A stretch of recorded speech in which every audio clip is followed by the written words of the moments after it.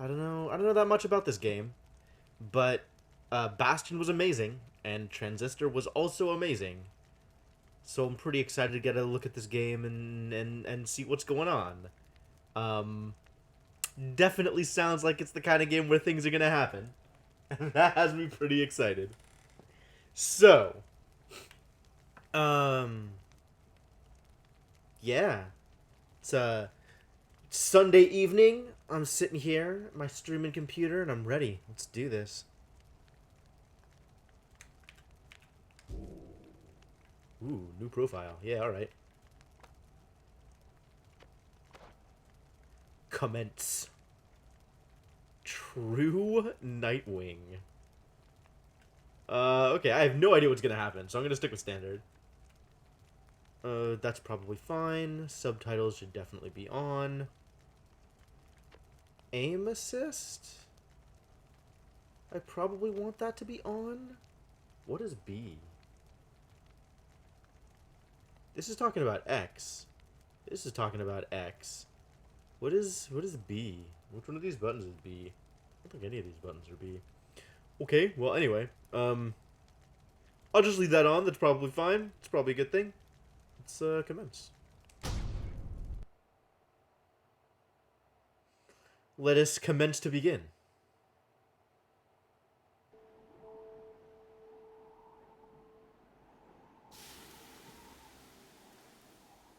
Pyre. I'm getting a little occult vibe from this game. Definitely a lot of symbols happening here.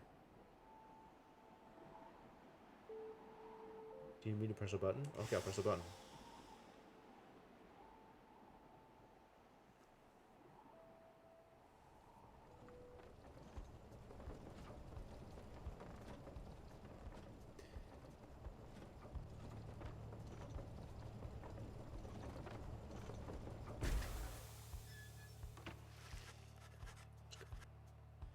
Your days in the downside brought slow, lonesome agony. Now, as you lie yielding to the elements, something rumbles into view.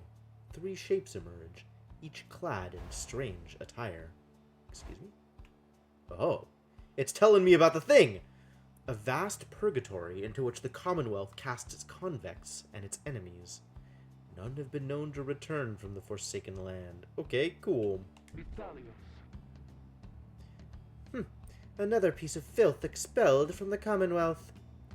A proud country risen from the ashes of a fallen empire. I like this. The, little pieces of, hey, here's some context in case you want context.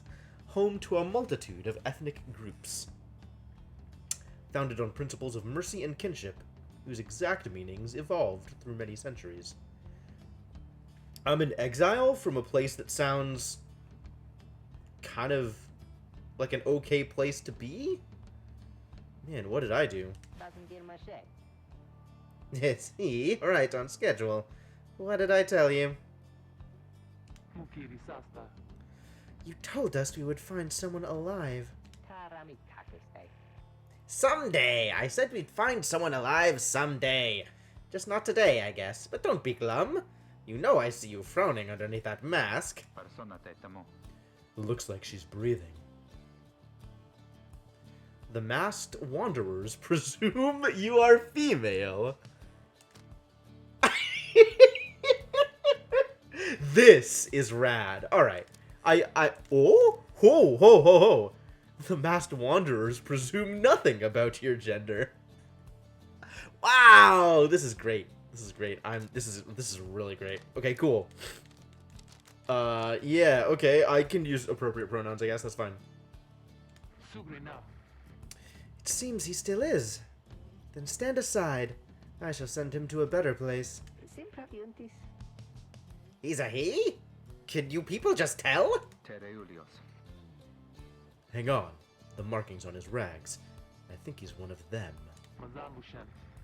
But look at him. He's beyond our help, and we are beyond his. Broken, shaking, starving, probably diseased. Good luck with that there, chum. See you back at the wagon. Indeed. The day grows dim. You have at best an hour. Understood. I won't be long. After the others leave, the man turns towards you and begins unfastening his mask. Oh, really? Hello, my friend. Don't care who you are or what you did. None of that matters anymore. All of us, we're equal nothings here. You are parched, and he gives you drink. You ache, and he binds your wounds. You hunger, and he gives you food. Little by little, it helps. I'm still wondering what I did to get exiled.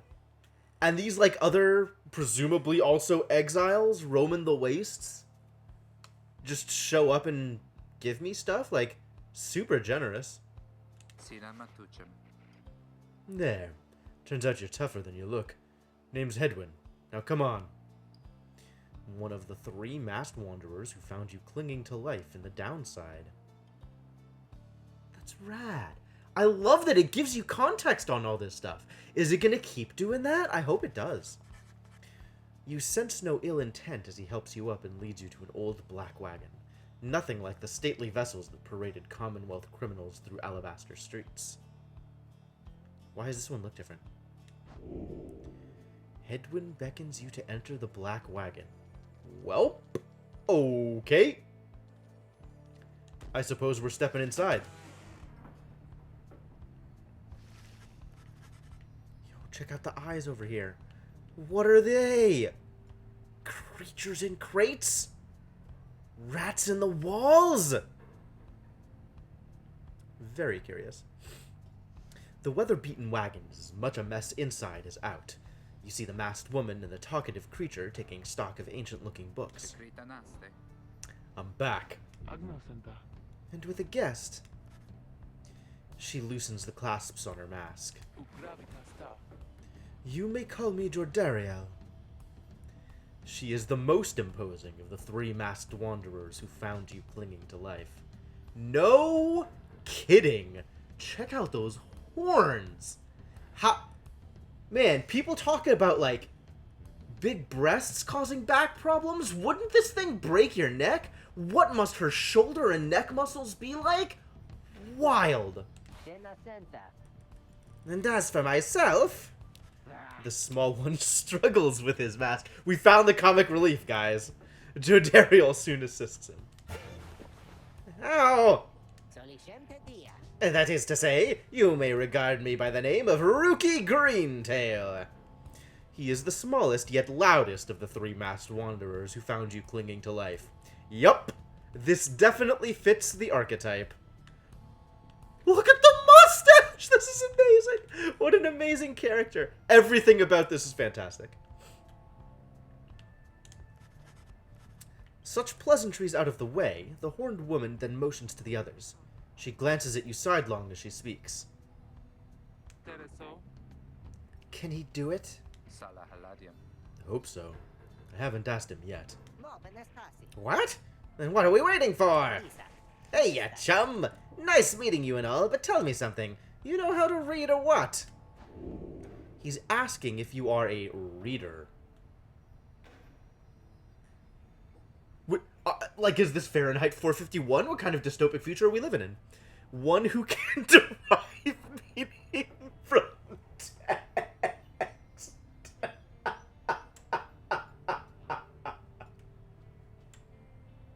Yes, that is in fact the definition of someone who is capable of reading. Alright, great. Wonderful. Literacy has been prohibited for centuries. Those with knowledge of the old ways violate the law of the land. Aha! Aha! This is very relevant information. Alright, well, I mean, let's get the plot moving, right? Like, they're looking for a reader? I apparently am capable of reading? Let's get this show on the road. Maybe this is what got me exiled from the Commonwealth. You confirm their suspicions. There is no use trying to hide it now. Well then, glory days! Because it just so happens my associates and I, we got ourselves some nice material here for someone just like you. Reader, you still live thanks to us. We ask for something modest in exchange. Open one of those books back there and tell us what it says. Book of Limericks? That would be so rad. Like, I'm fully expecting a book of occult spells, right? Like, that's the theming we're going, with strange runes on everything and little bits of flame flickering up all over the place.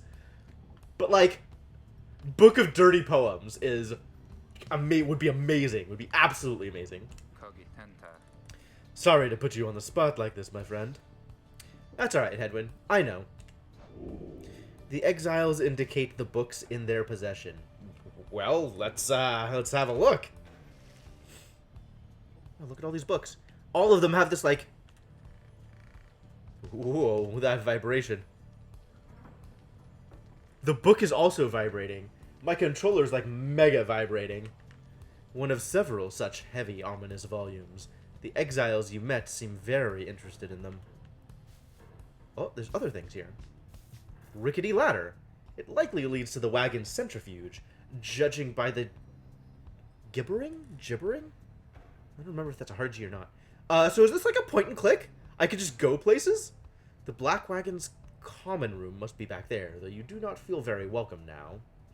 Lolita, oh jeez. Beyond lies the boundless downside. Even if you could run, you would not get far. Intricate sigil. A symbol of some sort is set in the wagon's floorboards. You cannot sense its purpose. I like how I can make the hay move. Whee!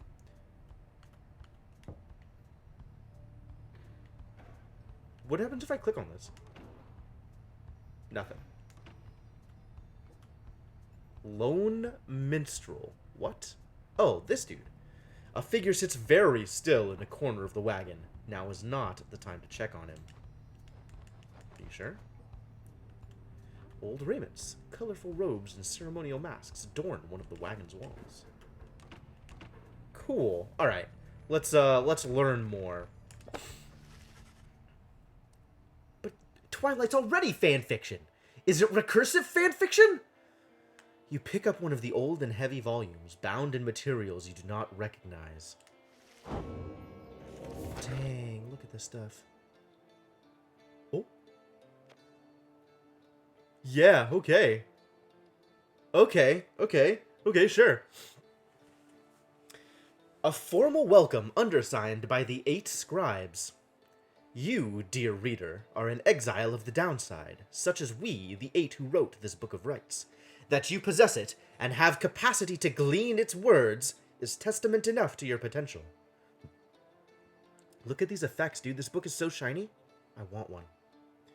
Thus we reveal a path from this forsaken place to freedom, a homecoming in glory. The stars themselves shall be your guide. Ere the turning of the year's first solstice, seek the nearest longitude, probably longitude, beneath the brightest of 8 as they align as shown. These are the stars, with symbols. Extremely alchemical-looking symbols. I guess alchemy and astrology aren't too different. Arrive as a triumvirate, clad in the raiments of the rites, bearing this book. Oblige the voice that tells you more. Well, I guess I should inspect this book. Oh, no, that's... okay, I've read this. Great. A brief instructions on when, where, and how to commence the rites. Alright, well... We now know a few things about rites, I guess. The book describes a complicated method through which exiles can return to the Commonwealth.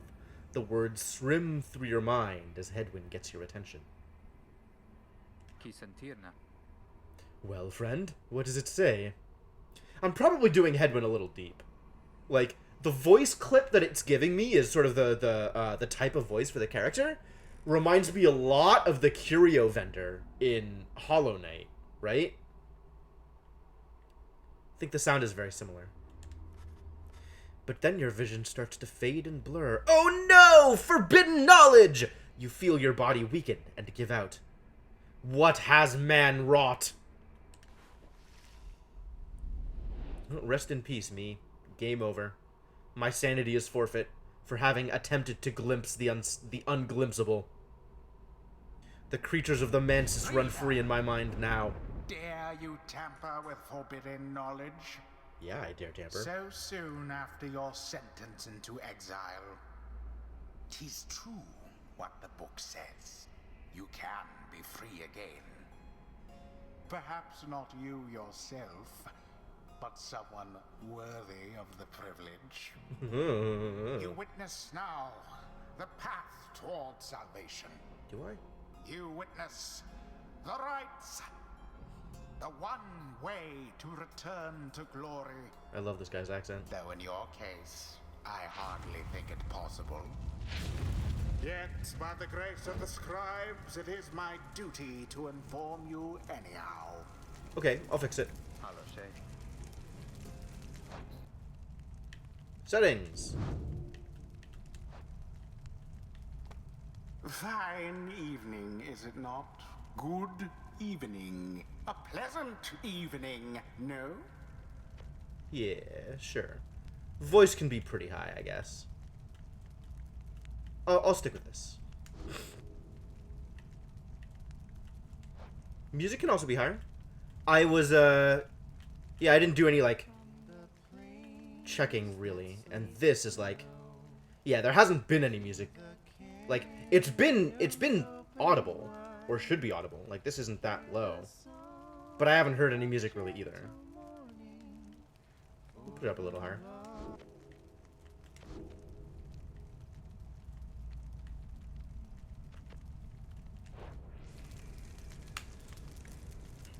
It worked. Did it? They're, like, transported into the rites? What is going on here? So it is true. Oh, man. Yeah, but what now? And where'd the reader go? He should be out there still. For now, we have to put our faith in him. He could abandon us. He won't. You look upon the three of them from beyond, as Hedwyn then calls out to you. Reader, we aim to free ourselves. We will not grow old and die in the downside. And now I swear to you, when we get out of here, you're going to come with us. But first, we need your help. Show us the way! Freedom. You focus all your mental faculties to do as Hedwyn asked. But they're all holding books? A celestial orb falls from the heavens when the time is nigh. Use arrow keys to approach the celestial orb. Alright! Exiles conduct the rites as a triumvirate, for they must prove their trust in one another, not just in themselves. Okay, I'm capable of passing the orb. Ah, I can aim. Okay. The three must act as one. Only one exile can move at a time. Ooh. Ruki's fast. Jodiel is very not fast. Hedwyn's pretty fast. And I have right trigger to sprint. Ah. Now Nice. plunge into the pyre with the orb and be purified. Yes, the exiled Jodariel has the way of it. Whoever steps into the flame is banished. Excuse me? For a time. Jodariel, no! Other cohorts must make do on their own. So this is how the triumvirate moves at one, as one, but huh? it is not so simple. In the rites, you shall face adversaries whose own freedom is at stake. Ow! Beware the aura that I love this surrounds them, dude. as they shall beware yours. Ah, they lose their aura when they're holding the orb. The aura is your wrongdoing. Accept it as a part of you. And Jodariel's huge. Cast your aura like a stone. Angus. Go on. Go on. Again. Just so. A glorious performance, I admit. Do you? More than I expected from the likes of you. We're so good at tutorials, you guys. Grasp the orb once more. The orb absorbs the aura. Then the orb quenches the flame. But like, this isn't gonna work very well. I say jump.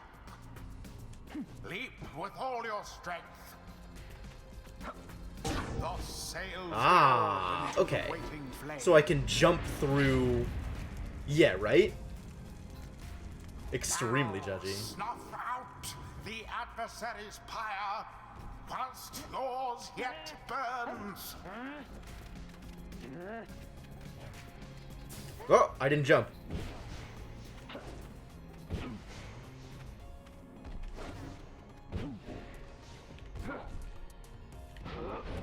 Buttons. Your pyre sputters. Ah, shut up. Alright. Stand not in glory's path.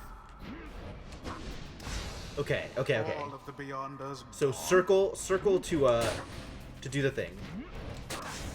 Cool. Banished, one and all. X to switch. I have sprint. I have pass.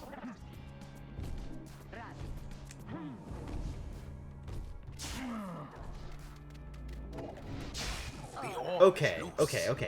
I kind of get it. Whee! Glory to the scribes.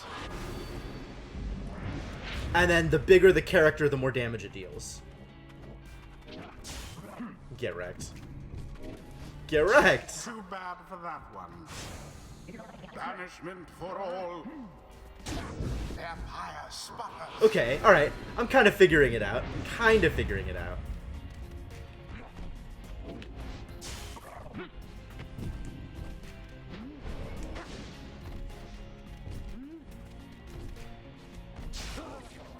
Whee! Oh, Fervor.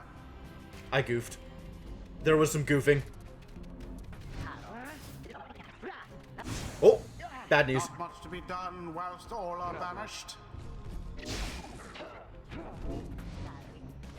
And then I've got jump, which is good.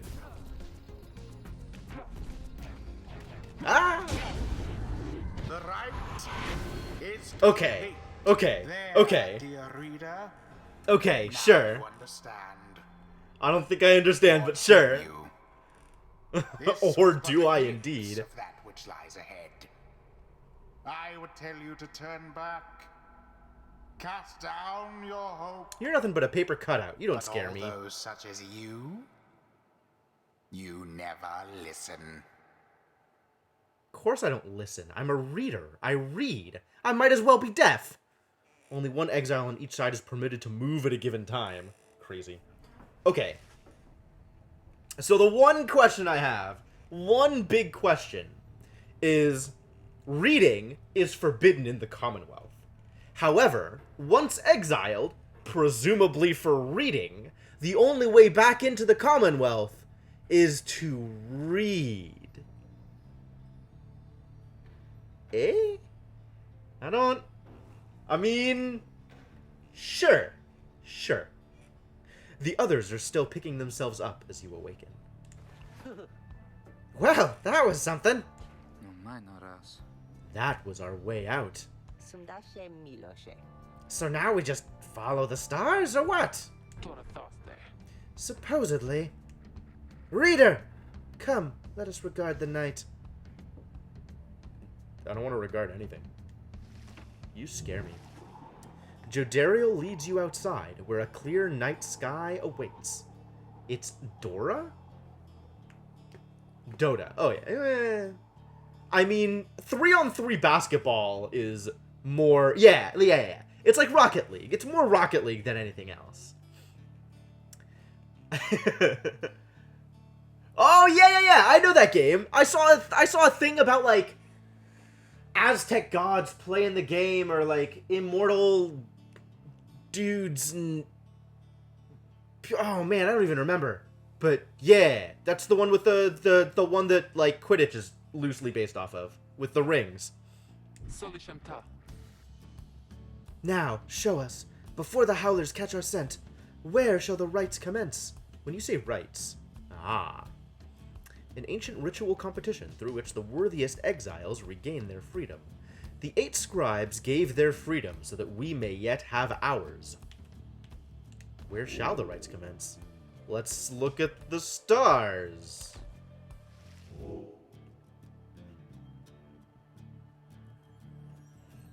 I can't read that. I want to zoom out. Well, alright. I don't know what any of this means, but the one in the middle is glowing, so I'm going to click on that. Goal, the South Star. Definitely not the North Star. The South Star burns bright over a massive ridge of stone, much farther than the naked eye can see. Interacts to determine the location of the next rite. Well then.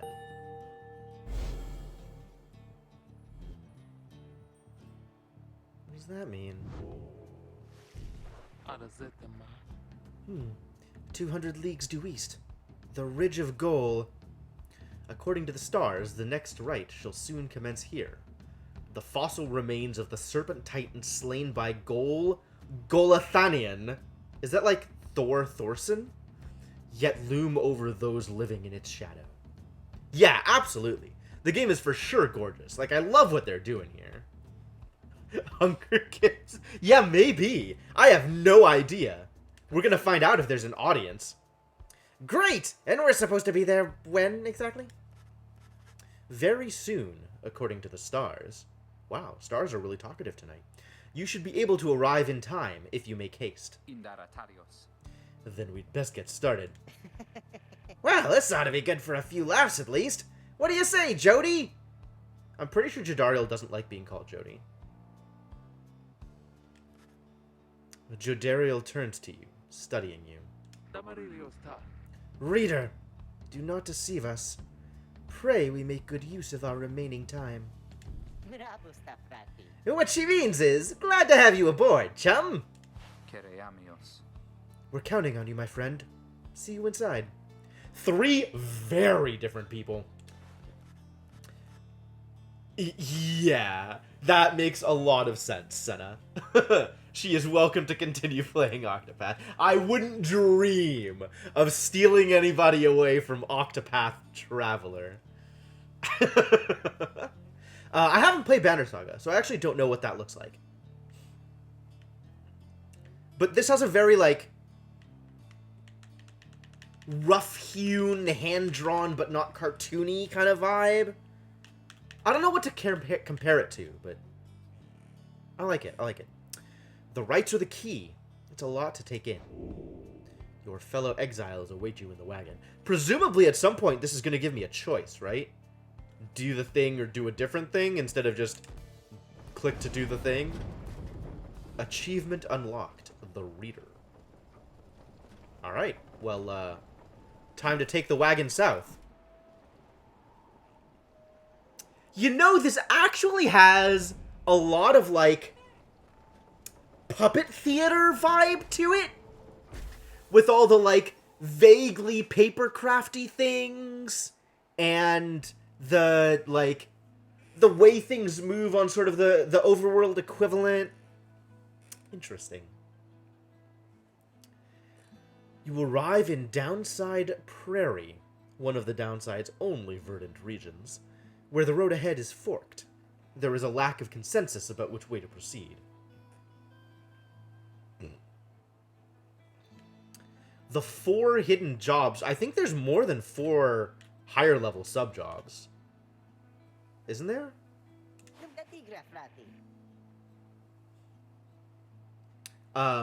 If you think that Octopath has lost a lot of its challenge, then you are either over-leveled or not doing the things that are hard. Because, like, the sub-job shrines are definitely some of the hardest things in the game. Oh, maybe there's only 4. Like, the higher level sub-job shrines are definitely some of the hardest fights. Okay, yeah, so you are pretty over-leveled for just about everything. Once you complete the main story, there's some additional stuff that I think will still give you a challenge. 62, good heavens. I'm telling you, we ought to take the Northern Pass. Got an associate holed up in Hollowroot I've got to pay a visit to besides. The northern route to the Ridge of Gold goes through a small exile encampment. I see. Every so often, tempests come and scour away the huts and hovels, but they always crop back up. So it sucks in the north, things are better in the south, is what I'm hearing? Did the Hidden Shrines first before Chapter 4s? Okay. Yeah, then I think the Chapter 4s are probably not going to be too much of a challenge. But there is, like, a dungeon at the end of, like, there's post-game stuff. So, there's stuff. Fie on your associate! Best we head to Bloomingpool and avoid attention. The southern route to the Ridge of Gold goes through a humid area pocked with hot springs. Runoff from the sand folds means no bathing in the springs, so they're just there to mock you. And get stuck in a bog while we're at it! The dispute continues as Hedwyn listens for a while. What if the reader settled this? He marks the way, we get us there. If those rites are meant to test our faith, then we'd best learn to trust the reader's instincts on our path. No second-guessing him along the way. Can we all live with that for now? Yeah, sure. If necessary. Then it's settled. Just point the way, my friend. The stars guide us through you. Do they? You may now choose a route towards your goal at certain junctures. Okay. What are my options? Bloomingpool. Judariel thinks she can find rare flora here. Oh. Hollowroot. Ruki knows someone here who owes him. Oh, okay. Those are some options. And we're heading towards the Ridge of Gold. So we're in the prairie, and it gets worse as we go north. Hollowroot is north, which is maybe awkward. Bloomingpool is not north, is in fact south. So there's benefits either way, right? We can talk to Ruki's contact, or Judariel thinks she can find some stuff. What good is stuff? What good is any of this? How is this helpful? Hollowroot looks like a shorter path. I mean, who do I trust more? Kind of trust Jodariel more, to be honest.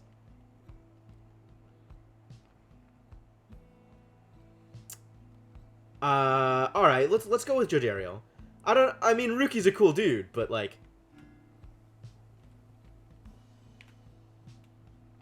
Jodariel seems more competent.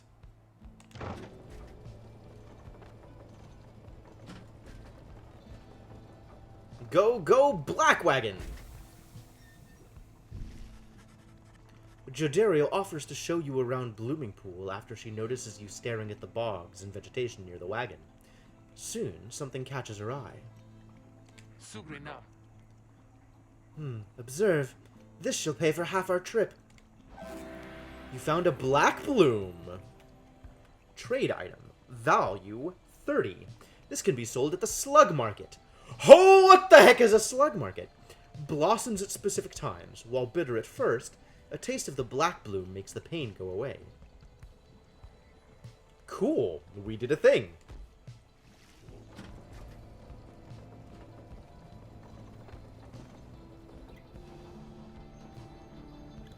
Right?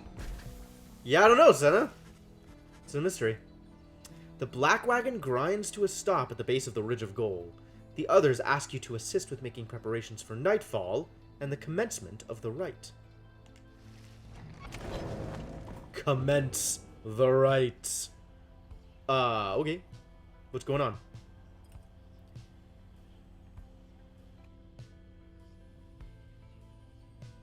Excuse me. Alright, what are we doing here? You reach the celestial landmark. Now to get everything and everyone prepared. Let's not yet.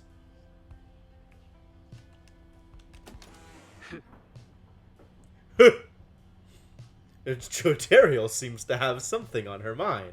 Alright, what's your deal?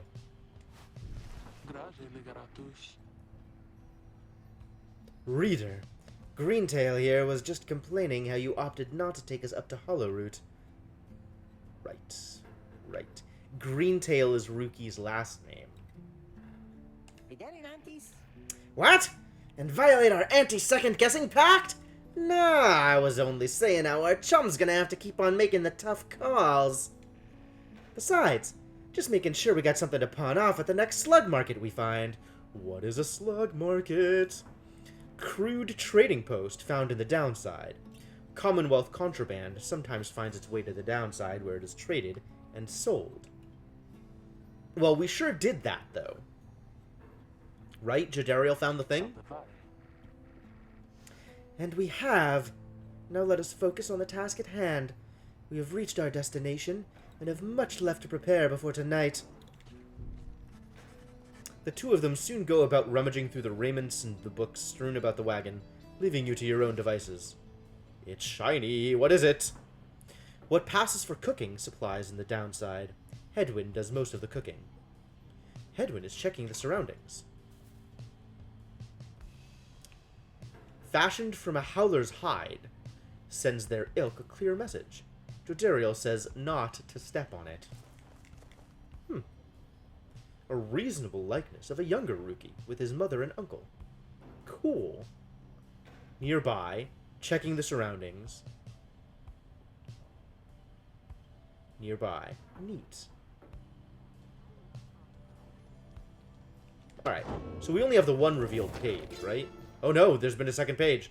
A history of Solium Mur, the first exile and the foremost of the 8 scribes. What? I wanna... Oh, I'm on that page.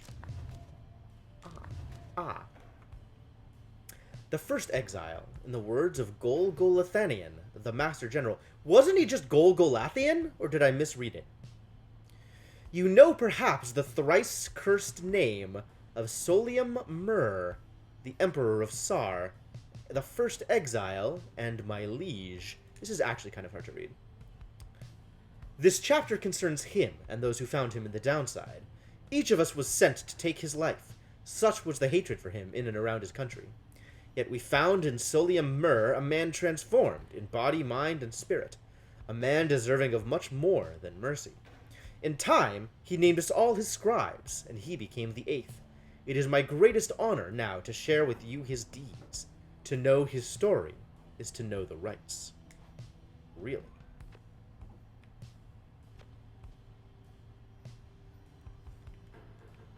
Was this the dude who was yelling at us in the tutorial?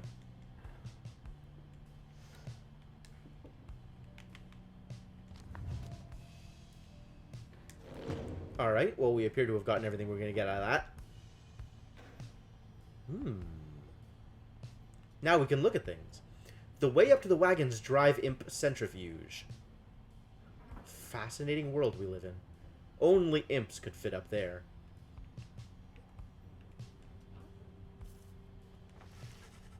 You observe the man slumped in the corner of the wagon, bearing some sort of stringed instrument.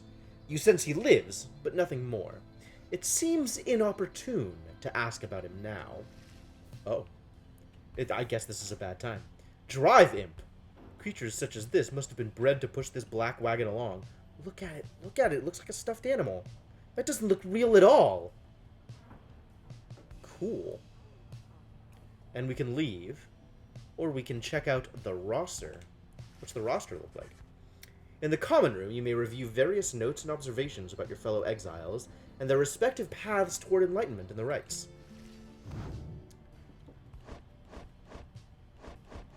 Wow, look at how enlightened they are, or not enlightened. Glory. This attribute affects damage dealt to a Pyre. So he deals 20. Jodariel deals 30. Yeah, Jodariel hits hard. And Rookie deals 15. Presence. Aura size. Yep. Hope. Duration of banishment. Fascinating.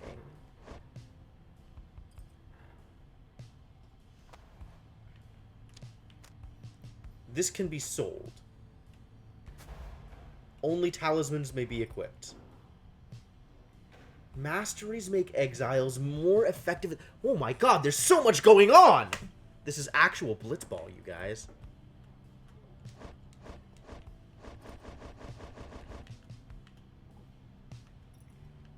And masteries. This exile's current rank. Number of rites this exile has completed. Okay. Ooh, the bio! She is a grim, long-time resident of the downside, grown accustomed to surviving there. Cast throws her aura in a slow, thick line. Jump leaps and slams down, forcing back those in the vicinity. Rush. Oh, she doesn't sprint. She just dashes. Okay. Rush also uses stamina? Okay. Yes. Hey, Maruchan, how's it going? So I want to see the rest of these, then. Slow, thick line. Long, thin line. Jump hops up quickly. Sprint. Straight line. High jumps. Sprint. Okay. Oh, Jodariel's a demon. Ruki is apparently a cur. Swift, dog-like creatures known for their loyalty, optimism, and appreciation for the simple things. The Alpha Chiefs would later say their kind went soft, no sooner than they joined the Commonwealth. Jet skiing, nice! Sounds like a good time. Demons, though. People who survived in exile long enough to be transformed by it, in body if not in spirit. All are welcome here, save demons such as you. Oh, I see. And a nomad, which is apparently a race. Common folk cast from the Commonwealth and stripped of name, home, and tide. They came from all directions toward the Commonwealth, where at last they settled, some of them. Past occupation. Outrider. Trafficker. Alright. We see what Ruki's up to. Veteran. Ah, a soldier. I don't know about their astral sign or their sentencing. Fascinating. Alright, Jodariel, what is your story? She seems to be responsible for the Black Wagon's security. Her features suggest she has lived in exile for much longer than the others. Her grim outlook and the fact that she still wears the bronze clasp of the Commonwealth blood border suggest a military background. Though what she did to earn her sentence you don't know yet. Ruki seems to be the most well-connected of the masked wanderers who found you, and knows something of the land. He has a rather opportunistic disposition, and his ostentatious clothing suggests a lucrative background in the mercantile business. Even still, you don't yet know for sure what he did to earn his sentence. Hedwyn is the one who nursed me back from the brink after finding me in the downside. His genial manner suggests that life in exile is not yet broken his spirit. He wears a bronze clasp identical to that of Jodariel, suggesting the two of them may have met before their exile. So they do. Meanwhile, Ruki is wearing a necklace with a paw print and a dog bone on it. If these people are not actual dogs, they're sure going deep on the dog signifiers. Wild.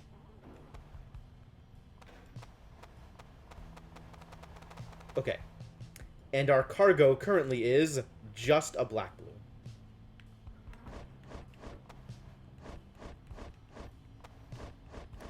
Alright, that was enlightening. I feel like I learned something here.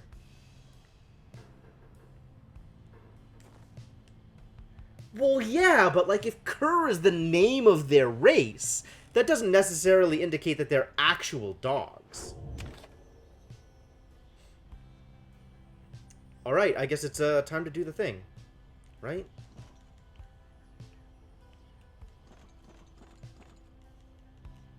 Like, what else are we gonna do? Let's commence the rite.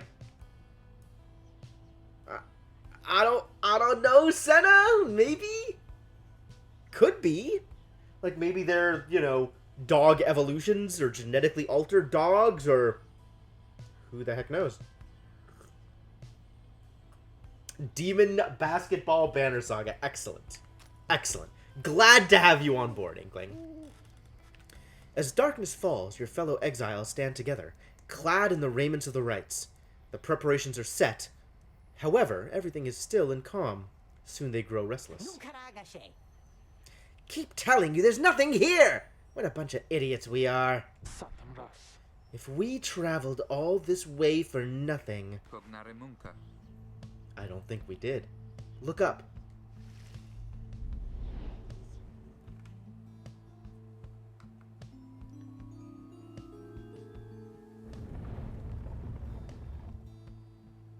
Music, you guys. Is there a verb? I want music to be a verb. For the record, by the way, if there are games out there... The stars align at last. Oh, I'll come back to this.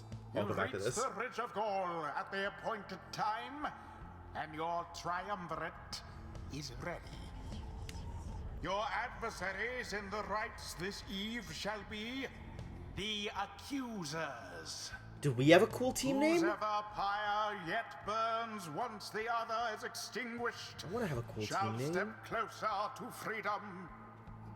Now let the rites commence. Alright, let's let the rites commence.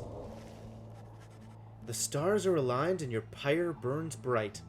Across from your companions appear several others also clad in raiments. Your adversaries in the rites. Everyone ready? Let's hope so. Be still. We have a visitor. The one whom she refers to steps forward. At last, the Nightwings grace us with their presence. Are we the Nightwings? The name of a triumvirate in blue. It seems your fellow exiles have assumed their identity. I see that the reports of your demise have been exaggerated after all. Even I was beginning to think you were gone for good. Nobody moves, save for the man robed in gold, who unfastens his mask. Surprised to see old Lendl again? I trust you remember my face, though you must have assumed never to see it again after last time. He is the apparent leader of the exile triumvirate you encountered at the Ridge of Gaul. Never had I come so close to freedom, only for you to dash my hopes. Now, I and the Accusers shall repay that affront. Accusers? An exile triumvirate clad in gold. Their leader harbors ill will for something he thinks you did. I mean, I think the thing he thinks we did is won the games, or beat them or something. He shoves his mask back on and takes position with his comrades. I could totally imagine Ruki now going like, do you know him? Should we know him? It is time. From the shadows, you clutch the Book of Rites and focus on the task at hand. Alright, and they're all mediocre humans. Just like my mediocre human. Begin. Alas for Headwind.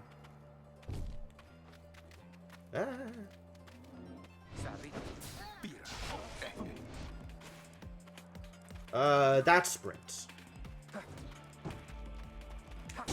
Have the Accusers underestimated you? Obviously. Everybody's underestimated me. I'm basically a god here.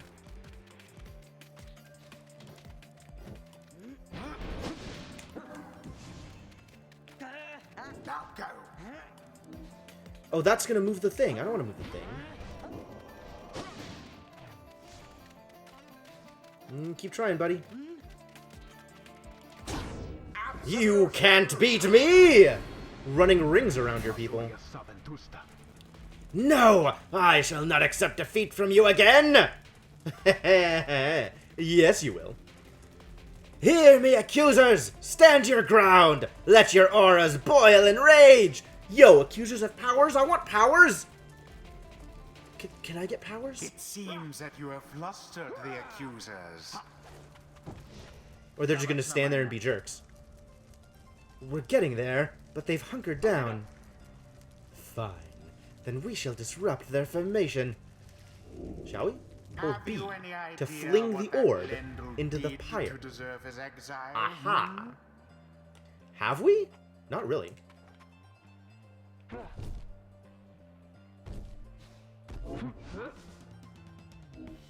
That's as far as she can throw? That's not very far. I don't want to throw it anymore. Alright, I guess I'm throwing it. I guess I don't really have a choice. Good. Good. Good. Good. Is it, though? Do it. Damn. Ah. Well, that's not gonna last.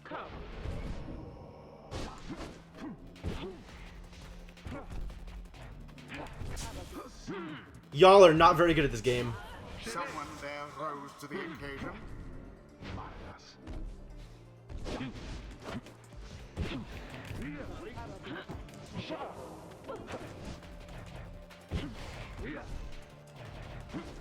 Bam! Pretty neat trick.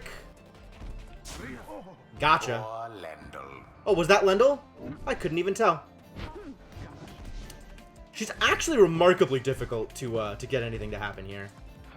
Alright. Here. Ooh. That's no good.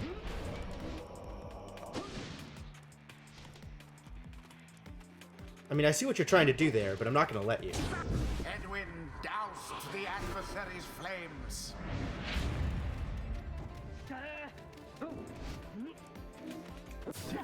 Oh no. Poor Rookie. Oh, we're down to, just your girl Jadariel.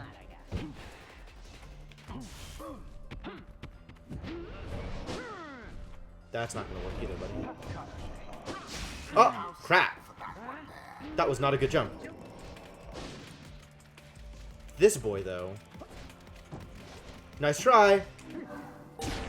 There we go. Display. Now I've completed the quest! The orb into The the que- flames a like bear?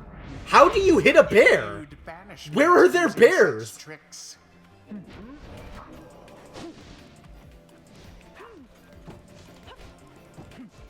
Oh, boy. That didn't work out very well.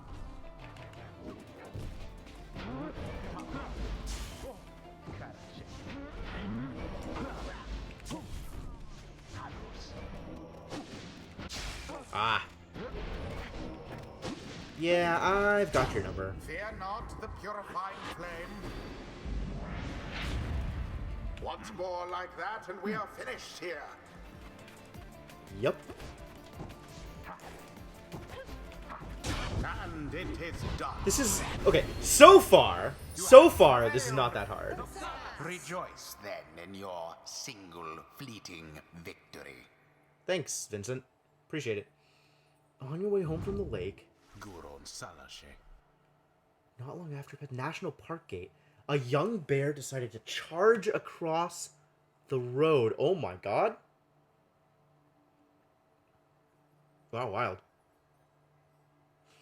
I mean, I'm aware that it is possible for that to happen, but like, that can happen on your way home just shows how different an environment you live in from mine.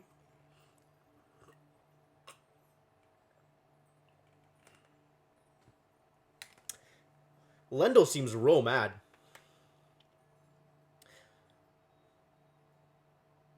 Wow. Oh my god, that sounds super stressful, Shadow. Alright, Lendl. Your deceit may have earned you a hollow victory, but know this. The accusers will not forget your wickedness, and when next we meet, you will rue the day. Rue! Will I? Bask now in the wisdom of the scribes. Yo. The exiled Jodariel has gained enlightenment.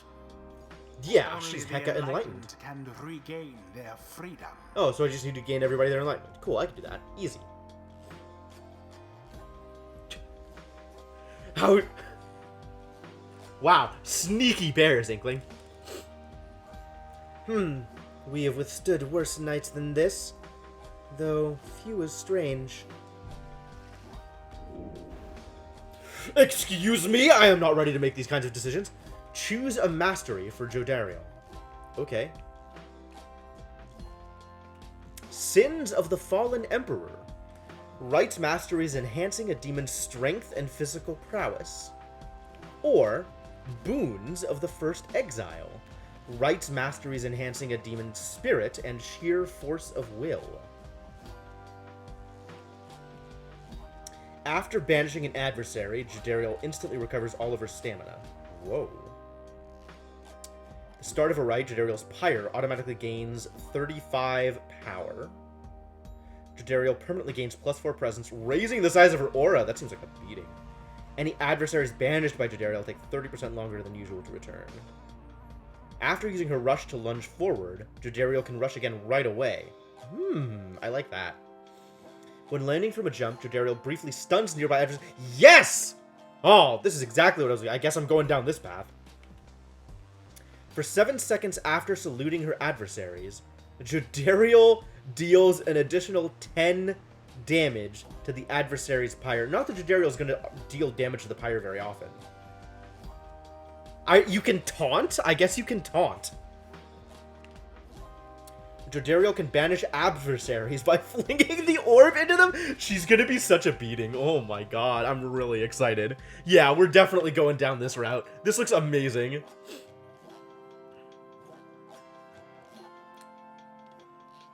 I mean, we have been told that she's a demon. Willing to believe that she's a demon. Seeing wildlife that north is not uncommon. Okay, alright, sure. I don't think I've ever seen an elk in real life, but bears I've seen before.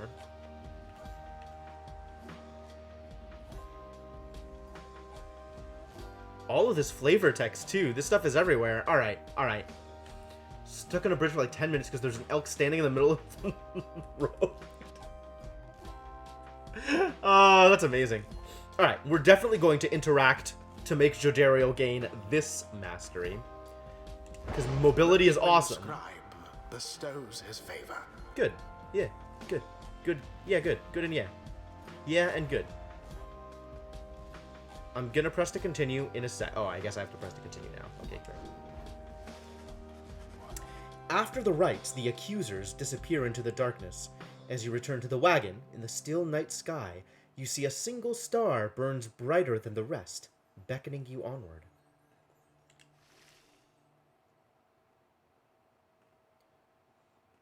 The longer you charge, the more Pyre damage you deal if the orb flies true. Oh, man. So the other thing that I really want is orb flinging distance. I want to be able to throw the orb further. What is this crap? What is happening back here? What is this wild blue shenanigans? Well, my friends, what can I say? The rites are real. And we're in. Deliosta. The Getting Out of Here Club! Next up on the agenda, keep chasing stars until we're free. Consilta vidias. Until we're free. Consilta vidias. Until we're free. Hear, hear! Sounds fine. Might as well be us instead of Lendl back there. Anyway, guess we better start packing. As the others go about their business, Hedwyn turns to you. Ligoratus. Reader, come walk with me while the stars are still out. Okay, let's take a walk. A little post-exercise constitutional. You and Hedwyn walk in silence for a time before he speaks up. Qui sentirna. You have questions. Come, ask away. We need you in on this for the long haul. Hadwin wishes to know if anything is troubling you. Absolutely. All of these questions. You are beginning to get the impression that your participation is not optional.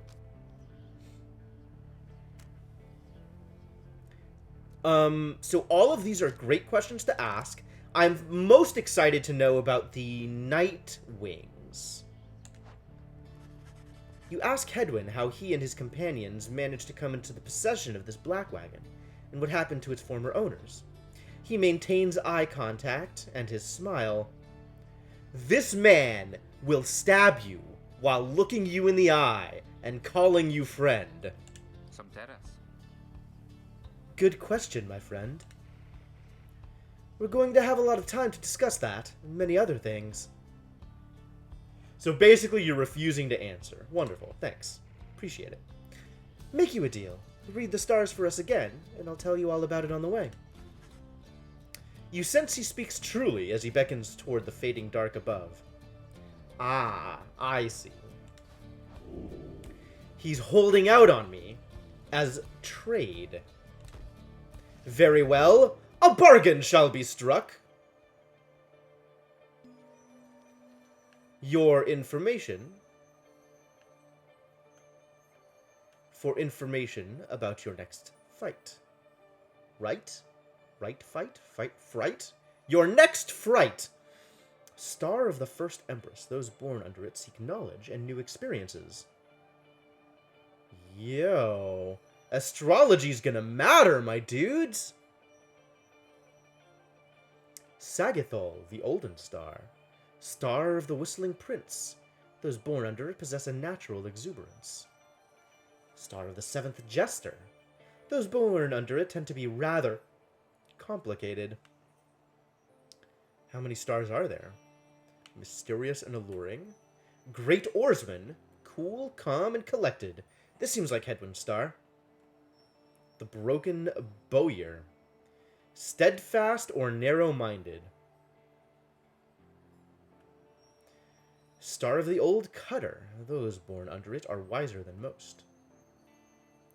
Star of the Moonstag Hunter. Those born under it are ambitious, though also discontented. This is probably Ruki. Alright, let's find out where the next rite is, I guess. Let's do the thing. Scorpus!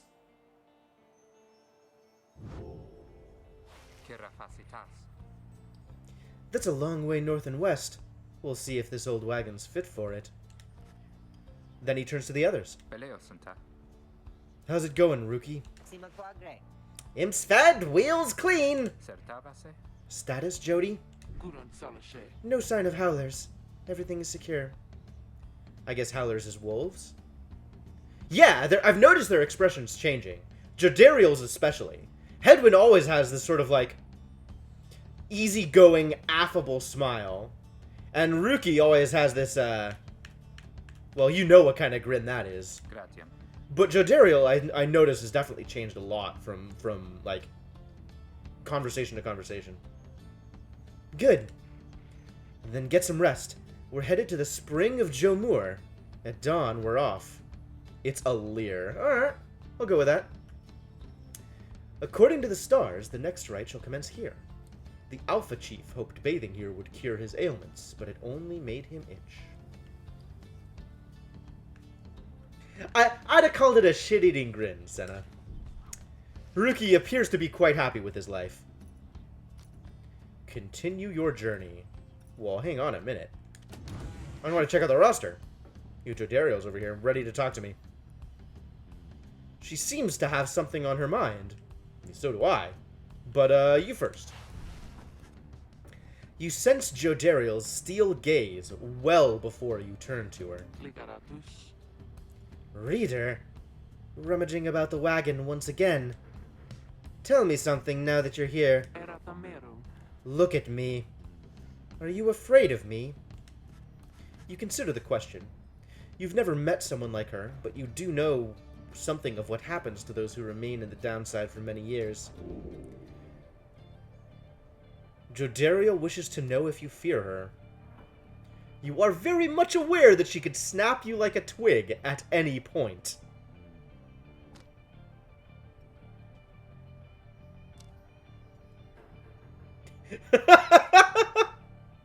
Say nothing. I mean, I don't think Jodariel's gonna hurt me, because while Jodariel isn't trusting, she seems pretty fair. But holy heck, if I get on her bad side, I am in trouble. So, yeah, okay.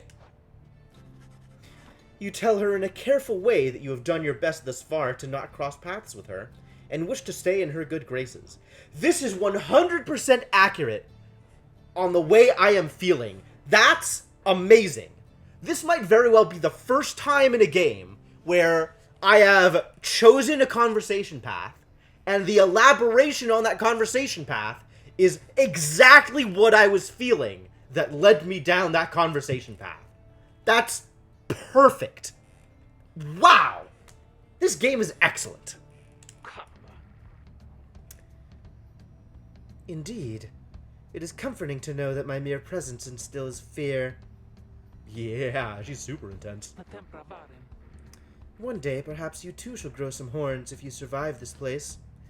That day shall put the fear you feel in some perspective. Now then, I shall go make my rounds. She walks away. You feel the floor of the wagon shake with her step. Wow.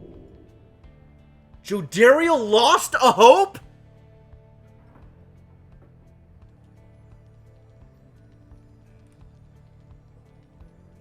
Bad times. That's not good. That's bad. I don't want that to happen. Now her hope is like hella negative.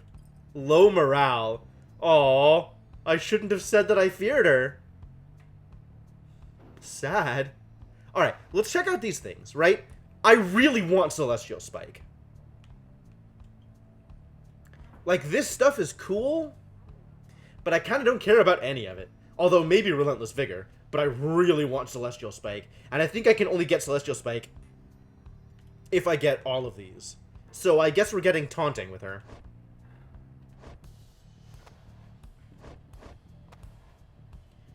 This hasn't changed. None of this has changed. Alright. Man. Are there more pages? Not yet. Alright, cool. Okay. I guess let's do the thing. Continue the journey.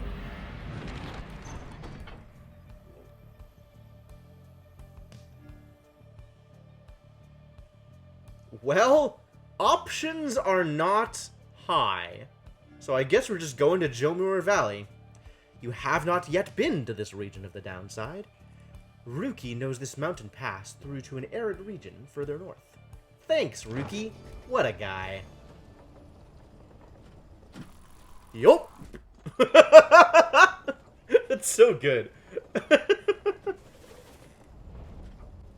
Now we're in Jomur Valley.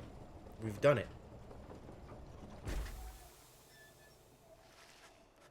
The climate here in Jomur Valley is hot and uncomfortable. On top of that,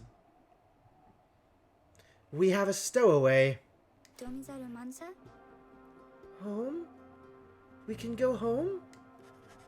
She must have latched onto the undercarriage as you cross the ridge. Her manner is odd, though you sense she means no harm. She must have overheard some of your fellow exiles' conversations. You need but say the word, Hedwyn. Ah, come on. You can't be serious, Jody. She's just some kid who managed to climb aboard our wagon undetected. But still. Do it, Jody. Oh, he lost his grin. He's no longer happy. Wow, this is the most serious I've seen Hedwyn. Dariel approaches the girl and looms over her. Listen to me, girl. We cannot guarantee that we shall get you home, or any one of us. But, at present, we have room for you and adequate provisions. You may accompany us for the time. That's not what I was expecting. I was full on expecting her to just toss her out. Wow. Wow. Remarkably welcoming, these exiles. Jodariel leaves without awaiting a response, presumably to make room in the wagon for your new guest. Stowaway is overjoyed at this. Yeah, she is. Look at that grin. Question mark has joined the party. Really? You're so kind.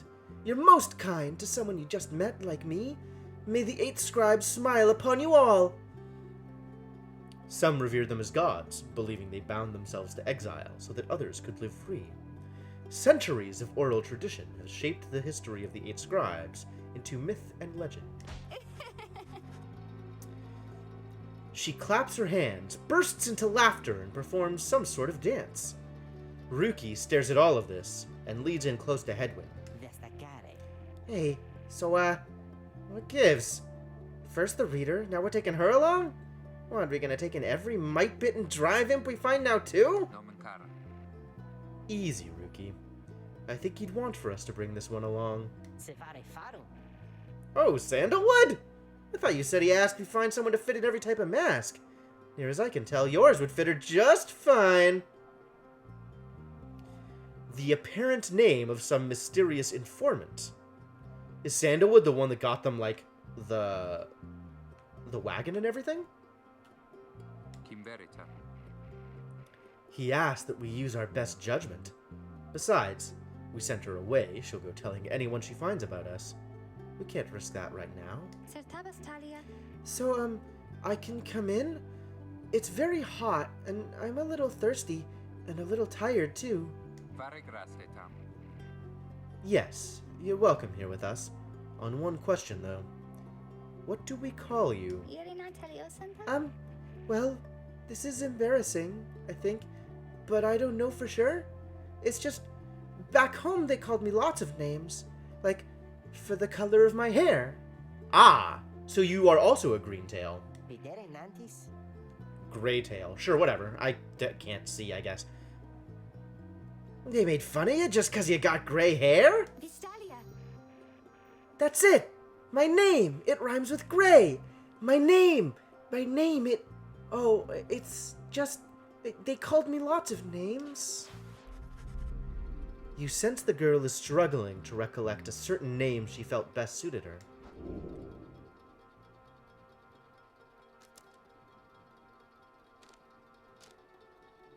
What? What? What? I have no idea. Alright. Ha? Ha? What are the other possibilities? This is ridiculous.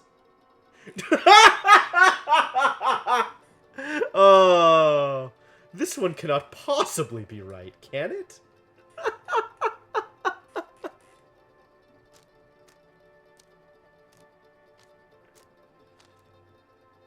Gay the Gray.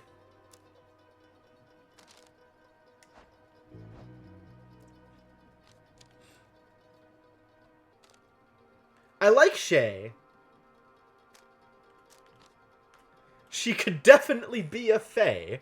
Of that, you have no doubt. Alright, I gotta blow my nose real quick. So, consider, talk amongst yourselves, back in a second.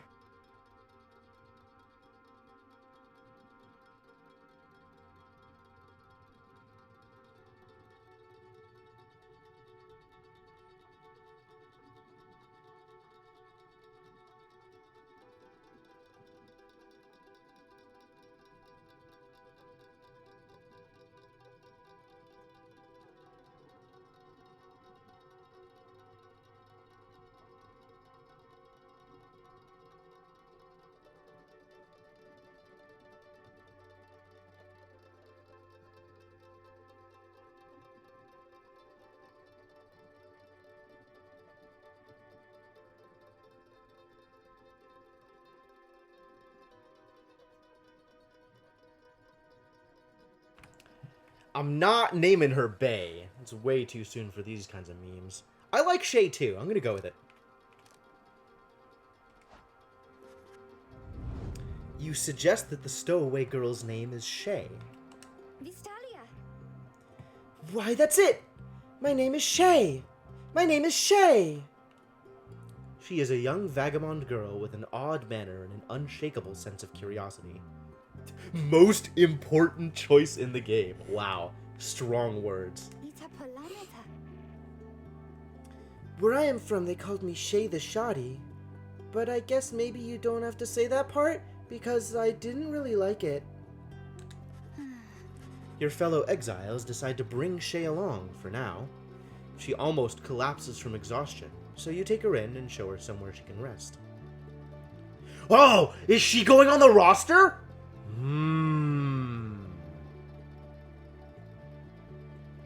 she might be part of the party. She might be someone we can take into the games, into the rites. Shay joined the group. She is tired but excited. Excellent. Excellent. Feeling good about this one.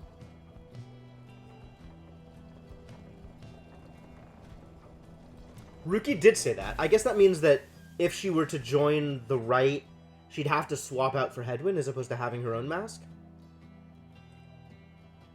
Like, I couldn't swap her out for Ruki or something.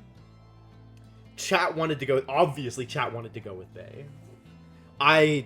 No, I'm not ready for that. So, did she have a different, like a moniker? When you went with Ray? Was she, like, Ray the something? Ray the rheumatistic? I don't know. The Black Wagon arrives in a somewhat peaceful stretch of Jomer Valley. Your companions wish to hole up here for the night to give Shay and all of you a little time to rest. Exiled curs roam this sand-swept fossil wasteland. Among the 8 scribes, the Alpha Chief, Jomur Manymane, took a special liking to this region. Alright.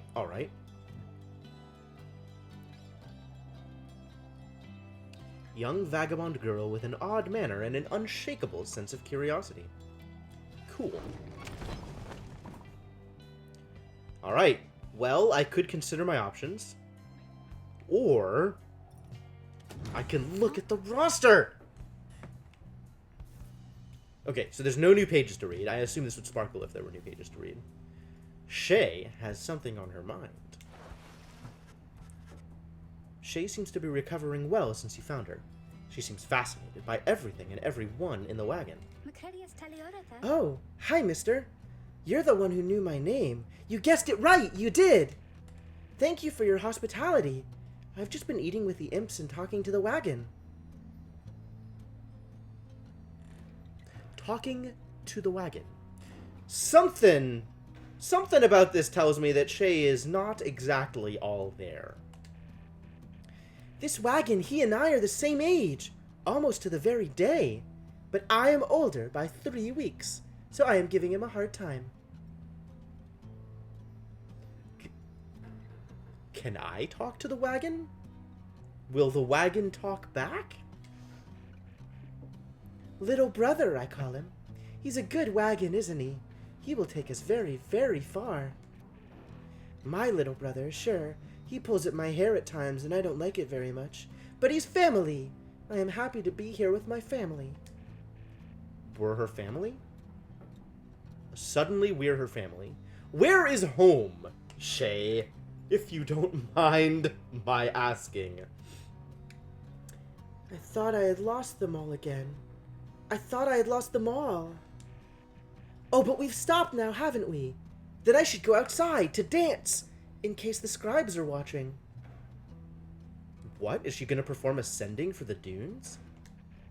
Bye, mister! Smiling back at you, she prances out the door. Goodbye.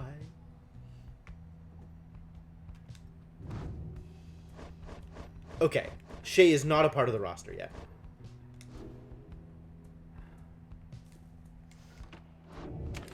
People can be born in the downside. Maybe, who knows?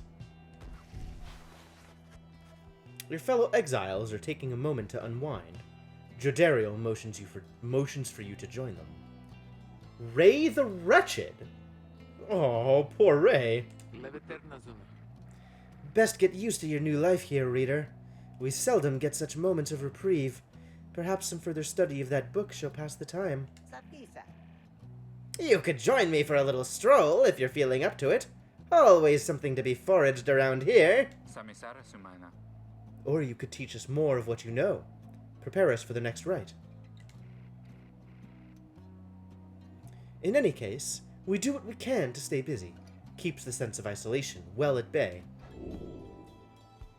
You may choose from several vocations, ways in which you could make yourself useful during occasional moments of free time. Well then. Oh, many cards to choose from. Forage for resources. Hone your skills as a reader to grant small global bonuses to your fellow exiles during the rites. Teach your fellow exiles of the old ways to raise their individual rank in the rites more quickly. Oh, this is interesting. This is real interesting.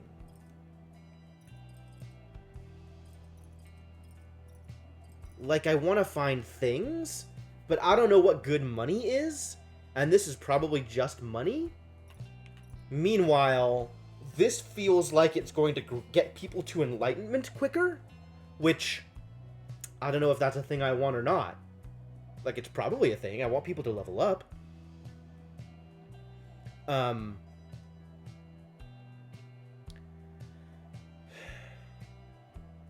But it's also distinctly possible that level ups are less limited than money. So I should get money because the options to get money are going to be less frequent than the ability to gain level, because they just gain levels during the rites anyway, right? And I don't know if I'm going to have, like, any kind of money income or anything. On the other hand, getting people levels quicker certainly means that I can use their abilities quicker. And new abilities seem like a good idea. Man. I really don't know. I don't know which way to go with it. Let's get some money until we can see what kinds of things money can get us. And then we can figure out whether or not we want to get more money or whether we just want to focus on the rights. You sense something of value here. You sense a source of enlightenment here. Well, I just skipped on doing enlightening things, so let's get money.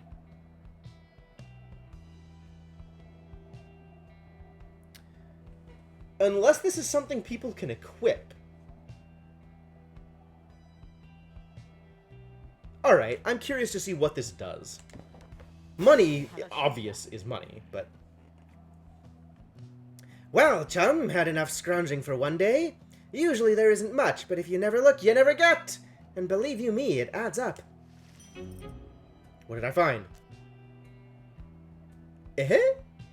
Grants an exile 1,000 enlightenment. Worth 55. So the next question is, how does 1,000 enlightenment compare to what I could have gotten had I mentored someone in the rites? Is this better value? Is this worse value? I have no idea. Anything to do in here? No. Let's continue on our journey. The path leading further west splits off, and once again your fellow exiles turn the choice of where to go over to you. Shay seems enthusiastic for whichever route you choose. So we could go north. Shay believes those who travel this path shall be as strong as goal of the 8 scribes. Passes the remains of the Hive Titan. What in the hell is a Hive Titan? Shay believes those who travel this path shall be as swift as Jomuer of the 8 scribes. Do we want to be strong or swift? That's actually a really good question.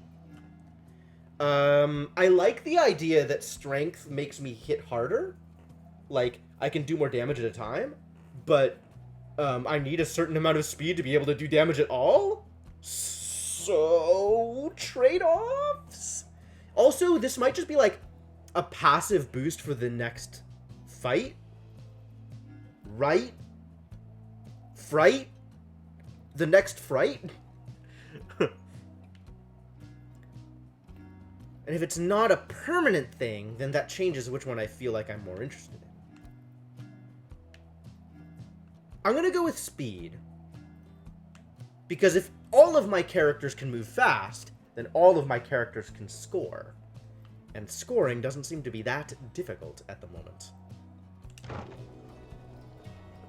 Actually, if scoring's not that difficult, then I should get strength.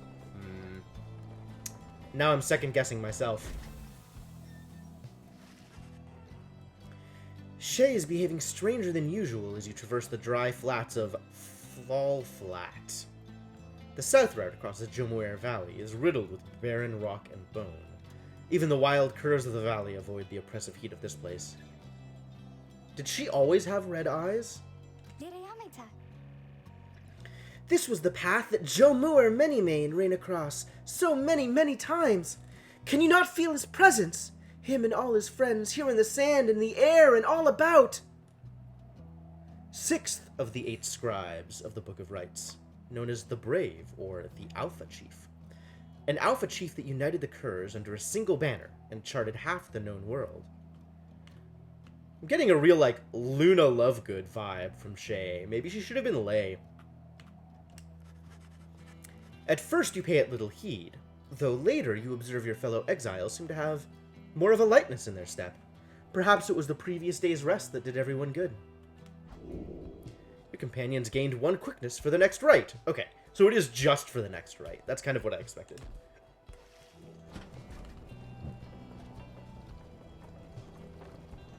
Go, go, Black Wagon!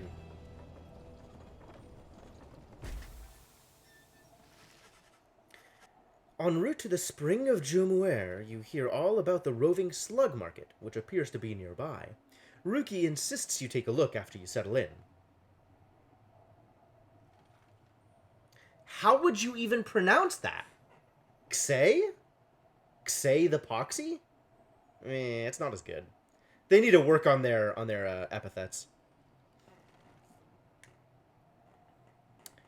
According to the stars, the next rite shall soon commence here. Crude trading posts. Right. Alright, well, let's check out the slug market.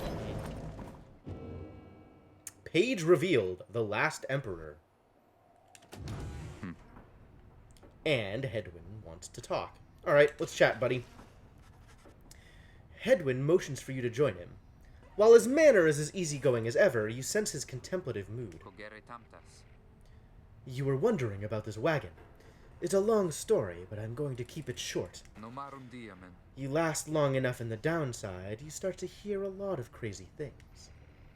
One of the crazy things I heard one day is that there's a group of exiles out there fighting one another for their freedom, under the stars, while wearing masks and dresses. Everyone I was with just laughed, but something about the story stuck with me, and I started to do some digging. Got in touch with Jody, who I knew. She got in touch with Ruki. He knew who to ask, and it turned out I knew how to answer. That's when we got in touch with our contact, Sandalwood. We talked only through messengers, never met in person. I must have gained his trust. He told me to go searching in the sandfolds, gave an exact location. Told me to bring my friends. Then he said to get a reader. Sandfolds. Exiles cast downriver, wash up on the southern edge of the downside in an unlivable waste. Exiles who survive the river journey are then left to struggle here. Wild. Thank you for the host, Dark Twitch. Much appreciated, as always. The wagon was almost completely buried when we found it. The minstrel was out cold in the corner, just the way you saw him. The rest you know. Wait, you can see the minstrel too? Whew, I thought I was going crazy. So, the wagon isn't ours, the robes aren't ours, and I don't know who the Nightwings are. Dead, apparently. One day we'll meet up with our informant and learn more, but now you know as much as any of us do. So that's how we got here. How I met you. Anyway, I'll leave you to it. See you later on. He nods at you and heads out, leaving you there in the black wagon. We got more books to read. What?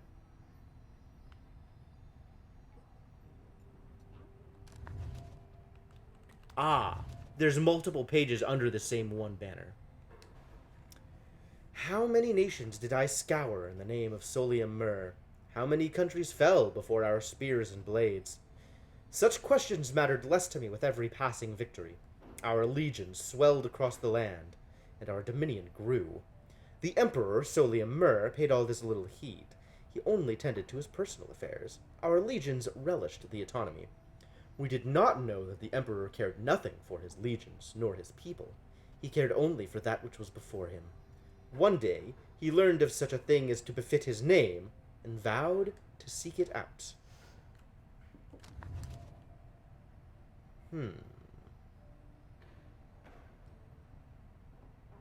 Huh. Okay. So Solia Mur, once an emperor, apparently not a very good one, eventually exiled, and then sought in exile to be killed, but everyone who found him found that he had changed his ways and became a follower, a disciple. Fascinating.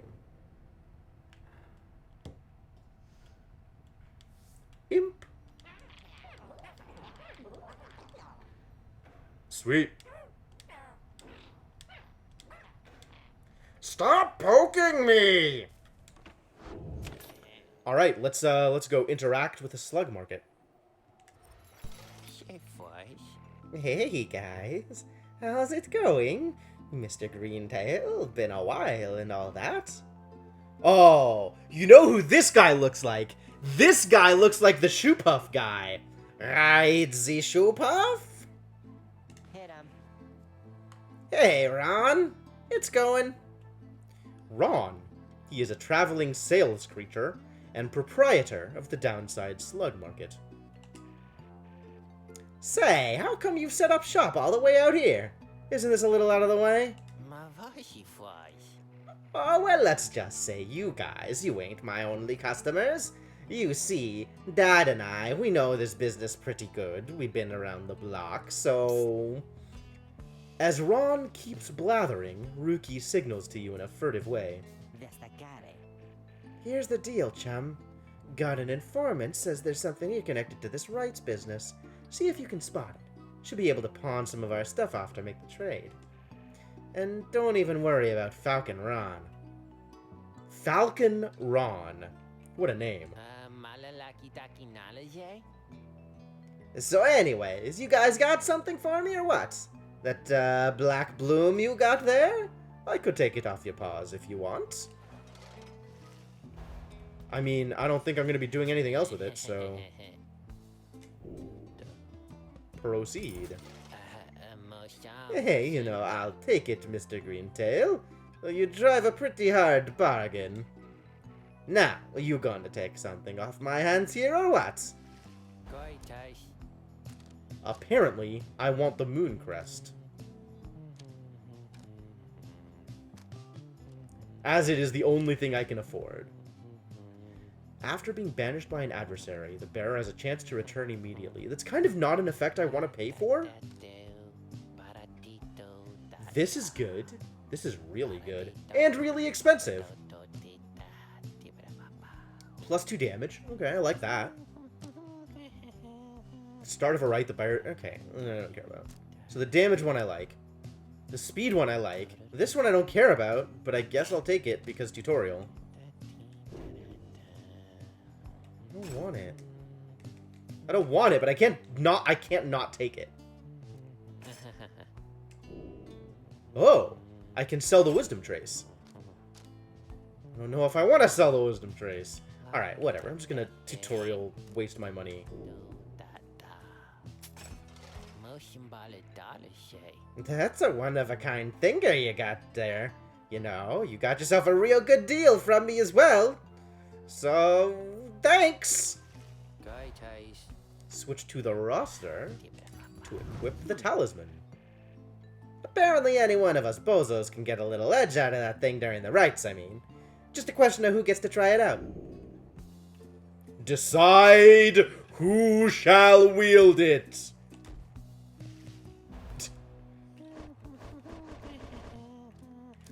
All the while, Ron making noises in the background. Chance to return immediately. Who's likely to get banished? Jodariel?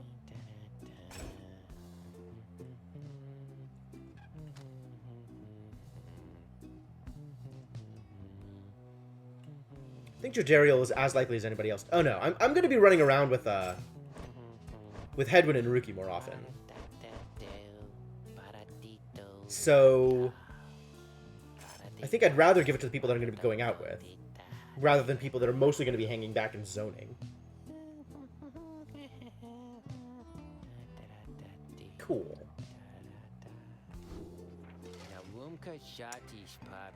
Anyways, Dad over here, his feet, you know, we've been having some trouble with his feet, getting real something or other from all the hoofing around, and so you see...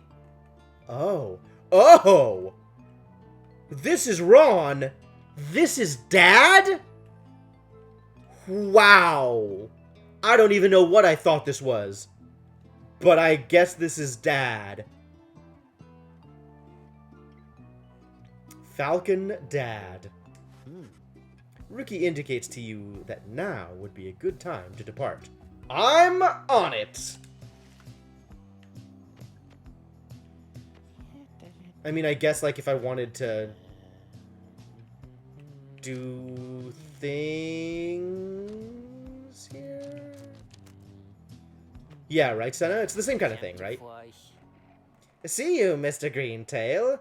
And your friend there, too. I like him. Seems real nice, you know? Well, do we commence the rite? Do we slug? Is there anything more to do here? I feel like there's nothing really more to do here, unless I want to rearrange some stuff.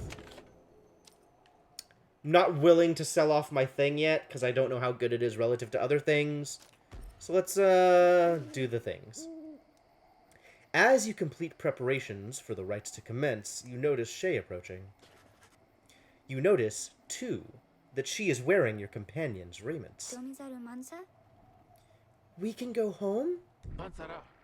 Shay, I thought I made myself quite clear that you were not to touch those robes. Oh, I'm sorry, Mr. Dario. I just thought that maybe you were being funny at the time?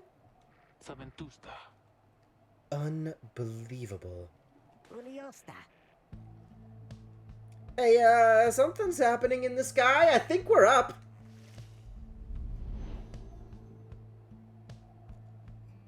It's time. Yup, that is the voice clip, Senna.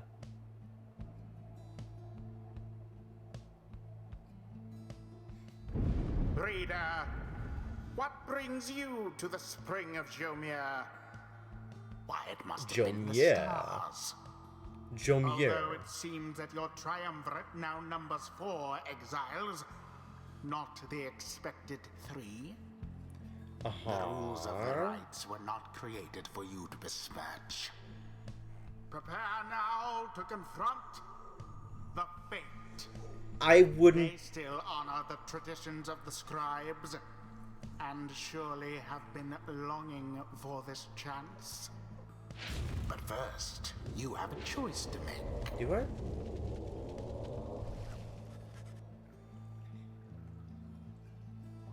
Can't believe he would suggest that I would besmirch the rules. I would never.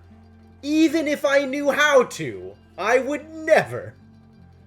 The sky burns bright once more as your next adversaries in the rites approach. It's, Rocket League Blitzball with story. Their apparent leader is a bent old cur who regards you with a formal bow. Ooh, they're gonna be fast. They're gonna be fast, you guys. We're gonna have to do some very careful zoning with Joriel. Jodario.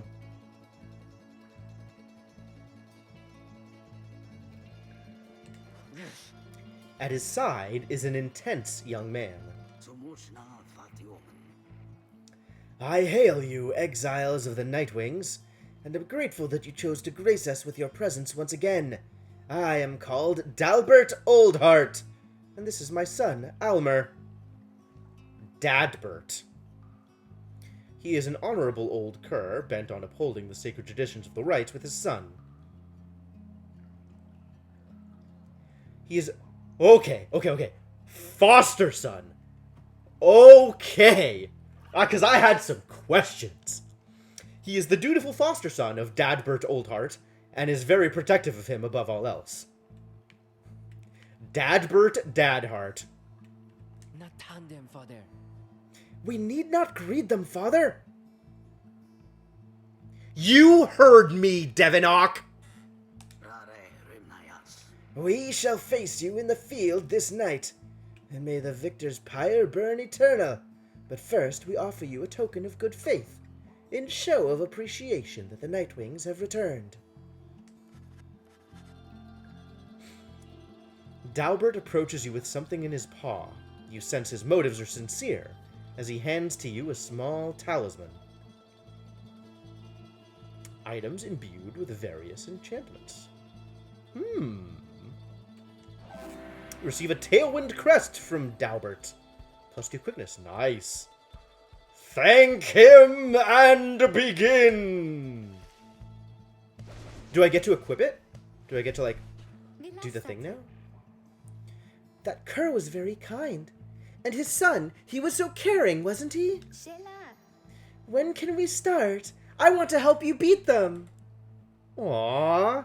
She's so excited. Pyre cansat. We need 3 of us exactly to conduct a rite. But we've got 4 now, besides the reader. This ought to be his call. If someone has to stand aside this time, I volunteer. No volunteering, chum! It ought to be the reader's call, remember? Very well then, reader. Who shall it be? Henceforth you shall choose 3 exiles to conduct each rite.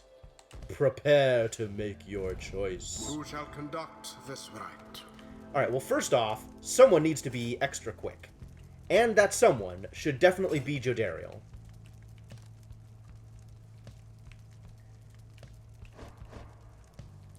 So what's your deal? 20, 10, 17, 21. 10, 17, 21. So she's quicker, but doesn't have as big an aura as Hedwyn. Also has no enlightenment, and is a savage.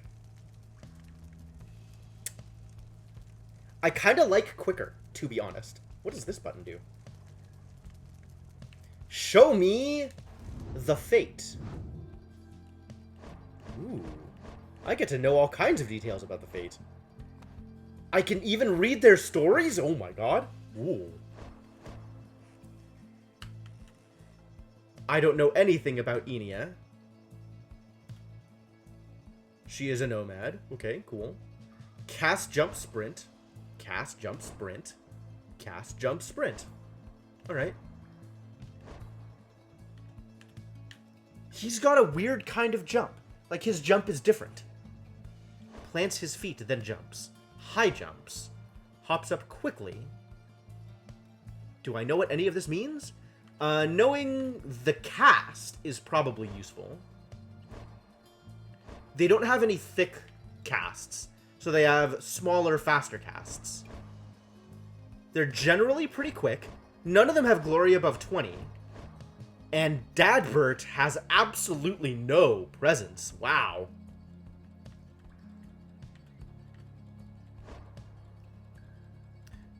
Almer, also a savage. Maybe, Senna. I don't know that I'm ready to think that deeply. So tell me about Dadbert. He is an elderly cur bearing some of the traditional markings of his predecessors, despite Commonwealth doctrine expecting a more modern appearance from his kind. He has a very cordial and sincere quality about him. Whether he still has sufficient physical strength to prevail in the rites remains to be seen. Almer, on the other hand, the dutiful foster son of Dadbert Dadheart. He seems to be a brave and forthright young man, though with more of a fiery disposition than that of his foster father, Dalbert. Having to see his foster father go through such a rigorous tradition in spite of his advanced age is clearly painful to him. At the same time, this may be what spurs him to do everything possible in support. Fascinating. I suspect so, Senna. Alright, I think I want Shay over Hedwyn. Because I like the quickness more than I like the presence. Shay. Oh, me? Thank you. Thank you for believing in me, because I think the scribes do too. Cool. Let's get Ruki in there. Ruki. Don't have to tell me twice, chum. So now comes the real question. Do I want Jodariel or do I want Hedwyn? Because I could do either way. I think I want Jodariel, because I want Jodariel to level up. I want Jodariel to be, like, king beater. So this lets her sprint twice. Yeah, alright. Just come on in, buddy. Jodariel. Jodariel. As you will. Hey, I'll have other chances. I think you did the right thing. I'm not sure you're gonna have other chances, Hedwyn. Sorry. Nightwings! I trust you all are well prepared, for these old eyes yet see that the rites shall be commencing momentarily. Are you quite ready too, my son? There was a lot of commencing in this game. Right? Hedwyn is just so low-key. Esprage, father. I hope so, Father. Here, now, let me show you.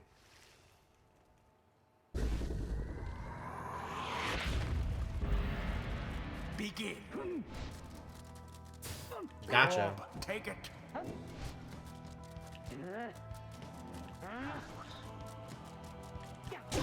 In honor Jump! of the scribes. Easy. Easy every time. Oh. She has it. Hers is different. Shay did it. Shay sure did. Look forth, my son. The watchers of Jomyer Manymane bring blessings unto us this eve. Perhaps our chance has come at last. Mare Visi. We need more than blessings to prevail against them, Father. Please, keep fighting! However, collect moondrops. Don't mind if I do. A boon come from the stars themselves. But shall it be enough for Dalbert and his faithful resplendent? This is a piece of cake.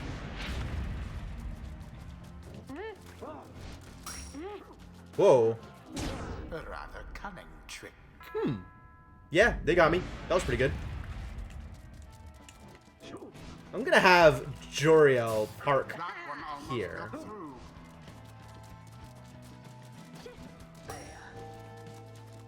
Infinite stamina?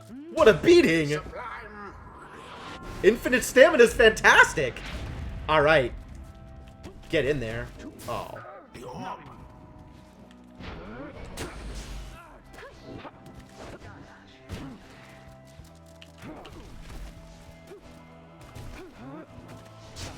Aww. Nope. Not this time. Remember Infinite stamina's crazy! I got super greedy. She just popped up, Go though. on just once more. Whee!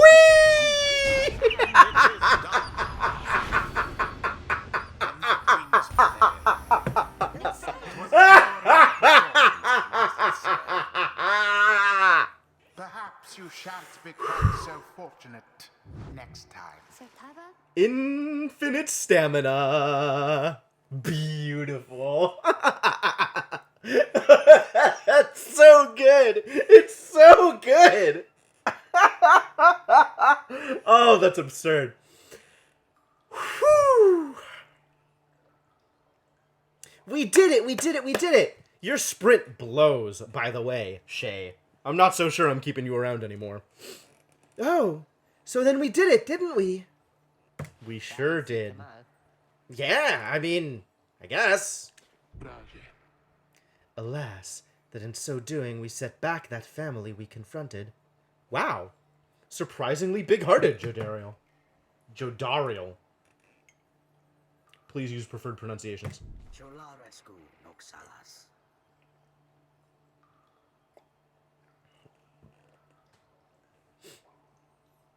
Exiles of the Night Wings, the dawn is yours, and may you earn your freedom. Thanks, Dadbert. You're a nice old dog. Hali prale grandas. But Father, the dawn might have been ours. We failed, and I have failed you. Why does this look like Max and Goofy? Like, this 100% looks like the Goof Troop. Like, that's definitely the vibe I'm getting from these two. Oh my god. Almer has a dog collar on with a little paw print. That's amazing. That's so cool. That's such a good touch. Yeah, her sprint is kind of... That's the problem, right? Like, the little pause at start is very awkward. And it's not what I want. Like, it was really difficult for me to get used to. Nonsense! We are the Fate. We do what is ordained and nothing less. Now let us go, my son, for I am weary once again. Yep. And he's got, like, the dog bone earrings? That's pretty cool, too. Alright, how'd we do? It seems the exiled rookie opened up his eyes a bit. A bit. See that, chums? Old rookie Greentail's got some bite in him yet. Alright, what is your path, Rookie? First off, Rookie can jump a second or a third time while airborne. Unreal. After plunging into the adversary's pyre, Rookie soon returns, rather than remaining banished. It's not that big a deal. I am completely on board about indie synth pop. I really, really like freeze pop. And any band that's in line with that kind of aesthetic sounds like a kind of band I want to listen to. When Rookie banishes adversaries by casting his aura, the blast can banish nearby adversaries. That's cool. Rookie casts his aura 50% farther than usual. Fine. Rookie deals extra damage is good. I like that one. After he's banished by an adversary, Rookie has a 50% chance to return in only 1 second. Neat. When sprinting, Rookie accelerates faster than usual to an even faster top speed. Rookie can jump a second time while airborne. Okay. So I like Glory Dive. I like Cloud Jump. Which means I think we're not going to get Moonsault. But then I'm not sure what else we're going to get. Lightning Run's not a bad idea. And I think I like Keen Eye. So maybe we go Glory Dive, Keen Eye, Cloud Jump, Lightning Run. Starting with Glory Dive for sure. A blessing from the Alpha Chief himself. Good job, Shay. I'm afraid that will be the last fight you see. Metroidvania protagonist? Yup. Until the stars align. I have no idea what the 1975 are. But yeah, sure, I'll check that out. That sounds cool. Hello? Excuse me? I mean, would you excuse me for a moment? Do you think? Sedame frunca. You're one of them. What do you want? Father needs me. Oh, I'm sorry. I think that I forgot what I was going to say. I'm so embarrassed. What is the matter with you? It is against the rights for us to even speak like this. I did not know that, I don't think. No one said anything like that to me, but then all this, it's very new to me. And so I thought maybe... You cannot be serious. Yes, I mean, I like to laugh. I like to laugh a lot. And you, how about you? This is a Nightwing's trick. Father told me not to speak with any of you. But I have to go. Wait, Almer, wait, I think that was your name. Was that even your name? Wait. Aww. Shay's so good. Shay is such a good person. Oh, and Almer would just walk away. What a dick. Oh. The musician. The minstrel. The lone music monger. They've gone.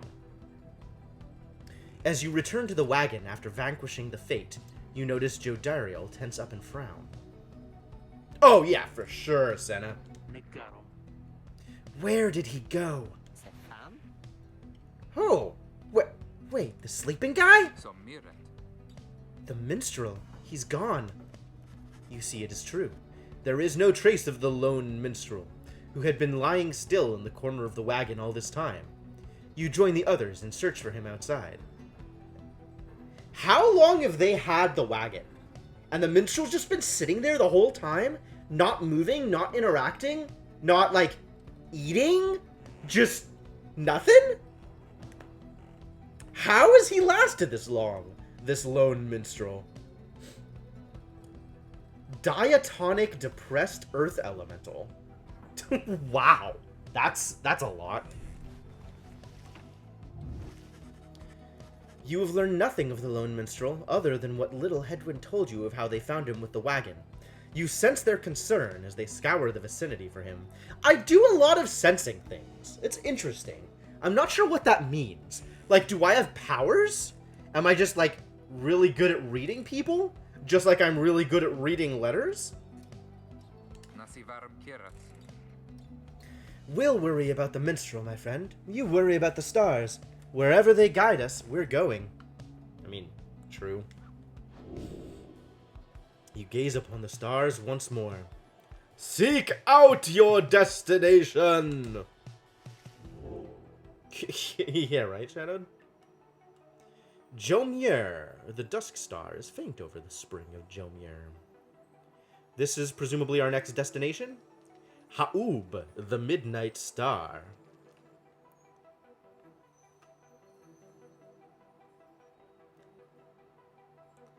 I'm looking for more stars.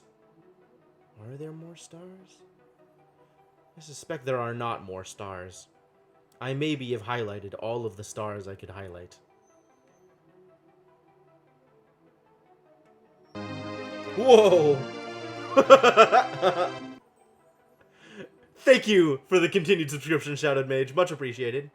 And welcome back to the adventuring party. 3 months. Good milestone. Good milestone.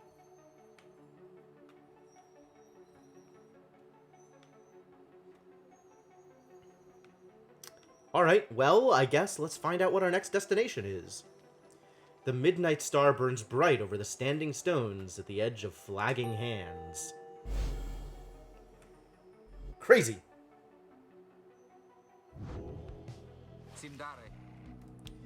Everyone, we're headed back east, all the way across the valley. Towards the cairn of Ha'ub, then. According to the stars, the next rite shall soon commence here. Oh, I've heard that before. The accursed imp here felled the mighty bone titan, Shaq's 6 shoulders. What kind of being has 6 shoulders? I suppose a being with 6 arms? But why not call him Shaq's 6 arms?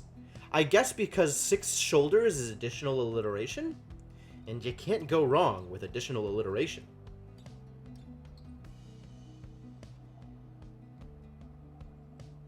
Shaq's, though.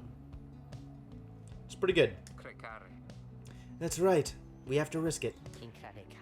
What if that minstrel guy doesn't turn up by then? We shall find him. On this night or another. They continue searching for some time. However, the minstrel is nowhere to be found. Shall we continue the journey? Let's talk to people first. Hedwyn seems to have something on his mind.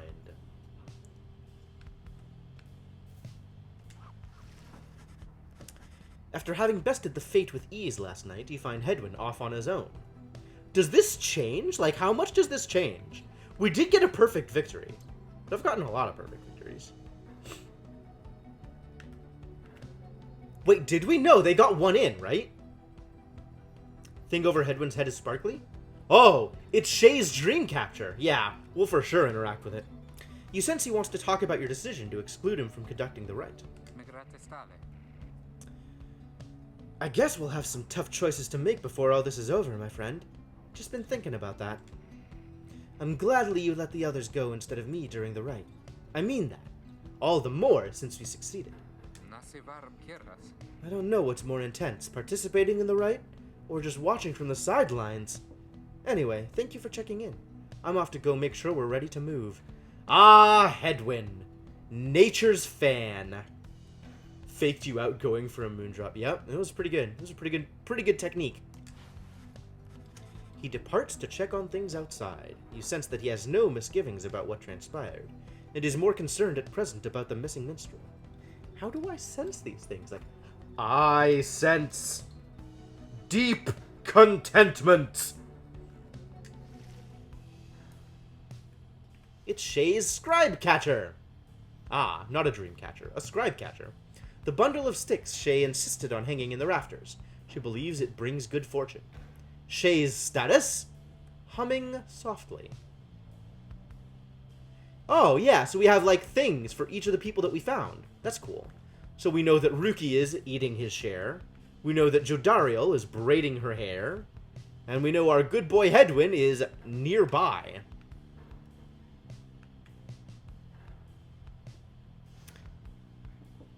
Cool. Alright. I guess it's time to move on.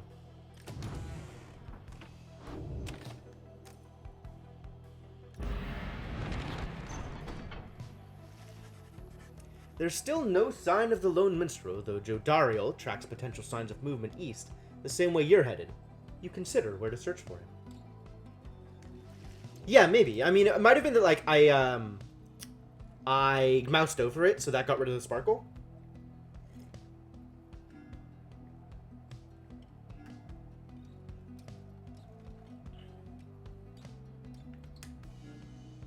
The north route across the Jomir Valley passes the remains of the Hive Titan. Hedwyn thinks the missing minstrel could have taken the route opposite to the one you took. Yeah, I mean, that's definitely why it was sparkling. So if I moused over it accidentally, then that would have gotten rid of the sparkle. Jodariel believes the missing minstrel must have taken the same route you took earlier. Interesting. Who do I trust here? I think I trust... So, Jodariel seems to bow to Hedwyn's command, or to Hedwyn's, like, wishes, more often than not, right? Jodariel really trusts Hedwyn, which is fair. Hedwyn has a good head on his shoulders.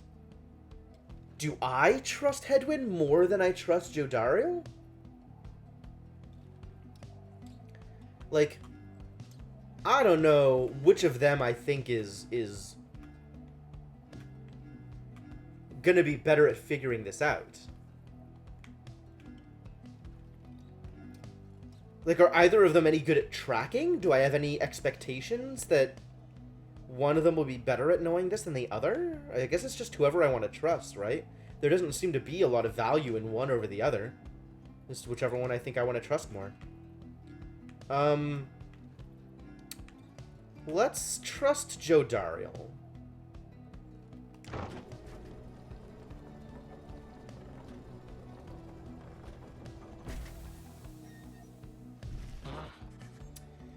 As you make your way through the rocky pathways of Fall Flat, all there is to show for the missing minstrel is a deeper scowl on Jodariel's face.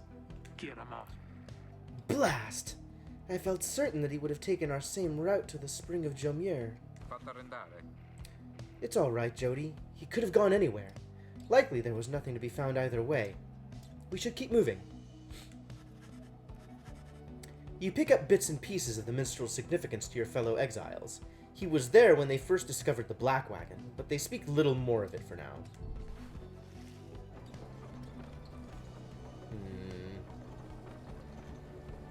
Too bad. Stop the wagon! I'll kiss him. What? How come? Because of her. Orana. They're coming! They're coming for us! We have to be ready! We have to! Does she mean what I think she means? I believe so. Howlers. Probably. I hope howlers aren't also dogs. Because that sounds like an existential nightmare for our boy Ruki. Your fellow exiles scramble to prepare the wagon for whatever is out there. Once you help them settle in, perhaps you can learn more of their source of concern.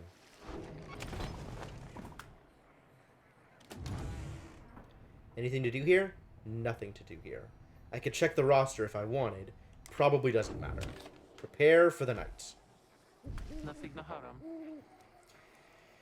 They're coming for us. They fear the scribes. They fear the scribes. I know they do. What's she talking about? What's going on? Howlers. I was right. Based on what limited information I had, I knew that howlers were a threat in the desert. Yay, observational skills. Howlers. Lots of them. Then what are we gonna do? I mean, it's a combination of Oregon Trail and Rocket League. So, No sarei culpa. They fear the scribes! Calm yourself, Shay. We shall give them a reason to fear us as well. Nasivaram Kira. We'll use the raiments in the books. Acceptava. Asubtava. Indeed, one of us can draw them out, under the reader's watch. It shall be just like one of our rights. Hedwyn turns to you. Amare Daros. it seems we need your help in this, my friend. We just need a volunteer to go with you. Here. I'll do it, mister, please. You have to let me. And the scribes, they'll protect me. I know they will. Jodariel exchanges looks with Hedwyn. Each of them nods at you as if to signal their approval. Shay intends to help fend off the Howlers. Well, let's do the thing! Toggle aim assist in the options menu if you wish to make it easier to auracast. Okay. Not heavy realistis? That howling sound, it means... It means they're here! Oh, by the scribes, they're here! Fend off the Howlers. Ooh, she hits hard.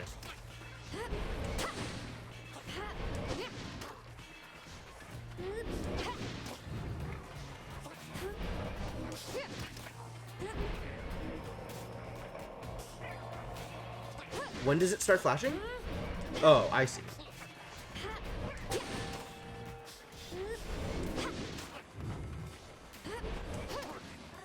It's timing. It's timing. There it is.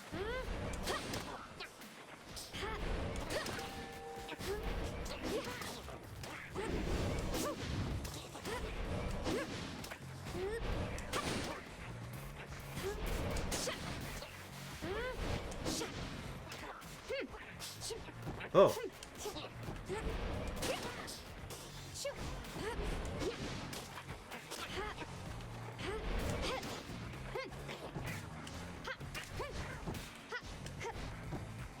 What does a power jump look like?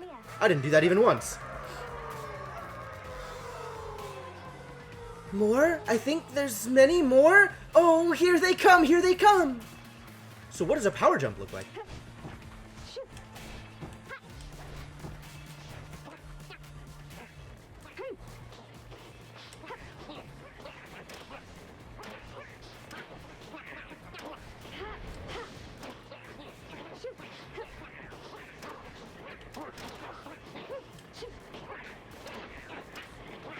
Ooh.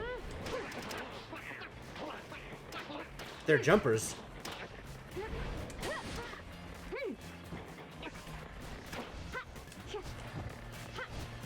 I have no idea how power jump works. Kia Santa?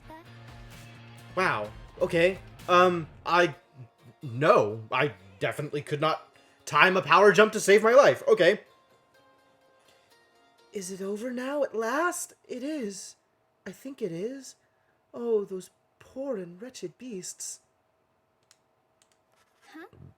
Just then, Shay spots something creeping toward her. Who? What? Ferocious creature! It's an imp. What?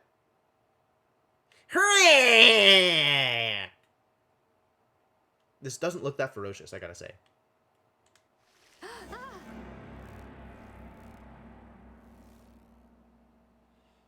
While holding B, release when you see a flash to power cast an exile's aura for a faster attack. Yes. That one I got. That one I figured out. The howling subsides as your fellow exiles scramble out to check on Shay. You find her in one piece, along with an unfamiliar little face. Yo! We get a Howler! The Howler gets to join our team! Ah! I'm excited. Oh, it's a drive imp. It's not a Howler. It's a drive imp. Okay, cool. Even better. Apparently we are actually just taking on everything. Yeah, drive imp. Join the team. Why not? Oh, Inkling is dead. Yep, that sounds about right. That seems like a correct response. Screep! Isn't he the best? Can we keep him?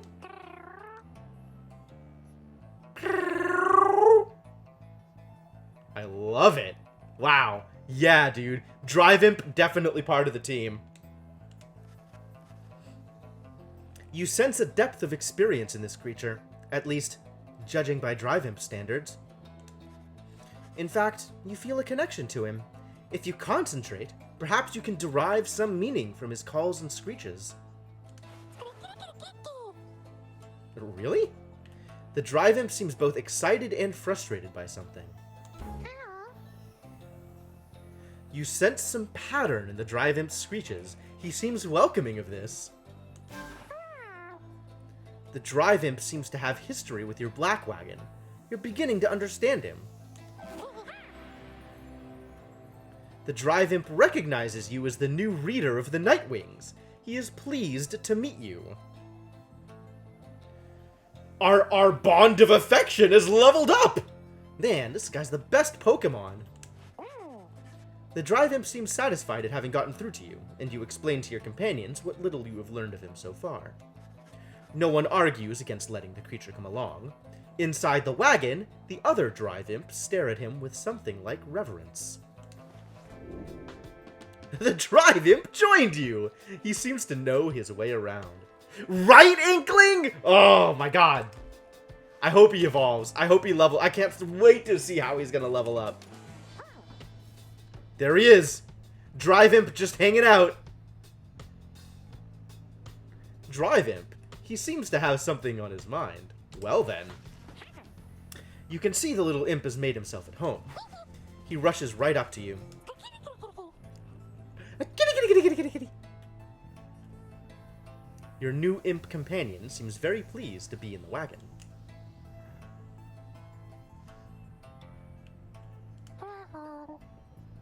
He indicates he was able to find you thanks to the swarm of howlers.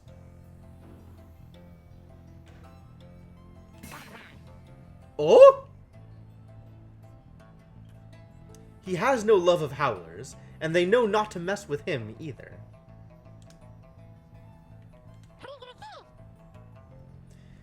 He plans to set up a nest that should ward off any further trouble from them. What a baller! He looks forward to the road ahead with everyone and believes it shall be worth it. He gets his own backdrop? What a god! He seems to be saying he is happy to be back where he belongs, and he urges you to keep going. He bounds off towards his brethren settled in the wagon's rafters. So does the Drive Imp have a thing that I can, like, highlight to indicate...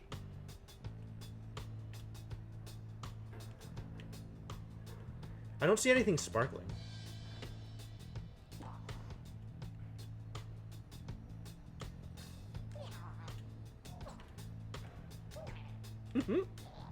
Great. Yo, Drive Imps are the best. Alright, so I think I want to level up Shay enough to find out what her abilities are. Because I don't have abilities, like, they're not even at rank 2 yet, right? So I don't know what kinds of abilities they could have. And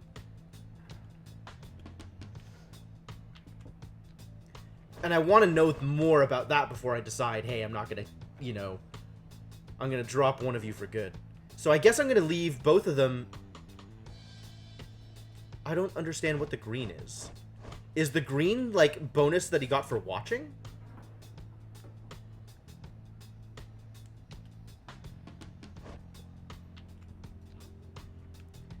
$750.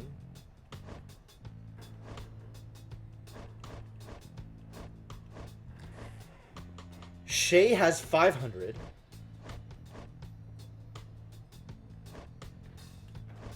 Rookie has 1100.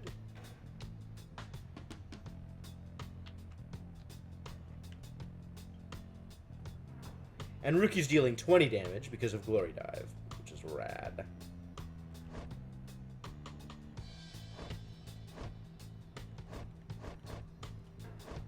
Oh, is there separate text for the green thing?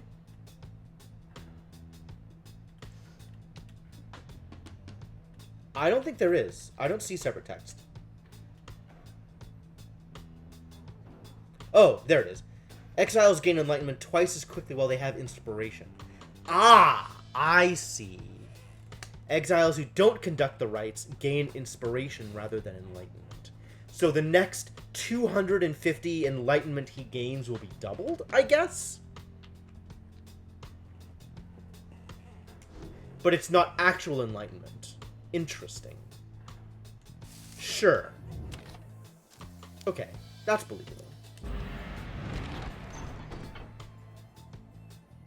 Alright, I guess we're going through the lick sand. Your new imp friend seems insistent that you take this path bearing east. Okay, that makes sense. An arid southern pass toward the ominous cairn of Ha'ub. Well, alright, imp boy, imp friend, new drive imp. Hedwyn orders the wagon to a halt somewhere in the dusty wastes of Jomir Valley. Timvari Cantus. There's someone on the road. Be careful, everyone. The figure watching the black wagon from afar approaches, arms spread wide, although a hat and cloak conceal the figure's features. Is it the minstrel? Has the minstrel returned to us? Then the imp rushes out toward whomever it is. Uh-huh. The imp is very riled up at the sight of whoever is approaching, although in an almost joyous way. Avistare. The lone minstrel, yup. Whoa! It's Alucard! I was not expecting this. Tizo. It is good to see you. And you found the others, even faster than expected. The imp called Tizo appears very pleased. The lone minstrel turns toward the rest of you. Hello. We have not met, but I know who you are, or who you must be. I returned as promptly as I could. Malatia Tifisi? Have you walked with the scribes themselves? Because I think maybe you have. Pensariamita. Hello indeed. You had us worried there when you took off. I should knock him back into his slumber. I did not aim to cause you such concern. As soon as I awakened, I had to notify my client that the Nightwings have returned. Your client? Aye, my client. Sandalwood. He is your point of contact, as I understand. You did not find his wagon by mistake. Certave Keras. So, what now? You continue down the path. That is why I am here. When we meet my client, he shall explain. For now, you have a job to do.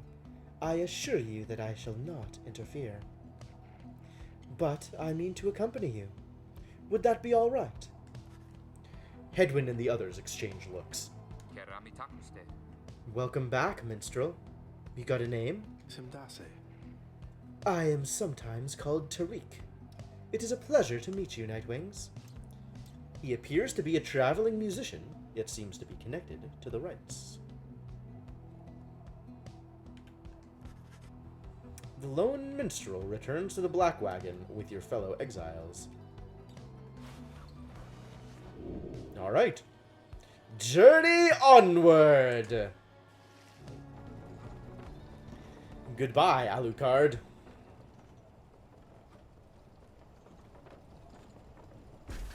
Is that Shaq's six shoulders? This thing? This monstrous beast? I'm looking at the rib cage. I'm not seeing six shoulders. I'm seeing maybe one shoulder, but then again, I don't know how much disrepair the skeleton is in. The Cairn of Ha'ub is a foreboding sight. It is here that the next rite is soon to commence. Reader, if you have a moment, once we are settled on these grounds, I wish to speak with you in the wagon, at your leisure. Hey, the Slughorn is here. Let's check out slug markets. Oh, hey, guys. Fancy running into you this side of the sand. So, what can I do you for? Ron? How'd you make it all this way ahead of us?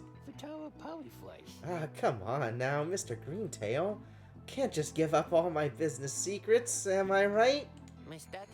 What I can do, though, seeing as you've been such a good customer and all, is provide for you a sample of a little something something you might like. Here, check this out. Seeing as you bought that moon crest thinger from the last time, why, I'm just thinking you could use this. And I got more if you want.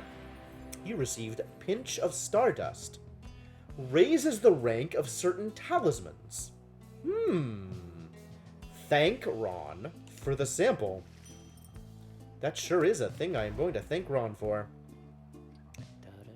Interact with Ron to quiet him down!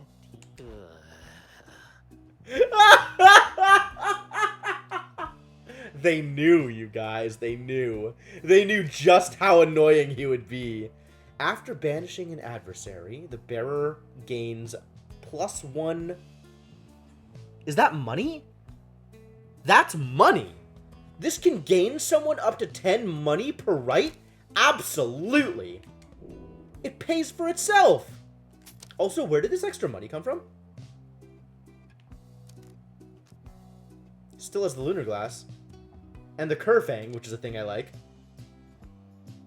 I'm into this.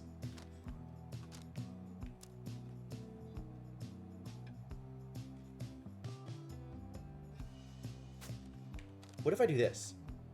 Makes it rank 11. Cool. I don't think I want to spend any more money just yet, though.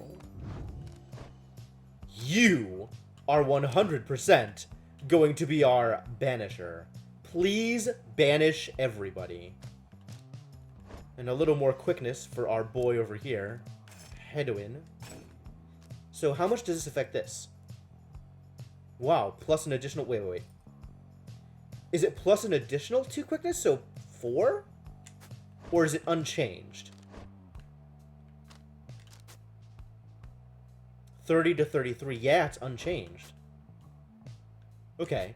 So actually, a rank 6 version of this, or 7 version of this, is the same. Still +2. Fascinating.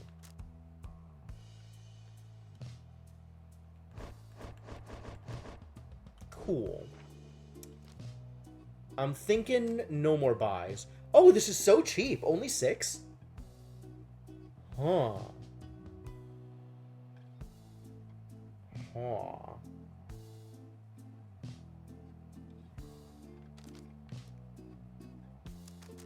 That's pretty good. Sure, I'll buy it. Will I buy it? What am I going to use this on? Malo, Melioshim face. Pleasure was all mine and Dad's, you guys. Wait, for real, though. What would I... Ah. Yeah, now the minstrel has his guitar. White lute. Woohoo! The lone minstrel Tariq's musical instrument, with which he chronicles great deeds through song.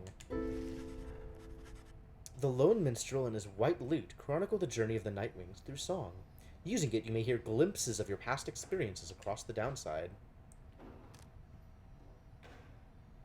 Oh, rad.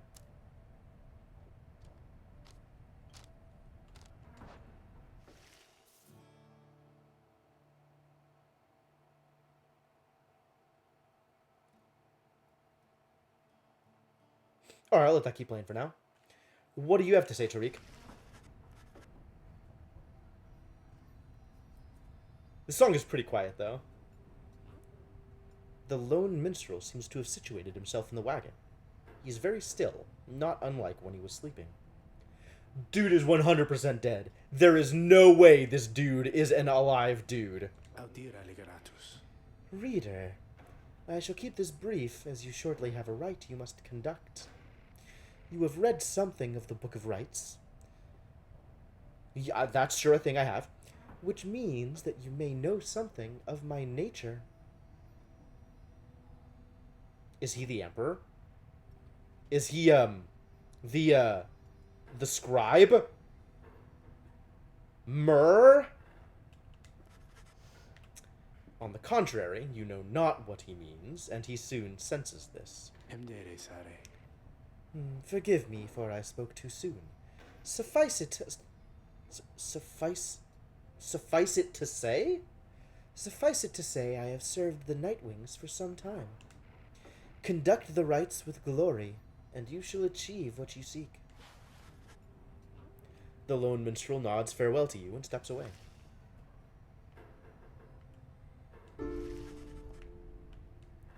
Does it not, like, keep playing when I do other things?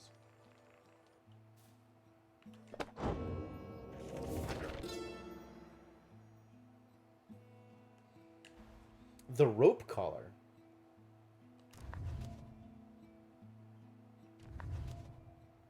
I knew it was a fool's errand, but my liege, he would not listen. He instead insisted to pursue a certain treasure, a celestial orb, freshly fallen from the heavens in the reaches of the downside. He would be a living legend if only he could grasp it. Whispered in his ear that, what? That Kaelmer rope collar, his elder and most trusted aide, would that I slew that man myself. His was a simple and yet brilliant ruse to draw the Emperor farther still from his responsibilities and towards his greed. Thus did the Emperor begin an expedition into the Forsaken Lands. He insisted that he go himself.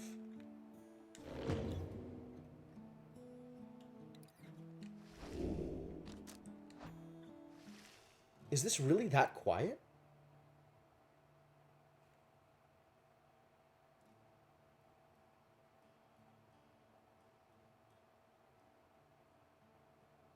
Yeah, this piece is just super quiet.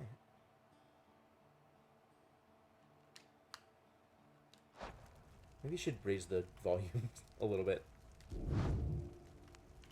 More music volume.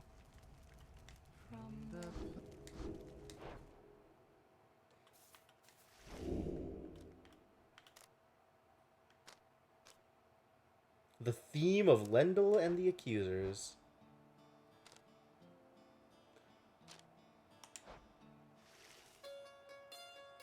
With the Night Howlers music.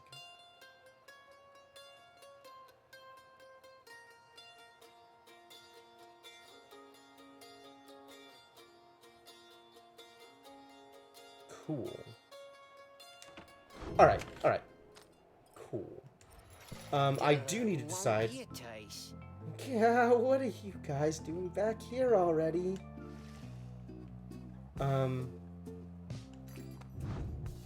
I was debating whether to buy the other pinch of Stardust. And I'm not sure what I want to do here.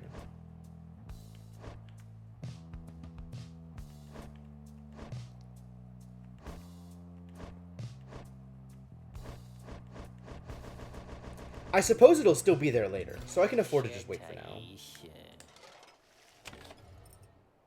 Alright, let's check the roster. Is there anything that I need to change? Who am I bringing with me? I think I want to bring Hedwyn and Shay and Ruki. No. Hedwyn and Shay and Jodariel. So this should go to Shay, I guess. I want to bring both Hedwyn and Shay, and you will tear Jodariel out of my cold, dead hands. So I guess that's who I'm bringing.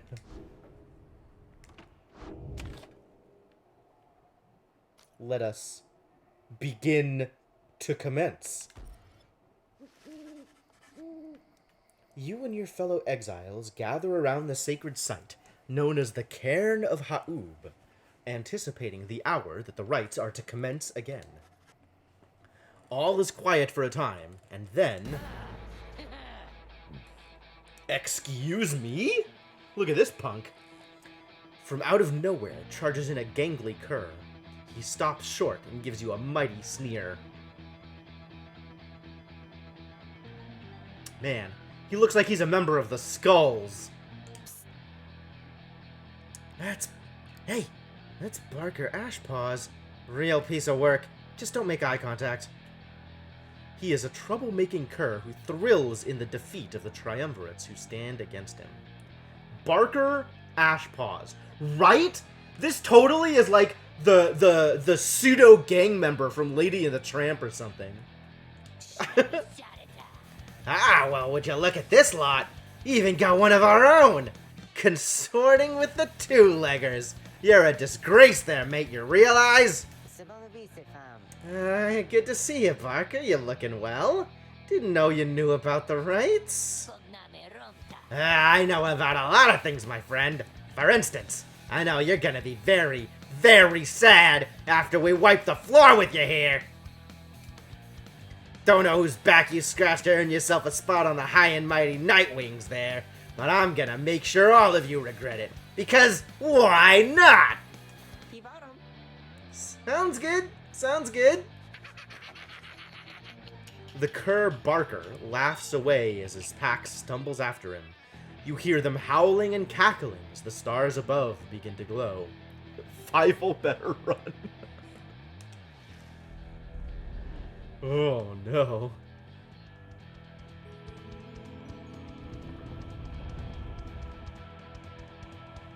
Alright, well, here we go. Let's do a thing.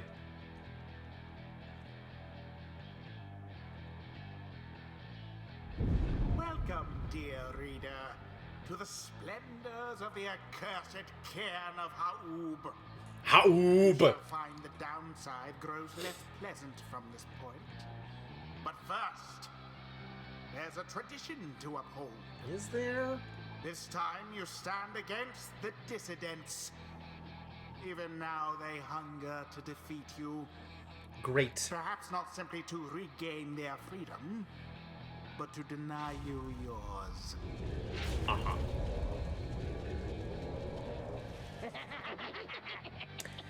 As the stars shine down upon you, the pack of curs you stand against this night continue hooting and howling. Alright, come on, you lot! Let's boil some blood! Then Ruki pulls you aside.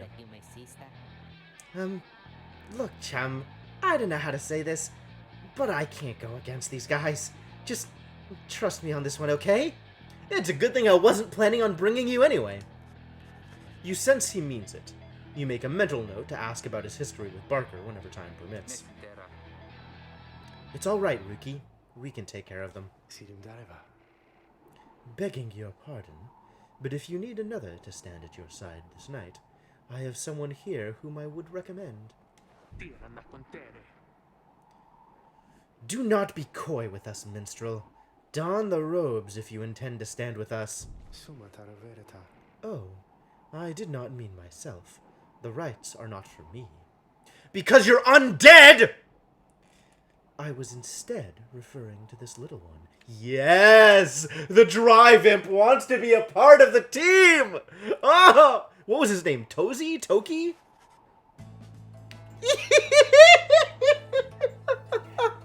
He's even got like a Hollow Knight mask! Look at him! He's so precious! Oh, it's so good! A creature wearing tiny raiments appears at the lone minstrel's side. Tizo! That was it. Tizo seems to be volunteering to take on your adversaries, the dissidents. Absurd. The imp knows the rights? He knows a great deal. So long as the Nightwings stand together, he shall be at their side. How do you think the Nightwings got their name to begin with, huh? You're looking at the original founder of the Nightwings. Probably. Though you need not take my word for it.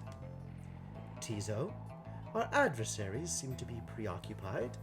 Perhaps you might quickly show our comrades what you can do. The little imp peers at you. You sense his connection to the rights as he awaits your guidance. Well, I mean, sure. Skrahi! Tizo seems excited to demonstrate some of his favorite tricks. Reader, influencing Tizo may take some getting used to. He is inviting you to try. Another joins your ranks, and a mere imp. Although, no, it cannot. Oh, these are pushable? Then we shall see what comes of this new partnership of yours. Flutter, flutter, flutter, flutter. Okay. Oh. Neat. Okay. What?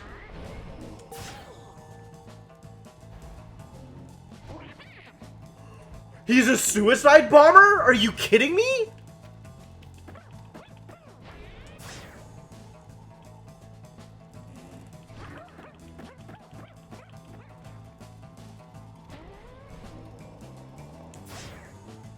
Amazing. Amazing. What a guy! The side of it. Well done as ever, Tizo. Ah! Tizo is happy to lend his support during the rites, if you could use his help. Well then, reader, who shall conduct the rites in the name of the Nightwings? Now, let us begin. I mean, just look at the guy. Oh god, we have a backstory. Race imp. Yeah, okay. Past drive imp. Seems likely. Imps are known for having superior appetites, but not for having much in the way of intellect. This particular imp defies all such common understandings and seems to be deeply connected to the Black Wagon of the Nightwings, and, perhaps, the rites themselves. You and he quickly formed an understanding. Alright, what are we doing about Barker over here? Ooh, Barker's got abilities! Barker can double jump. What a guy. Everybody on their team can double jump? Unfair. Man, Barker's a champion. Look at that presence.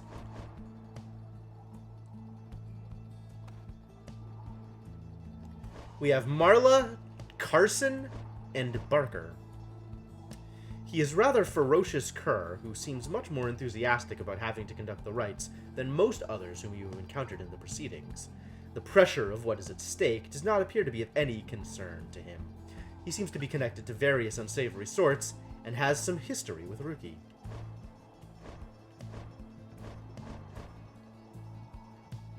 Dang. Hunter. Huh? Alright.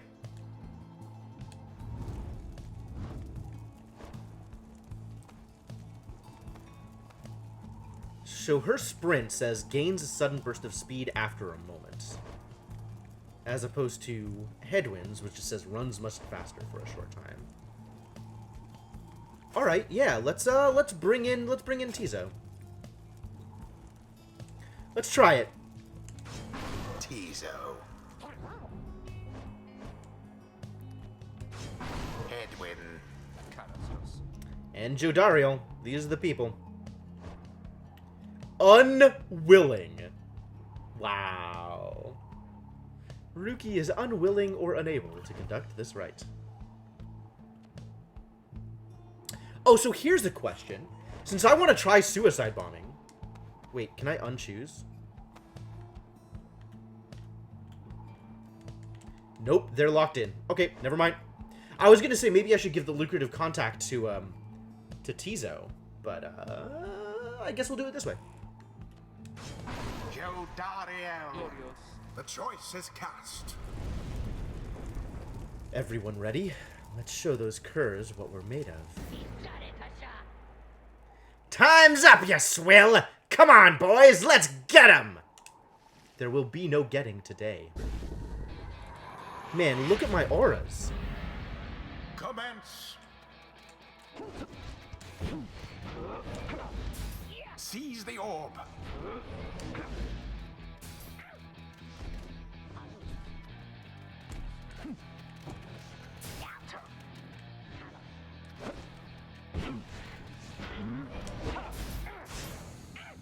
The double kill!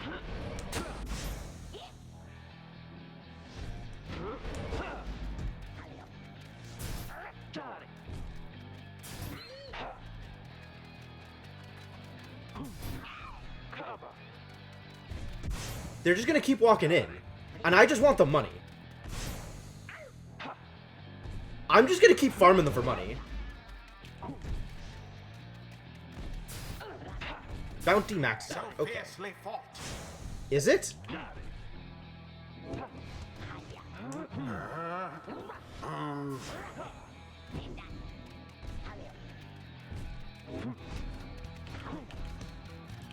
Ah, yeah, okay.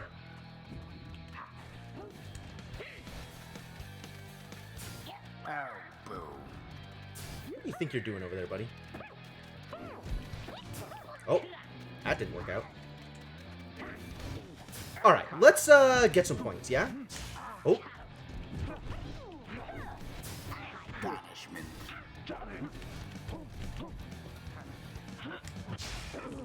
Shh. Shh. The triple kill! Alright, whatever. Already does your adversary's flame Time to begin just... flicker. Time to just kill. Right, let's end this. Bad boy, Barker.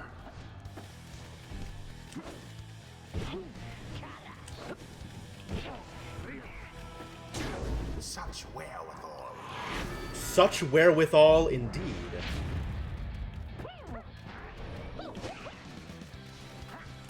Oh. Yes.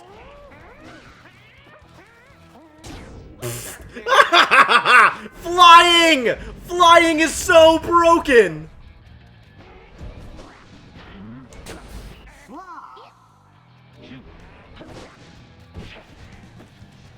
Oh. I forgot to do the thing. Ah! Wow, I actually got pegged that time. From burning flame to ash. That was bad. Cool. Okay, good to know. Get out of here, buddy. Dropped? I Aw. almost pity what transpired there. A rude predicament for the dissidents. Oop, that's not gonna work. Barker banished. Alright, let's get it. Unfortunate for the dissidents, the flames of freedom. He kinda does. Alright, you lot, that does it! No more fussing around, right? My boys and me, we're proper angry now! Roof! Roof! What the heck are they doing? Careful now. Your adversary Barker there seems rather fired up. Whatever shall you do against so fierce a foe? Ah.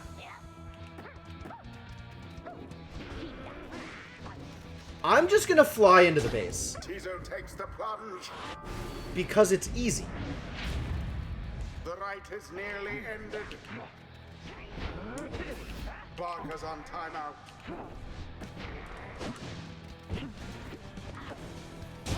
And it is By the time I actually get into position, it's like, it's impossible to fail. accomplished effortlessly, I might add. Thank you. Appreciate it. I agree. Is complete.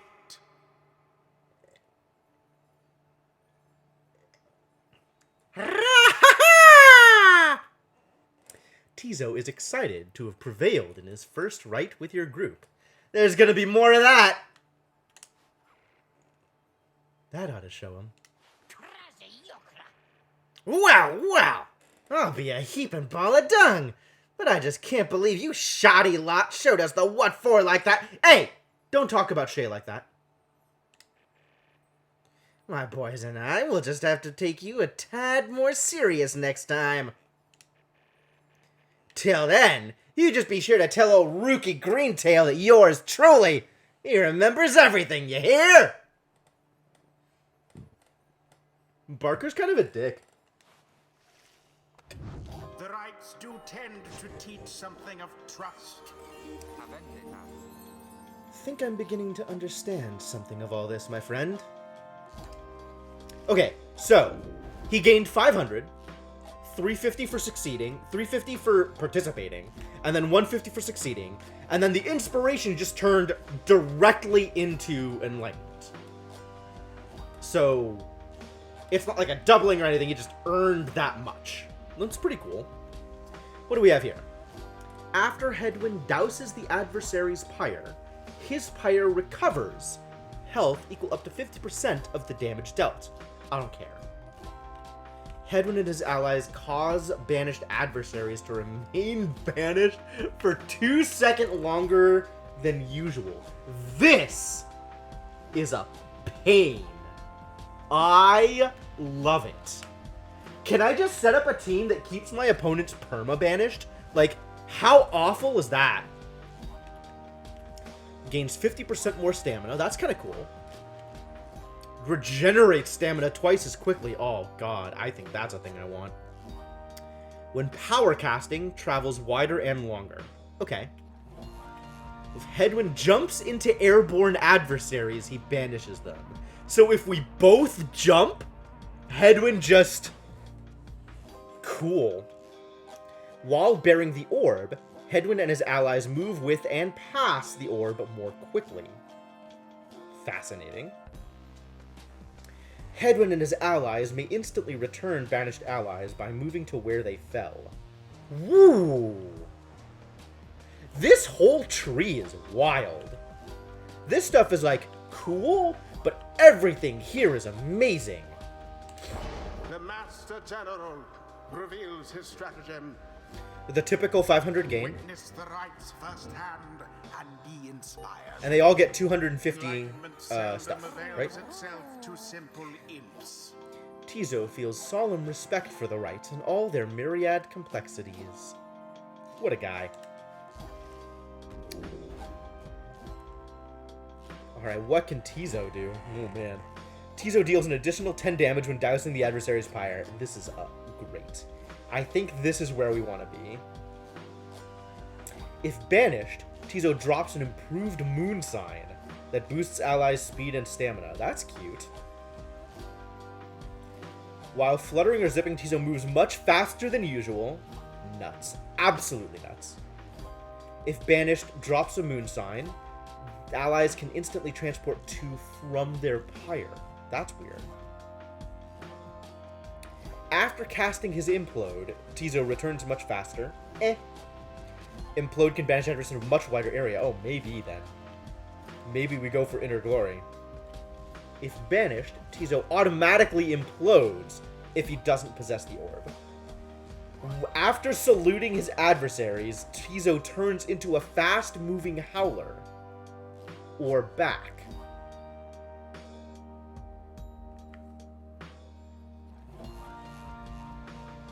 What?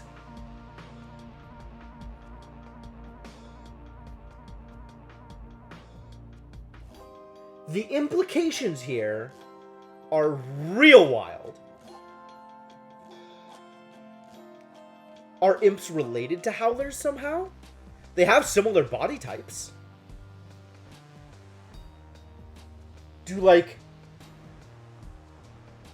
Oh man. The actual games, I don't know if they're pretty easy so far, they seem to be. Like, once I get to the point where I'm actually, trying to score points, it's not particularly hard to do so if I set up right. Then again, setting up right isn't, like, a guarantee. But, like, you know, jumping in with Jodariel, it was, like, kind of a piece of cake, right?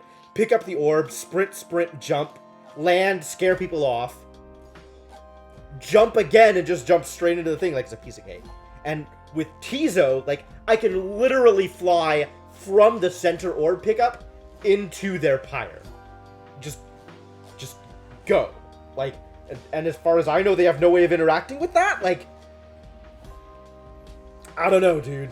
Seems pretty wild. Or at least they haven't been able to interact with that yet. So, I don't know. But yeah, we are 100% getting Inner Glory. 'Tis the influence of the imp scribe. Secrets of the Accursed Imp, Flights of the Swallow. Unleashing an imp's latent and somewhat terrifying power. Wild. Until the next rite. Splendid was your guidance of the Nightwings, reader. Your fellows are fortunate to have found one such as you. May you find the freedom that you seek. Thanks, lone minstrel. I appreciate your vote of confidence.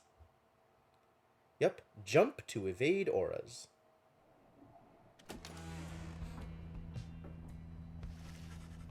After thwarting the dissidents in a rather one-sided contest, you return to the wagon to recover from the night's ordeal and figure out how best to proceed. You alright, Rookie? I think so, chum. Just need a little time. Didn't count on Barker getting caught up in all this. You don't owe him your conscience. You'll sort things out with him. You always do. Oh, are they friends? No. I don't like Barker. I do not wish to interrupt, but the dark of night is waning. Reader, would you join us outside, please? You find Jodariel and the lone minstrel gazing into the sky above the valley, which is beginning to grow pale. Why is Jodariel flashing? She is a grim, long-time resident of the downside, grown accustomed to surviving there. I guess there was new information, which is why it was flashing? You look towards the heavens. Seek now your destination. This would appear to be the destination. Milithe. Milithe? Milith? I'm gonna go with I don't know what I'm gonna go with. Milithe. I like it. I don't know. It seems wrong. But then again, every pronunciation of this seems wrong. The bog star burns bright over a fetid cavern in flagging hands. Eh? What the balls is that? Scary. Then it is as I feared. We are to press further north, beneath the valley into flagging hands. A gloom-filled, desolate region of the downside, beyond which lies the sea. A fetid sprawl of noisome, festering, unpleasant adjectives. Basically, a disgusting swamp pit. The scribes are watching over us. They will protect us wherever we should go. Shay with the optimism. I like Shay. Shay's a good person. Had you been to Flagging Hands, you would not say such things. The scribes have surely turned their backs on that place. If I may, the bleakness of Flagging Hands shall wear upon you, to be sure. I urge for you to take what rest you can, for you shall need your strength upon the road ahead. Your fellow exiles agree to turn in for the remainder of the night. At dawn, you shall have to press deeper into the downside. Ruki wants to talk. Also, we have Tizo's little thing. Tizo's nest. Yep. Various scraps and things laced together with bits of ribbon and fabric, topped off with a plush fish. Since when does Tizo have stuffed animals? Man, that's awesome. Ruki is nearby. Couldn't have guessed. Patching up woodwork. Doing the dishes. Oh, man. Hedwin's so domestic. Alright, Ruki, let's talk. You can tell something is troubling Ruki, though he seems relieved to see you. Right, Inkling? Oh, man. Hey, chum. Listen, I gotta level with you real quick. You remember Barker, don't you? Not exactly easy to forget, though believe you me, I try. Well, he's got me by the scruff. I've been down here a little while, as you can see by now, but Barker, he's been here longer. He's made quite the name down here. As for me, I needed help, you understand. I had a certain standard to uphold, so I figured you would be the one to ask. Then Ruki hesitates. But then his familiar grin returns. I love these backsplashes. So what if I owe him though, right, chum? I got people back on the other side, and just between us, we're loaded. I mean, rich! My little problem with Barker, soon it's gonna take care of itself, just as soon as my people send the money through. So, I am telling you right here and now, don't you even worry about it, and I'm sure everything on that front is going to end up real tidy real soon. Okay, so Barker's a loan shark, and Ruki's in over his head. Got it. With that, he scampers off before you can respond. It seems Ruki owes a debt of some sort.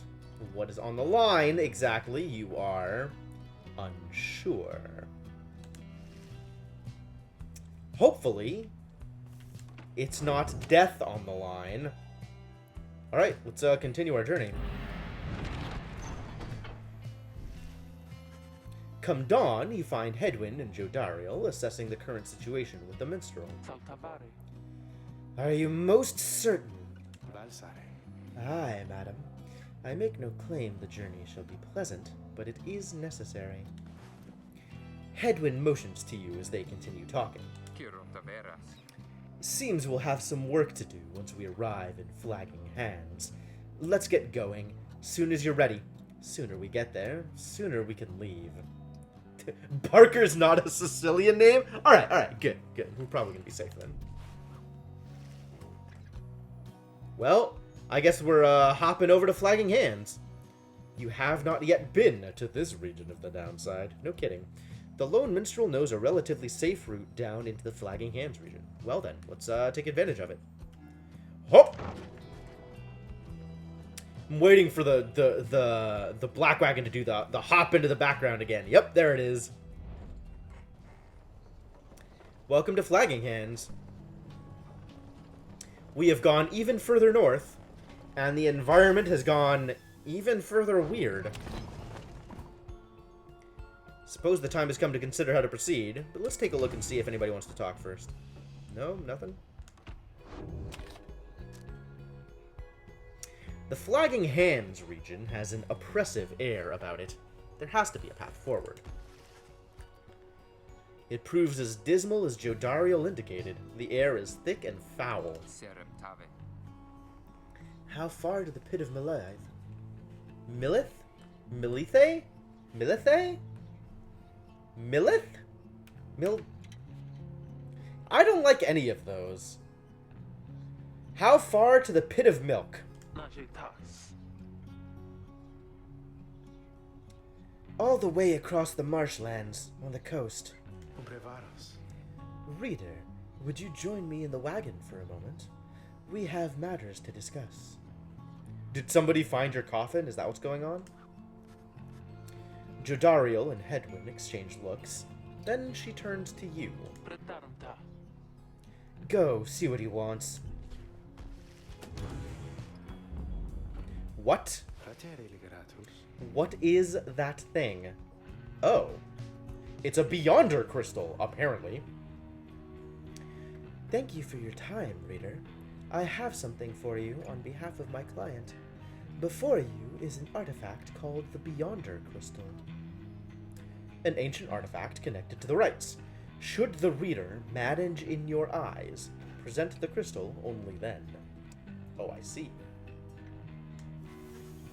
You observe a shimmering crystal of some sort beside the Book of Rites. As you have surmised, the triumvirates you are to confront during the rites shall stop at nothing to prevail against you. They have prepared for this for quite some time. The Beyonder crystal may help ensure that you are well prepared in turn. It is a resource now at your disposal to be used at your discretion.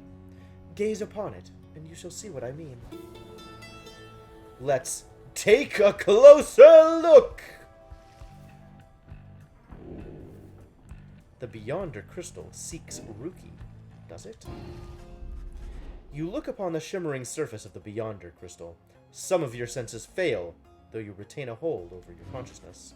An apparition appears before you, clad in the raiments of the rites, but incorporeal. Senta commissarios. Oh my god! It is the same voice as the Baffinata chick!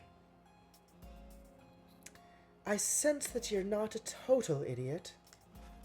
She reaches for the clasps on her mask. Saramuka noxalas. So, the Nightwings have returned. Shaluterio mensa. Ah, but where are my manners? You must be their lovely reader. Please, call me Sandra. She is a wraith, expelled for eternity within the Beyonder Crystal, and bound to serve the rites. What a life! Oh my god. Eternal servitude? Living in a crystal? Not for me, I think. We met briefly before when you first beheld the book, when you were stuck inside of it. I was among the phantoms your companions banished there, no doubt stroking their egos. You listen well enough to that damned voice. Now I suggest you listen to me as well. Described within the book, it calls to you during the rites and reminds you of your exile. I don't know, Senna. That is a real good question. Also, it seems like we're the only team that's doing the fighting. Like, admittedly, we're only seeing our path, but I'm not seeing anything that makes this resemble like a tournament bracket or anything. It really seems like it's just us going to places and fighting the local teams. None of the other teams are traveling or anything like that. I am bound in servitude to you, along with any idiots whose freedoms happen to be intertwined with yours. I know the right better than anyone. I soon can whip you into shape, if you but take advantage of my services. First, I offer scribe trials to those friends of yours. If they can pass, it shall be worth their while, and yours. Sandra's series of special challenges, custom-tailored for each of your fellow exiles. Training mode! I love it! Secondly, my Beyonders and I avail ourselves for practice rites, should you be so inclined. A spectral triumvirate, banished for eternity and trapped within the rites. Buh. No strings training competitions between your fellow exiles and Sandra's Beyonders. Or you could always come and chat and briefly free me from an eternity of boredom. I want to see what the scribe trials are like. You invoke Sandra from the Beyonder Crystal. Let's find out. Let's go do a thing. Vira prohibre. Indeed, it looks as though one of those failures of yours is ready for a lesson in pain. Who shall brave one of Sandra's scribe trials? Who indeed? Let's go with Shay. Ineligible. Why ineligible? Only your boy Ruki, huh? Why only Ruki?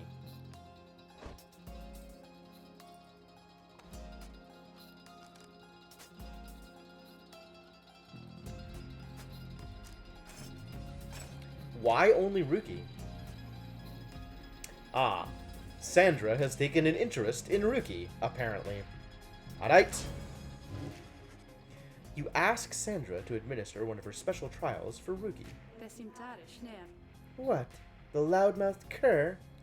Well, I suppose that he is ready, technically, though I have a litany of reservations about him. But let us bring him forth. Soon, Ruki appears in heed of the summons. Akiyafeo-kun. Chum, why are you looking at me like that?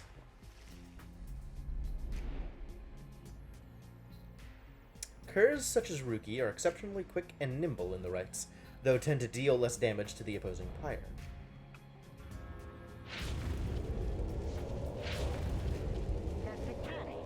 Alright, what's the big idea, huh? This some kind of trick you're playing, chum?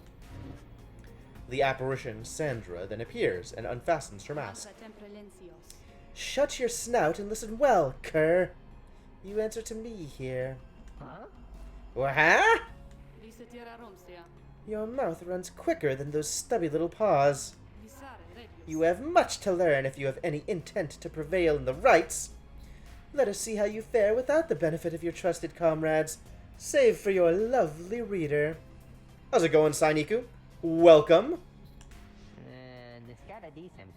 I guess it's you and me then, huh, chum? Wherever you are.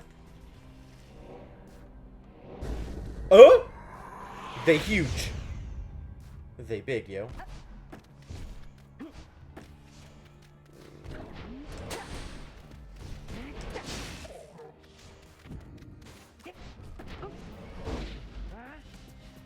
Well, I mean, they big, but that's not going to do much for him.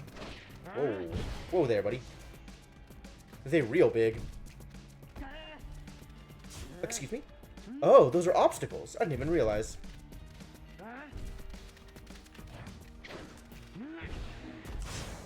Ah! I waited too long.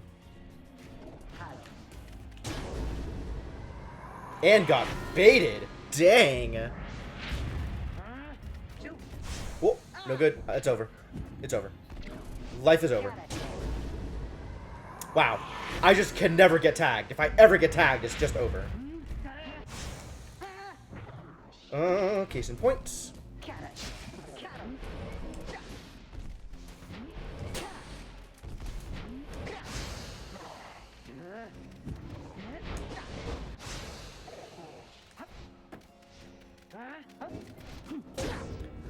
Glory dive! Oh, that's right. I forgot I equipped him with the thing.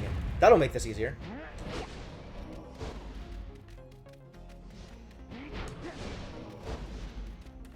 Range.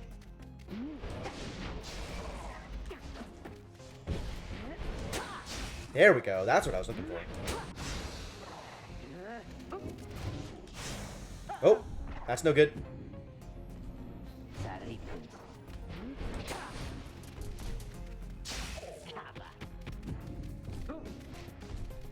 Oh, wow. Wow, they move so quick.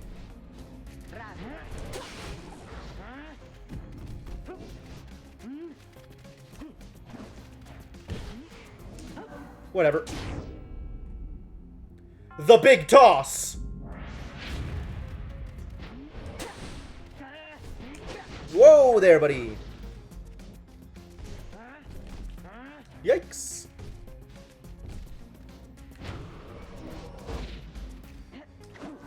I don't want it.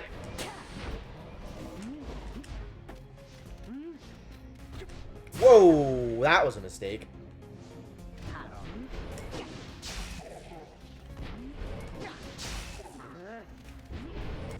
Ah, dash right into him. No good.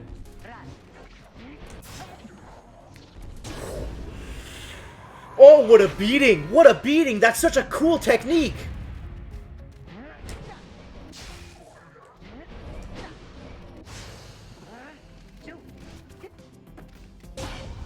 Well, that worked.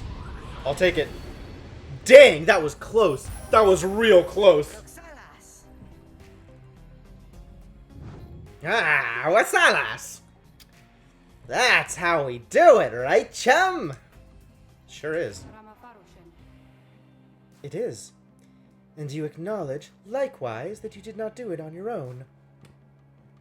Despite having to face my demon friends all by yourself. You passed my test, Kerr. Congratulations are in order, both to you and to your lovely reader. Now, farewell. Oh, Sandra likes me. Weird.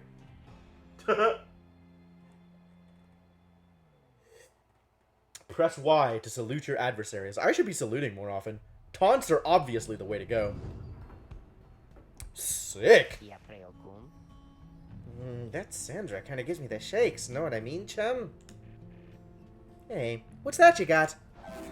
You received Jomir's Fang for completing Ruki's trial. Well, let's accept that reward. What is it? What is it?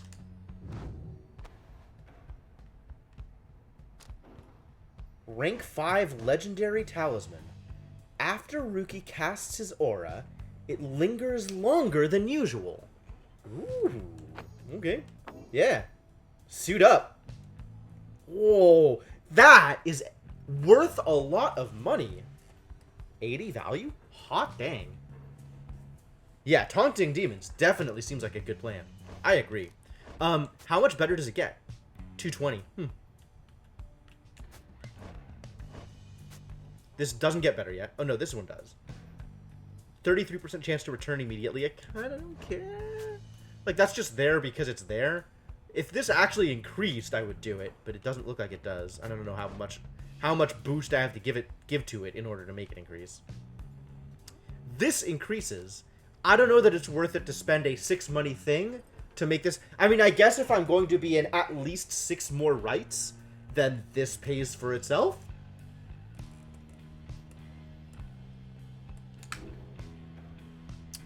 I don't know. All right. It's warm. I'm out of water, and we've been going for about 3 hours, so I'm gonna take a quick break. Let me get some music set up because alt-tabbing doesn't help. And I will be back shortly. Also, if there's anybody new around, feel free to follow if you're having a good time. You can also check out my Twitter and Discord. Those are both great ways to continue communicating. And I will be back shortly.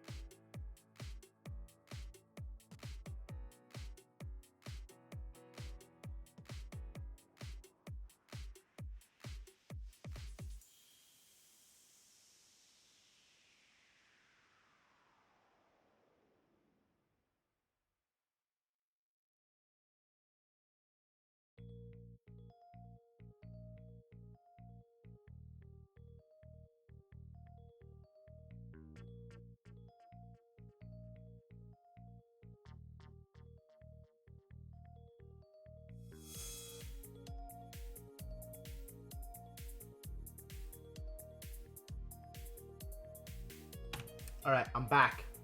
I'm back. Let's do this. Let's get back into the game.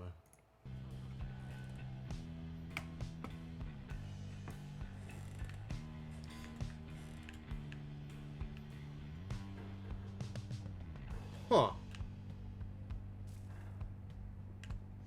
Fascinating.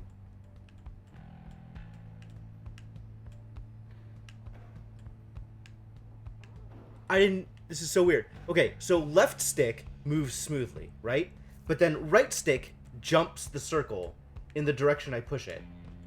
And it's like really, really abrupt, but I guess it's like a quick way of moving relative to a single spot. That's super weird. I don't know why it does that.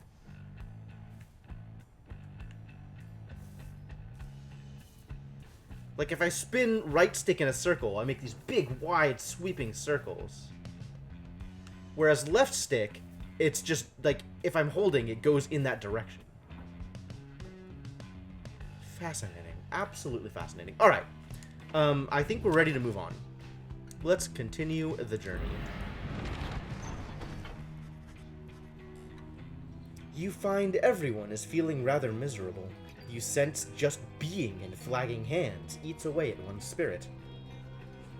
I sense that just being in flagging hands eats away at one's spirit.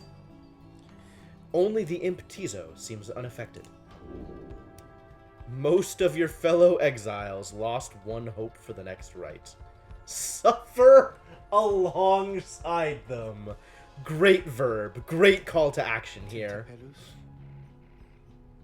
A moment, reader. There are several courses we may take through Flagging Hands. If you choose to prolong your stay, it may be worth your while. However, your companion's spirits shall likely suffer more. Wow, there's a lot of things I could do here. Cold Moat. The north route through Flagging Hands crosses a mass grave. You can get a valuable item if I take a job there. The middle route cuts straight to the Pit of Milk. This will reduce your companion's loss of hope. The south route crosses diseased and wilted plains, so I can improve a talisman if I take a job here. If I'm just going to get something to sell, which it sounds like I can, I do in fact know about Stay Hydrated bot. I'm not that worried about it, but thank you. I am not going to go through the necessary steps to get Stay Hydrated bot into my channel.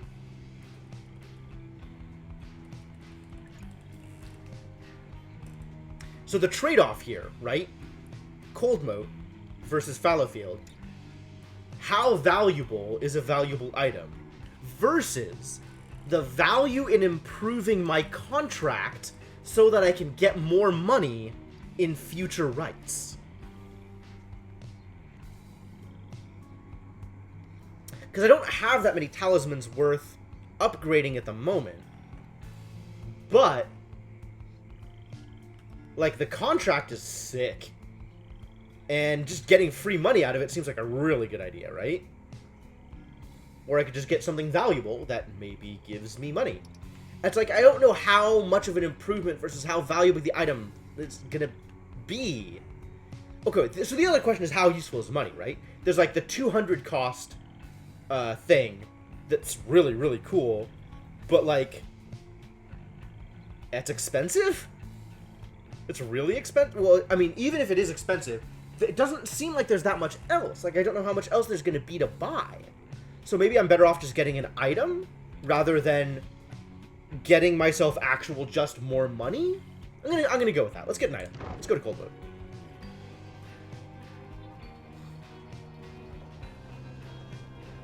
Here we go.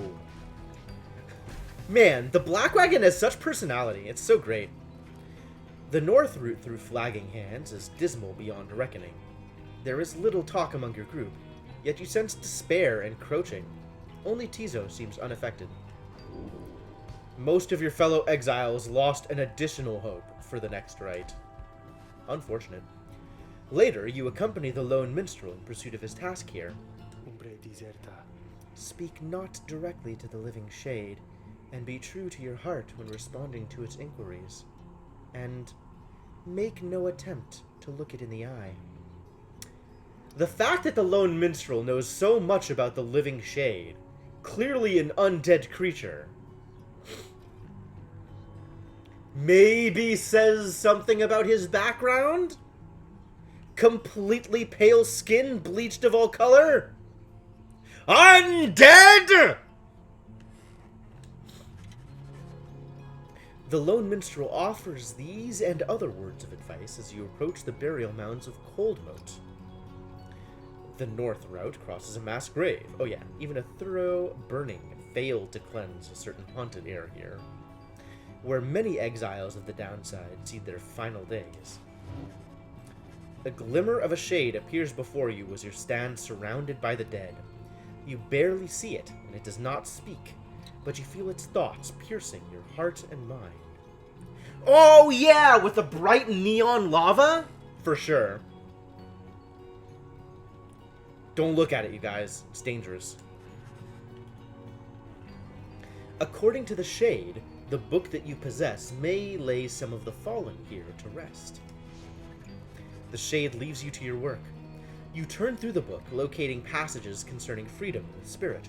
You recite such words as seem best fit to each of the fallen you see. It is draining work. The Shade resurfaces after a while. It leads you to a hollowed stump, then fades away. I found a Nox shroom! Literally just money. I should have just improved the talisman then. Gotten probably more money out of it. I don't know about more money. I don't know how much of an improvement it would have been. I'm just not sufficiently informed to be able to make these decisions. By the time you reach the Pit of Milith, Milithae, Mithils, the Pit of Missiles, a fetid den in which the witch Missiles sealed the physical form of Yislak Astralborn. Everyone besides the imp Tizo seems to be feeling even worse than before. You sense their desire to leave this place as soon as possible. Yikes. -3 hope for the team? Brutal. Page revealed. The Empire's collapse. Let's talk about this page, though. Ah, Ruki wants to talk. Alright. Let's talk, Ruki. You find Ruki rummaging in the corner of the black wagon. Hey, chum. Know what? It's good having somebody else around besides those two. So, come to think of it, there's something I wanted to get your take on. And you have to promise to tell me honestly. Would you say... What I mean is...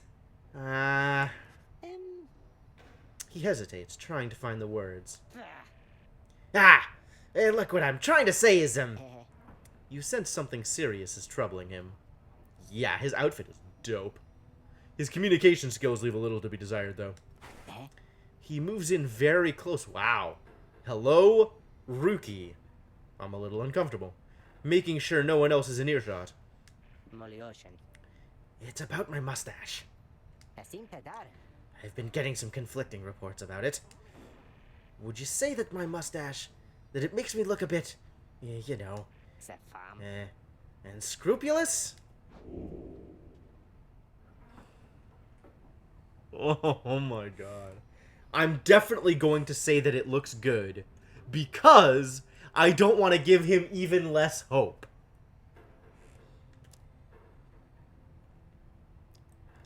Although, it's definitely a mustache fit for twirling.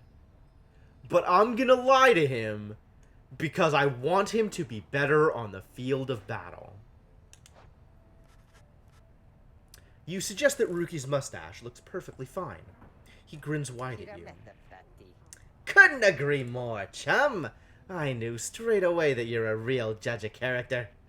Anyway, gotta check the wheels again for mites. See you around. He bounds off out of the wagon. Ruki gained a hope. Perfect. Ridiculous. Game, why are you making me lie to my friends? The rope collar. Yes, okay. It was not long before the Empire began to crumble. With my liege gone, his own country quickly turned upon itself. I must admit that this collapse had started long before the Emperor's disappearance. His decision to give chase after a myth but hastened the inevitable. All the while, the rope collar stood by, awaiting such a time as he could rule in my liege's stead. He would be our people's savior! His first charge was to organize a search for the missing Solium Mur. Warriors, pathfinders, and scholars heard the call and prepared to seek him out. Ooh, interesting. Sandra's status. Wandering in the crystal. I can sense you out there somewhere. What is it that you want? Well, we don't have any scribe trials that we can do right now, but maybe we can ask her what's on her mind. I do appreciate the effort to make small talk with me, reader. Anything to break from the monotony of staring at the void within this place. Not that I could see it if I tried. She laughs at this, or maybe at herself. Certainly I could make talk with my fellow Beyonders, trapped here as they are with me. You might expect that we all would keep each other company. Right. There's just one problem there, however. We're all sick of one another. She laughs again, perhaps not at her joke, but instead at her predicament. I do exaggerate to some extent. There is a certain truth in this. We have been stuck together long enough that we have grown more distant rather than more close. But I had best not wear out my welcome with the likes of you, as I have long since done with all the others here. I have no idea, Inkling. I really don't. So, carry on for now, and if those fools with whom you travel learn something, come bring them forth to me, and I shall see to it they learn some more. Do I want to do a practice rite? Can I earn money in a practice rite? This is a really good question. You expressed your interest in the practice rites. It seems to be a way to practice conducting the rites without all the pressures of the real thing. Truth? Certainly, reader. That's why I'm here. See you in that blasted book in just a moment. My Beyonders shall be waiting.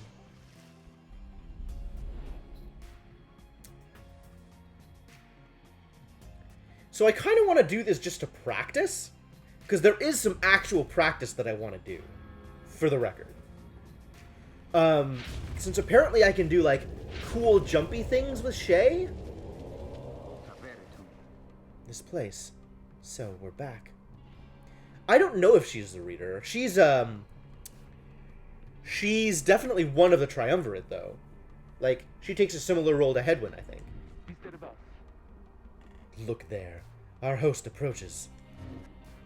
Sandra appears and looks upon your fellow exiles. Welcome to the practice rites. My dream. Thanks. Great to be back. Love the decor. Honest. Silence, cur. You're fortunate your reader summoned you again. You could use a little discipline. Now come forth and let us see how capable you are. In the practice rites, no enlightenment is awarded, as expected. You may train here as much as you wish, or press start to return to the wagon at any time. Okay.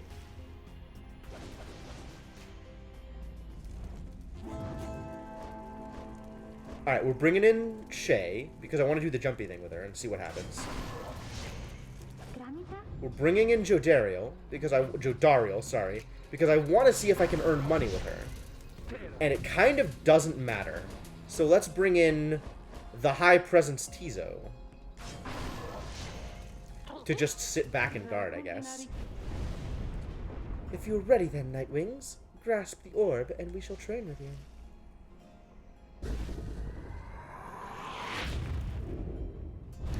Grasp the orb when ready. I'm gonna, like, do some positioning here first.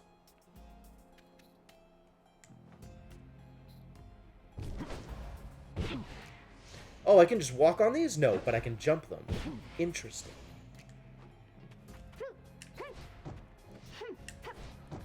So she has, like, a power jump?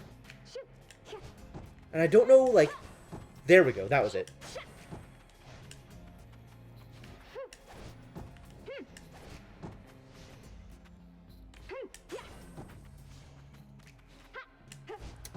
Okay.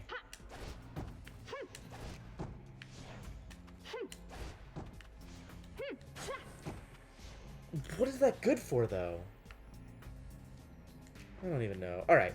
Let's do a thing. I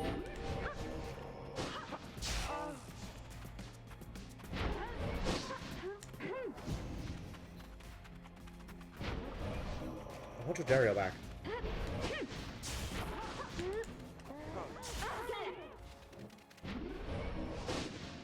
Oh, man. Not doing good work here.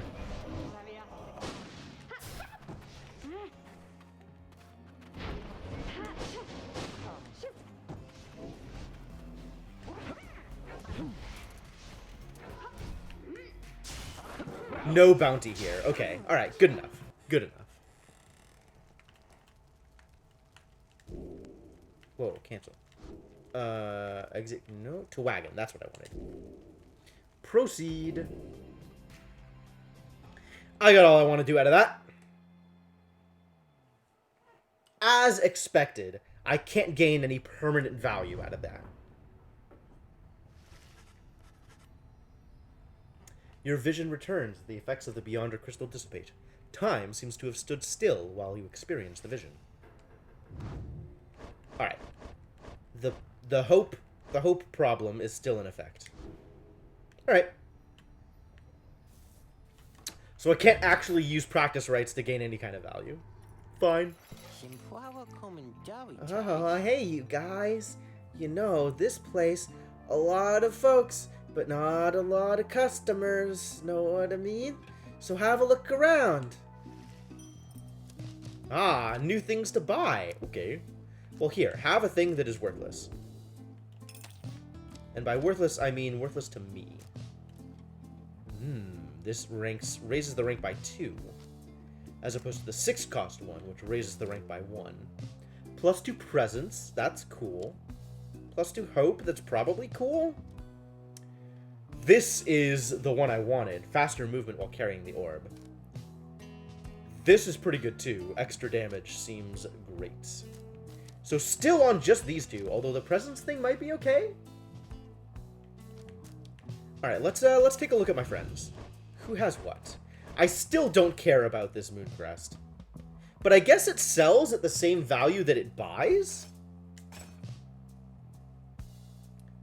Interesting.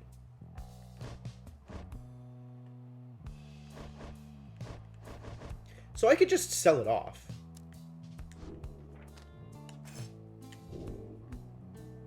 Easy. Nice. Okay. Getting there. Getting there. I still want Lunar Glass, so maybe I should save up. But, this also seems like a good thing. What happens if I improve it? I can't do it from here. Okay, fine. Fine. I think I'm gonna buy it.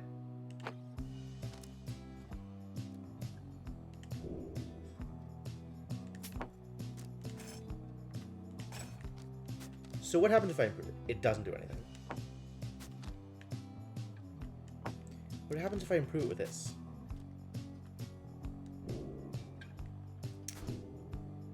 I'm not ready to just buy it.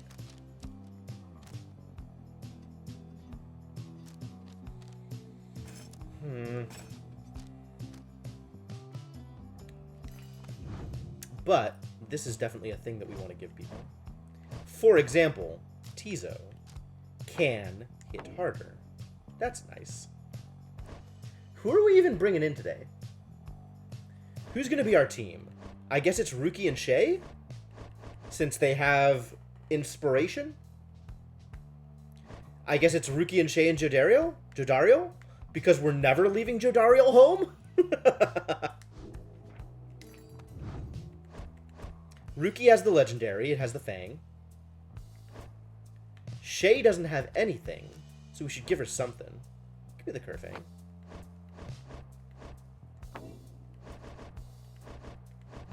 And Jodario has the contract, as expected. Yeah, good enough. Let's call it. You are lactose, Poppy. That's how you get a repeat customer there, Dad. You give him a deal. Alright, let's commence with the beginnings of the commencements. As you make preparations for the coming rite, you wonder if the stars above will even be visible through the dense fog hanging over the pit of Mithilithith.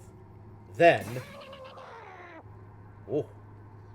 Tizo seems to be very concerned by something in the vicinity. The little imp disappears in a hurry. Oh, is Tizo all right? He was so frightened. He was not frightened. He was issuing a warning.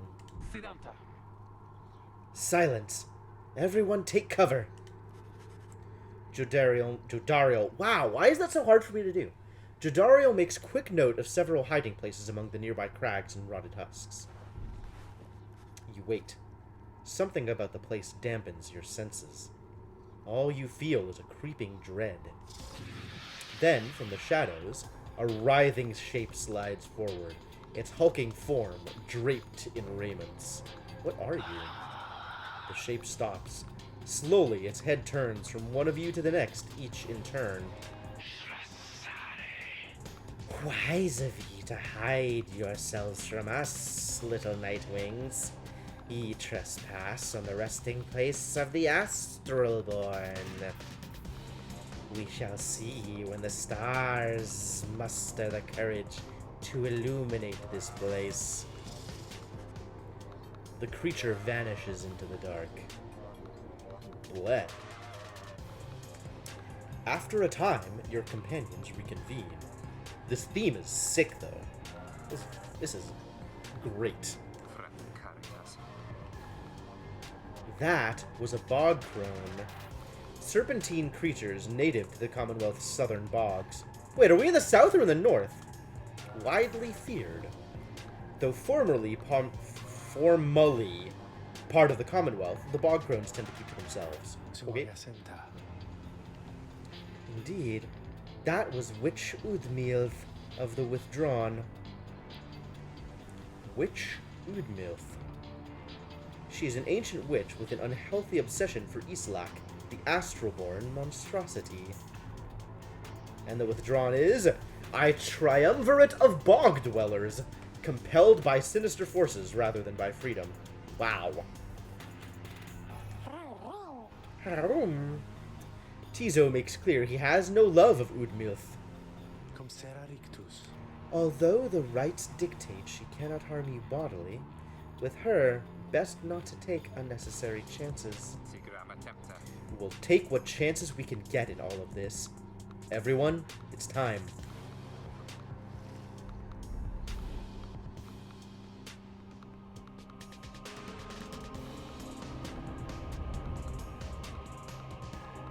Alright, let the games begin. Gain enlightenment after each rite, whether they prevail or not. The only failure is to stray from the path. Made it all the way to the detestable pit of Melith. Melith? In doing so, of course. How did I miss that one? You have disturbed your ancient adversaries, the Withdrawn. The deranged witch who leads them has big plans in store, should she prevail in all this. I see. Now, as you know, I normally would wish you a shameful defeat.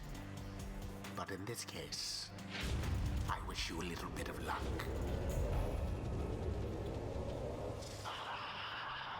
The crone Udmilth sees your companions gathered by their pyre. A little flame as that shall never warm ye here, much less survive the night. Hear us, Islak. Make the Nightwings suffer. A monstrosity described in myths and ballads, thought slain by the 8 scribes. Even in death, the Astralborn yet feeds upon our world, unsated by its own. Blech. Ruki trots forwards from your ranks. Listen here, you old bag. You don't scare any of us one bit. You or your buddy Islak. Now, we doing this or what? The question hangs in the air for longer than is comfortable. It does seem to have drawn Udmilth's attention, however. Ruki begins to squirm a bit. Then Udmilth removes her slender fingers to her mask. What the hell is that?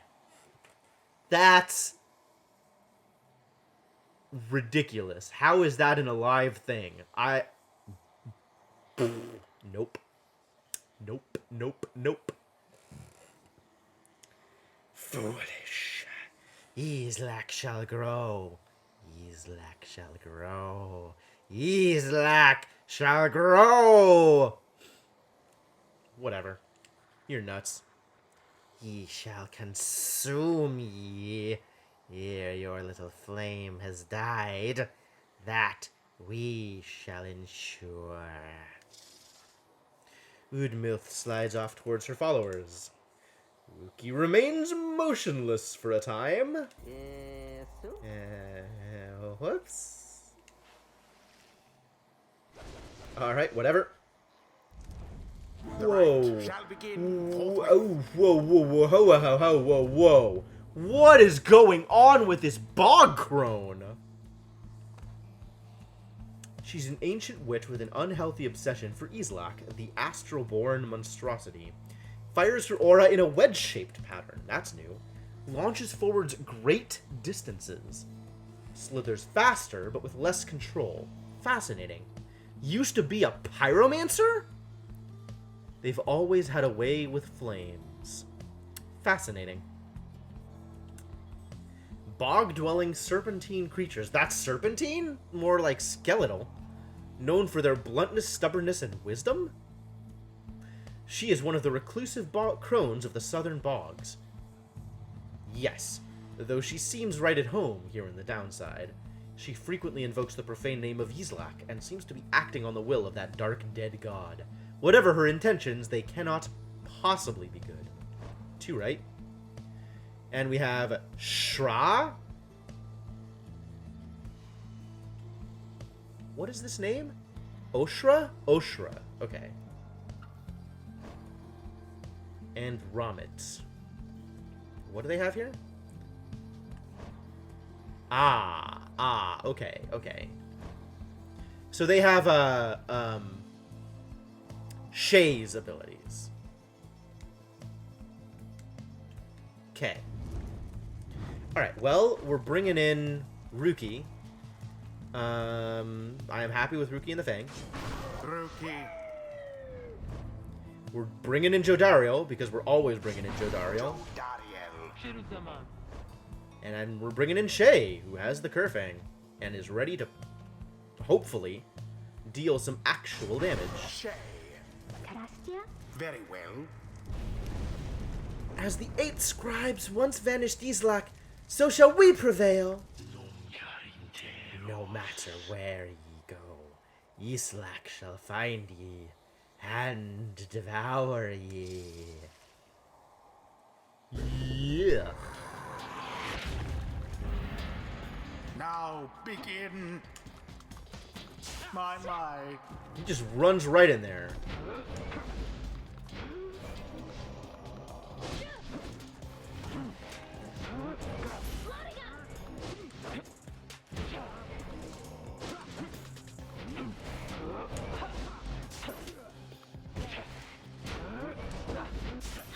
I got a bounty to earn.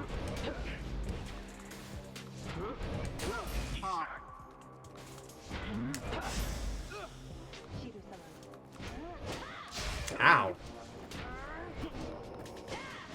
Alright, well, I mean, I guess I can take advantage of this opportunity to try and win. Buttons. Buttons.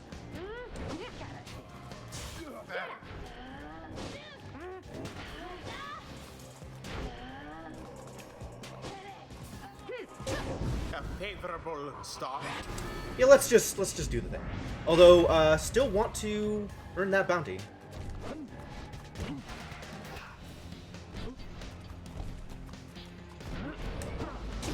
What am I doing? Wow. I need to get Ruki in better positions.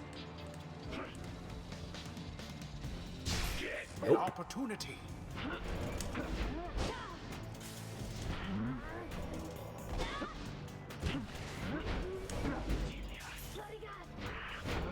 Whoa! What a monster!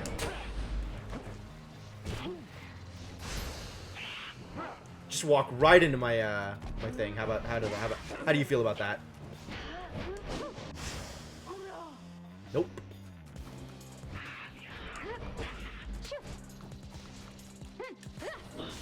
Bye, Oh, no. Shay.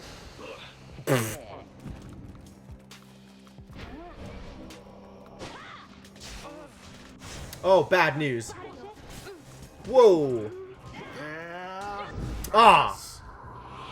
They tossed it. They tossed it before I could kill him. Unfortunate. Nightwings seem to be falling behind.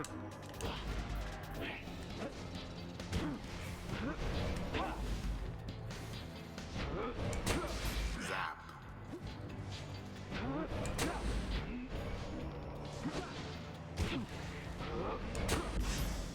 Still getting bounties. There we go. Fully Alright, bashed. now we go in.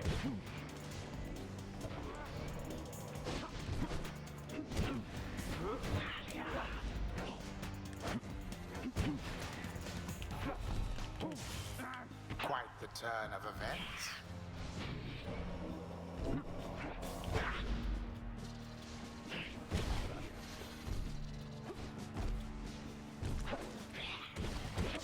Aw, I was gonna do double jumps. Now Ooh, then, nope. Fine, I'll do it with the dog. with grace. The dog can do it too. Dog can get wins. Perhaps you are worthy. Glory. Shay can get wins too. Shay is a beating. Wow, that was really good. That was a great jump. My word. Power jumping. Power jumping. The lifeblood of Yislak. It flows within this slayer and beneath this world. His lifeblood, it shall engulf ye in such blackness and despair. Hurts my throat. Hang on, hang on.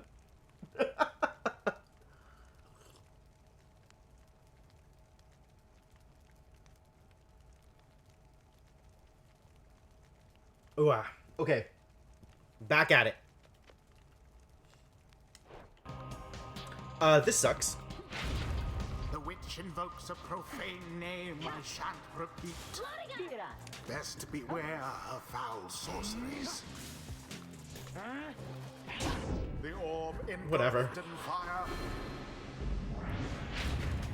Now end the ceremony. Oh no. Poof. Poof.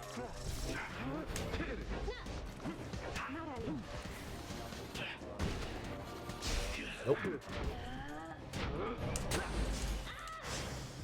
United in banishment. Now. And it is done. It is indeed done. The Nightwings Shay has once done the again deed. prevailed. 'Twas the will of the 8 scribes Nice. which kept their flame alive. Oh, look at that tiny little grin on Jodariel's It's face. ended. She's so happy we won. See, these bog dwellers, they're just a bunch of hissy talk.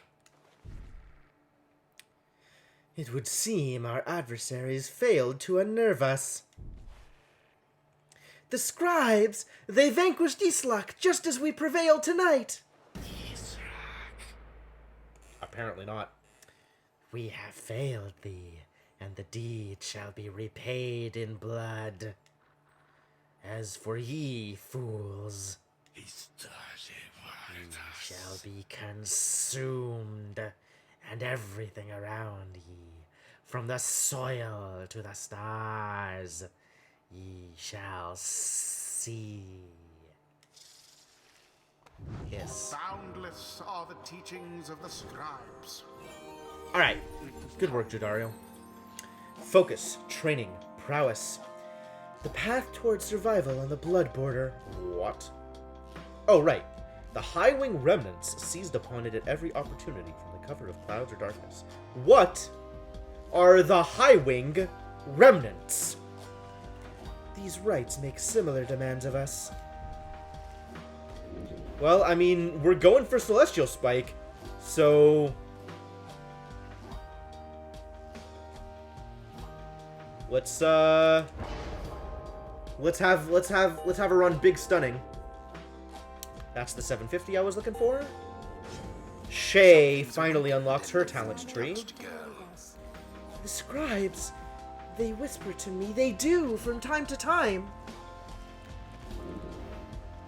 So there was this thing, which is the brief charge-up time before Shay jumps or sprints is virtually eliminated. I kind of don't care. Shay jumps and power jumps farther than usual, which is... Actually, that sounds amazing. While sprinting, Shay slows nearby adversaries? Wow. If Shay is banished while jumping, she shall instantly return to the origin of her jump. I don't think that's actually good. I mean, it's great to avoid getting banished, but how do you get banished while jumping? Like, you avoid the aura casts, right? While jumping, you're just over them, so they don't actually do anything? The brief charge-up time before Shay can cast her aura is greatly reduced. What does that mean for the purposes of power casting? Shay flings the orb faster and further than usual. That actually seems brutal. While saluting her adversaries, Shay automatically leaps toward the orb if no one has it. While grasping the orb, Shay sprints and jumps without using stamina? Alright, we want Dark Vigor for Shay. I'm convinced. A devious trick from the rope collar.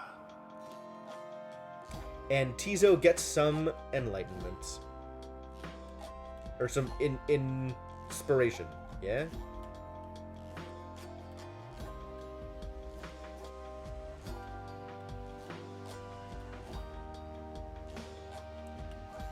Where does it show what this is?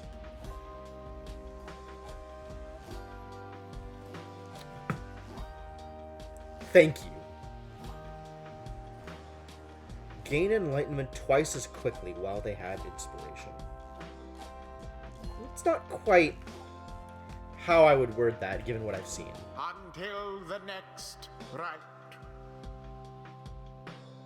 Well, that worked out pretty well.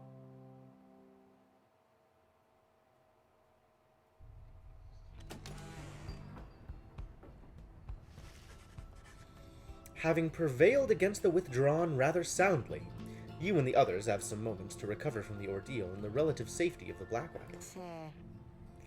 So, when can we get out of here? What, Greentail? Had enough of Udmilth's hospitality for the time? Oh, Jody, yeah, thanks, I'm good. The Reader and the stars will point the way as ever. It's just... so far, we've kept on going north. If that's the case again this time... The Sea of Solace spreads north and west from here, for untold leagues. I could not tell you when last a vessel dared to sail those waters. An impossible oceanic expanse, pockmarked by crude little islets. Attempts to sail across the drowned sea do not usually turn out so well. Huh. Tizo asserts himself during the conversation. What is the matter, little one? Rahum! Tizo is trying to get you to come look at something outside the wagon. All right. Reader, please go see what he wants.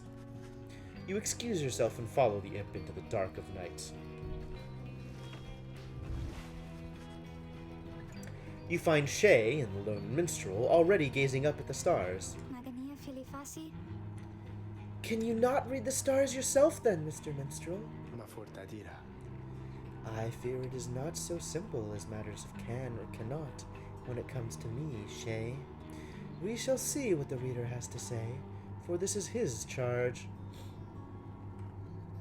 Oh, maybe the lone minstrel was the reader for the previous Nightwings before they died, disappeared, ascended, disbanded, whatever it is they did. And here he is, in fact. Thank you for fetching him, Tizo. Tizo's so cute. Tizo is happy to have obliged the lone minstrel. Reader, it would seem the skies have cleared to some extent. Please look upon the stars and see where they compel us to go next. You look toward the heavens. I sure do.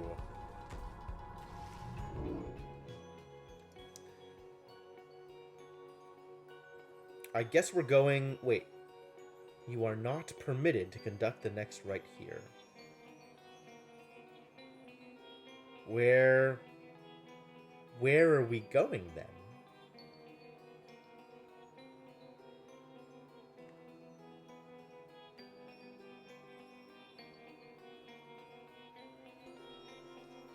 Oris. Yeah, it's north again. Huh.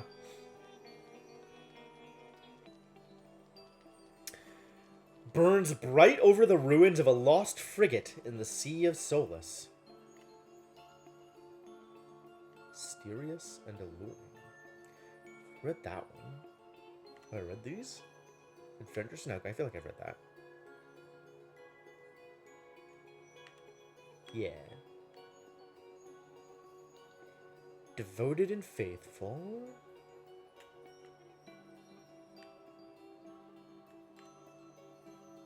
Read that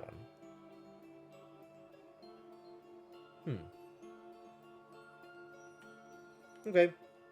Well then, let's go. What even is that?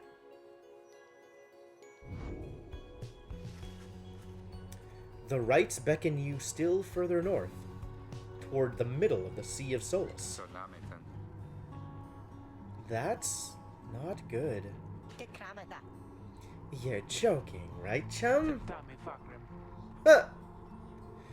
Does the reader seem the joking type to you, Greentail? We do not argue with the stars. You talk like we can just go right out into the water. Pardon my interruption, though. Perhaps we can. Say what? My client, Sandalwood. He has a way of anticipating such eventualities.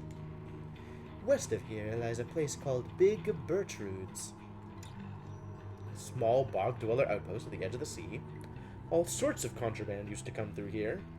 Some of it fatal if touched or inhaled. The proprietor is an old companion of his. She may be able to assist us. Headwind's smile returns. Kalure sirta. That sounds like our best shot right now.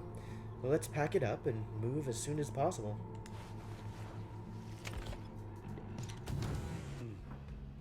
You have something to say to me.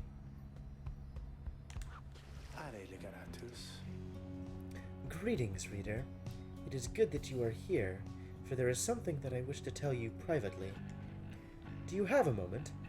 I shall not keep you long, though I know your time is precious. Alright, hear him out. Tell me more. You bid him to continue and make clear your interest in whatever he has to say. Very well, and thank you for your time. And I should further note, matters that pertain directly to the rites I must reveal to you alone, for thus I am obliged. In any case, when you confronted the withdrawn and Witch Udmil, you might recall she tended to invoke a certain name. Islak, the Astral-born. I hesitate to say it even now. You would be forgiven if you took the ravings of Udmil for mere nonsense. However, her words, as it turns out, ring with a certain truth. Before the union of the 8 scribes, when first they found themselves here in the downside, this land was even less hospitable, if that can be believed. It was ruled over by the greater titans. The one called Islak was the eldest and most fearsome of the lot. Colossal monsters that once roamed the downside. That sounds awful. Just the same, the scribes managed to defeat it. They later used Lislak's own hide and ichor to bind the Book of Rites. Ew! I'm touching dead titans! However, Islak did not truly die, for by some accounts it seems to be incapable of death. The creature is regenerating even now, though very, very slowly. Its vow is to devour this land and everything in it. Only then can it return unto whatever plane that banished it to ours. So, in a way, it is an exile, just like you. If ever should the creatures be reborn, it shall be many ages hence. Thus, the ravings of Udmilth are more or less inconsequential for the mile. Yet, the history of Islak is inexorably linked to the rites, and therefore must be known. I trust your research of the book shall lead you to discover more in time. I don't want to research it. It's written on the skin of dead titans. That sounds atrocious. Hey, Joe, how's it going? It certainly is Pyre. I hope all this is of some reassurance. No, it just made things worse. And now I leave you to your more immediate concerns. I shall go check to see how everyone is faring at this time. He heads out into the evening, bidding you a good rest of the evening. 5 hours of Mana, nice. Sounds like a good time. We got nothing else to do over here. Unless we just want to bug Sandra for no reason. I mean, she seems to welcome it, so we might as well. There you are again, my lovely reader. How may I be of service? Oh, I can't ask her what's on her mind? Okay. Not really interesting in a practice rite, so we out. Until our next appointment. I'm checking every once in a while, yeah. I don't know that I'm doing it, like, all the time, like, literally at every possibility. But I'm not just gonna dodge her.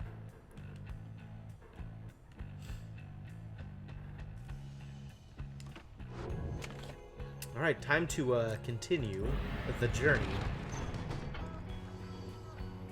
It's Big Bertrude's. We have no choice about directions. Alright, let's go. I'm gonna lose more hope for hanging out in the terrible place. If this is the place, let us go to see my client's companion as soon as you are ready. Well, I'm as ready as I'm gonna get, I think. Unless somebody wants to talk. Nobody wants to talk. Alright. Let us seek Big Bertrude. So far, pretty well. We've gotten some wins. Gotten exclusively wins so far. And I feel good about my team and the people involved. It's good. It's fun. Also, Tizo is adorable. Just ridiculously cute. Big Bertrude's is a sickly gathering of bog dwellers who stay within shadows, yet you can feel their eyes surveying everything. The lone minstrel steps forward. Sandalwood sent us. Those words are enough to make the bog dwellers snap to attention. They emerge from the mud and dark and begin inspecting your black wagon with their strange tools. Yeah, I mean, it's something that's been on my list ever since I found out about it. And then kind of just hadn't picked it up yet. And then it went on like 60% off sale or something ridiculous. It was like, alright, well, if I'm gonna, now might as well be the time. So I'm really glad to finally have the opportunity to play it. One of the... Oh my god, look at these monsters! She's got eyes over here! Like, what kind of creature is this? Heinous. This is like a zombie lamia. A zomia. Or a lombi. Or... Blah.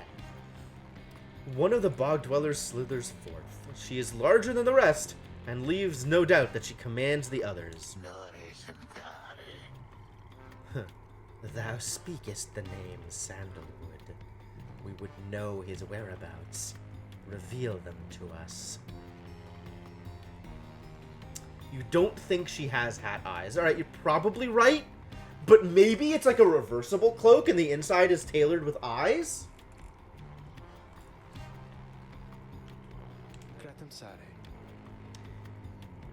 Good day to you, Big Bertrude. It is a pleasure to meet you at last, for Sandalwood always spoke highly of you and your handiwork. A bog dweller once feared and respected in the Commonwealth for her sorceress work. I see. Yeah, that's believable. Yeah, he did he? In turn, we know who thou must be. Yet, thou speakest of the past. Sandalwood, doth he yet live? Speak plain and quickly. To be quite frank with you, madam, I do not know for certain, for I have been apart from him for some time, carrying out his will. Though I have every faith that Sandalwood lives. As for his current whereabouts, I understand that he awaits us somewhere near Wakingwood, beyond the waters. A labyrinth of a forest on the western half of Black Basin. Few know their way around in it. Okay, but where is Black Basin? The path to the sacred Mount Allodil lies far beyond these suffocating woods. And where is Mount Allodil? Beyond the waters, though. Like, am I to understand that not only are we going north onto the waters, the plan is to sail across the sea that no one has ever returned from before? I don't like these plans. We wish to seek him there, though, as you can see, our wagon is ill-suited for the task. The one called Bertrude frowns at this, studying the lone minstrel all the while.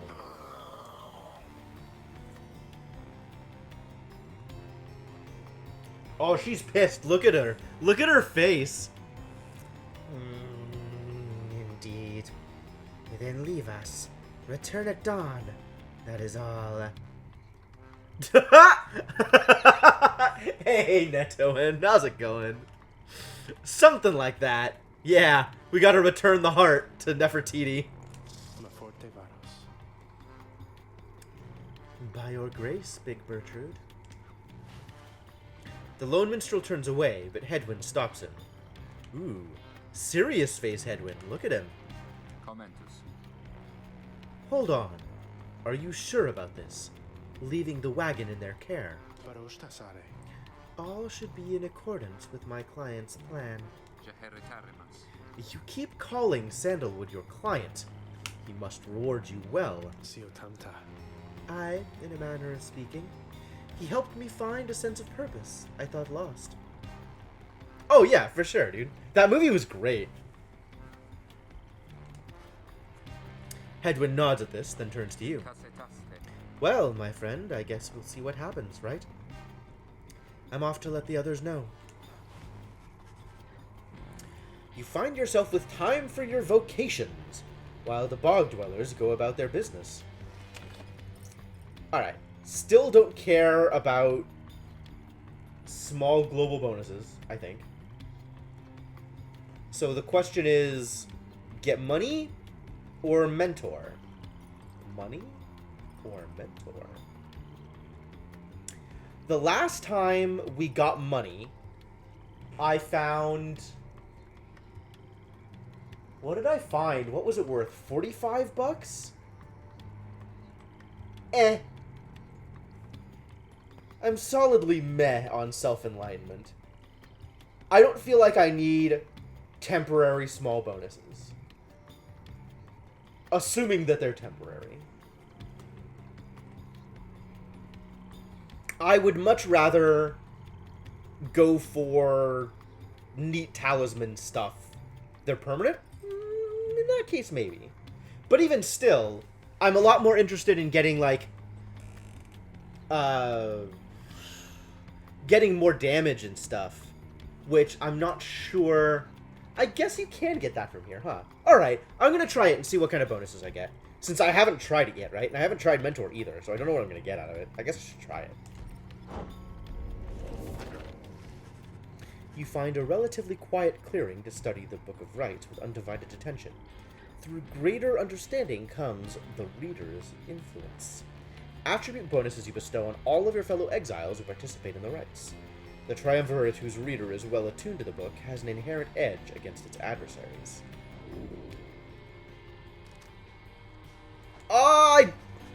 Well, I guess I got presents. I wanted glory, for sure. You attune yourself to the strange and mystic properties of the Book of Rites, embracing such as possible that which cannot be explained or truly known. Inspiration comes to you in a flash, whether from the book or from within, you cannot tell. You gained tenacity. All Nightwings gain +1 presence. Well, I guess we're done studying. Time to continue the journey.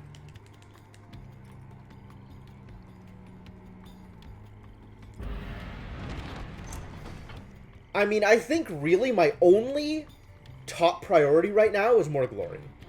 Because the fights haven't gotten hard enough to warrant needing to pay attention to stuff like movement speed that much, or presence that much, or whatever, or hope. Like, really my concern is when I go in, I want to go in hard. That phrasing. When I connect with the ball, I want to make sure I deal as much damage as possible, so that I don't have to worry about connecting as often. Or I can just connect fewer times and end the game. Because right now, like, I get a ball to a person and they get the ball into the pyre. Like, it's really not hard yet. So I don't need bonuses, really. Doesn't seem like I need them. If I could get more glory, that'd be great. But apparently glory is difficult to get. Reader, it is ready. Please come have a look. The others are already there. God damn it, Netoin.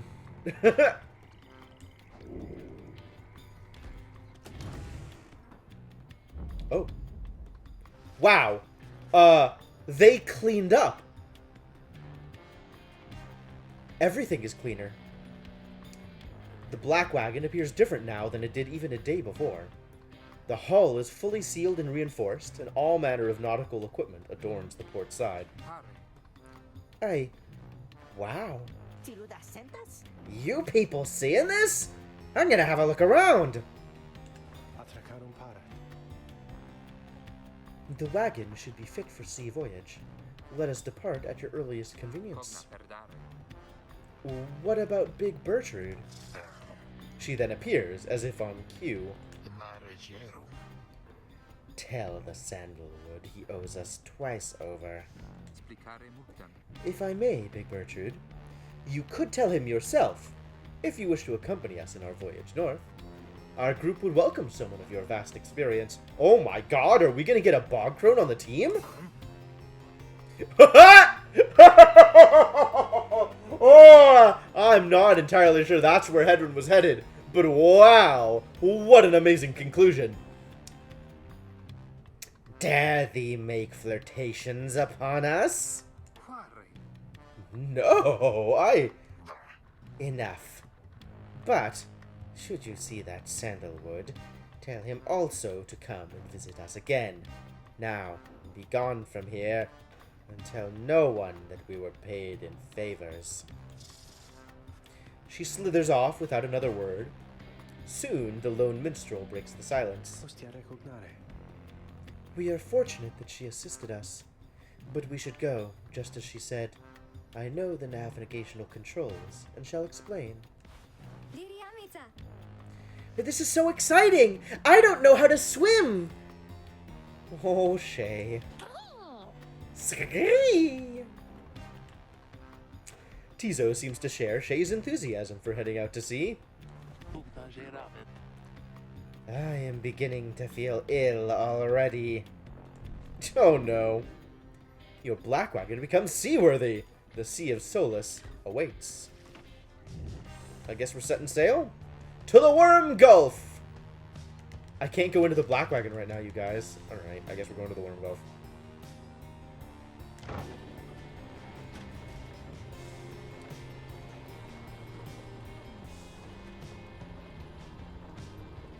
There's so many things. I want to go click on all the things. Whee! Oh, what a Paper Mario transition. It's fantastic. Welcome to Worm Gulf. You and your companions watch the sea as your wagon rolls over the gentle waves. We have crossed into Worm Gulf. I hope that all of you are acclimating well. The tempestuous Sea of Solace lies beyond this death-still body of water. Exiled worms from the Sea Dominion naturally congregate around here. Scary. There is no acclimating to these worm-infested waters. We risk everything to sail here. Exiled worms of the Sea Dominion tend to seek out the cold of the downside seas. Known for being reckless and single-minded, they were perfectly suited to fill the Commonwealth's front lines. Wait, so that... are these things, whatever they are, sentient? Sapient? Can they join the party? As long as we follow the cold current Big Bertrude indicated, we shall be safe. If the next right is in the middle of this sea, how will our adversaries meet us there? Oh, it's easy. They're gonna be worms. They shall find their way as we find ours. It is all part of the scribe's designs. Now, reader, please confirm the next point on our sea journey. We seek the Hulk of Oris. Oars? Call it Hulk of Oars.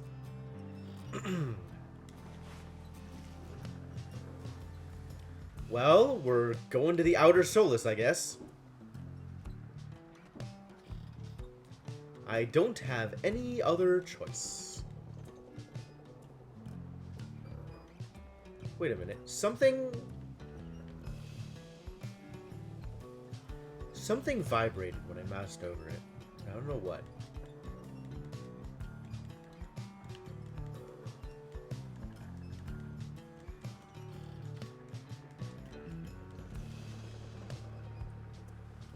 Yeah, it was definitely the ship. Okay. But I can't do anything. I can just mouse over it and let the thing vibrate. Okay, cool. Can it play sports? Indeed. It is definitely the question. Oh! Big jumps. What a fantastic boat. Man, Black Wagon is so good. Just jumping around the place. What a fantastic vessel. What a good boy.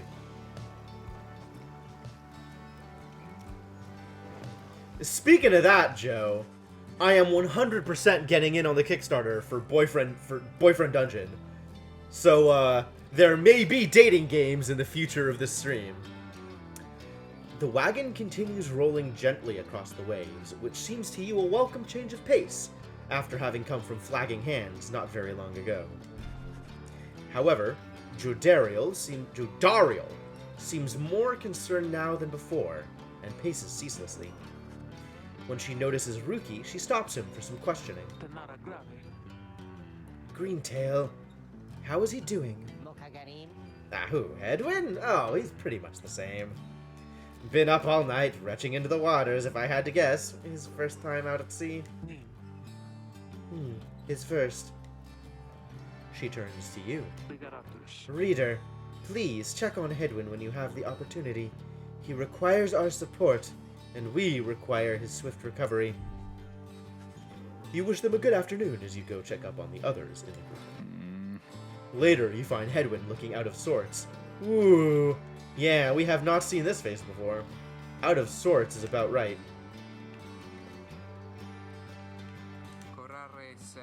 Oh, hello, my friend. It's just... the sea hasn't been good for me, I guess. It's funny, all this trouble, just to get back to the Commonwealth of all places. Hey, tell me something. What do you miss the most about that place? Hedwin wants to know what you miss about your past life. Could be the books. Could be the books.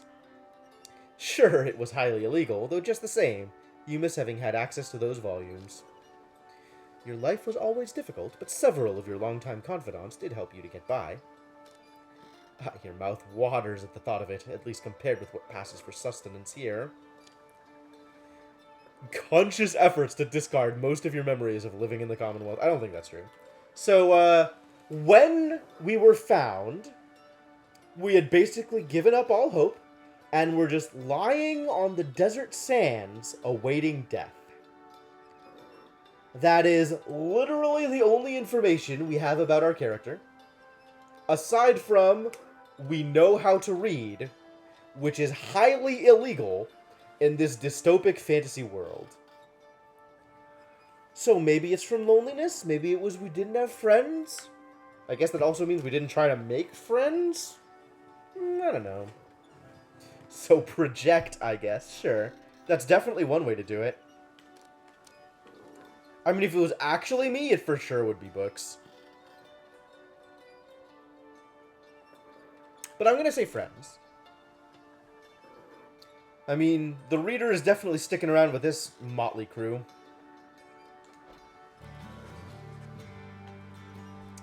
You tell him that there were those who did support you over the years, and that it pains you now to be apart from them. Yeah, I hear you, my friend. There's someone I miss terribly back there myself. I'm sure that when you make it out of here, your loved ones will be waiting. Anyway, I'll be fine, I think. Thank you for checking up on me. You sense he wishes to be alone. Using my powers of perception, I sense that Hedwyn wishes to be alone. There is not much to be done for him for now. It appears Hedwyn is too ill to conduct the next rite. May he soon get well! I'm sorry for my interruption, reader. Please again confirm the next point on our voyage. Is it the Sea of Solace? I suspect it's the Sea of Solace. Can't really be anything else. Hop! Big jumps! Yo, this looks rad. This looks so cool. We just drive straight onto shore. By the scribes! The sea! I didn't know it was so beautiful. Having escaped the waters of Worm Gulf, you now see what must be the hulk of oars far on the horizon. Not everyone has taken well to the sea voyage, however. Tizo is wondering if Hedwyn is feeling better. He requires further rest, Tizo. All we can do is to wish him a swift recovery. Reader, sir, from this point, our voyage must diverge from Bertrude's instructions. Please, consult with your companions about which course to take. The Underking Pass. Shay believes that the 8 scribes shall bless us. Or the Fathomless Trench, which might contain something tasty.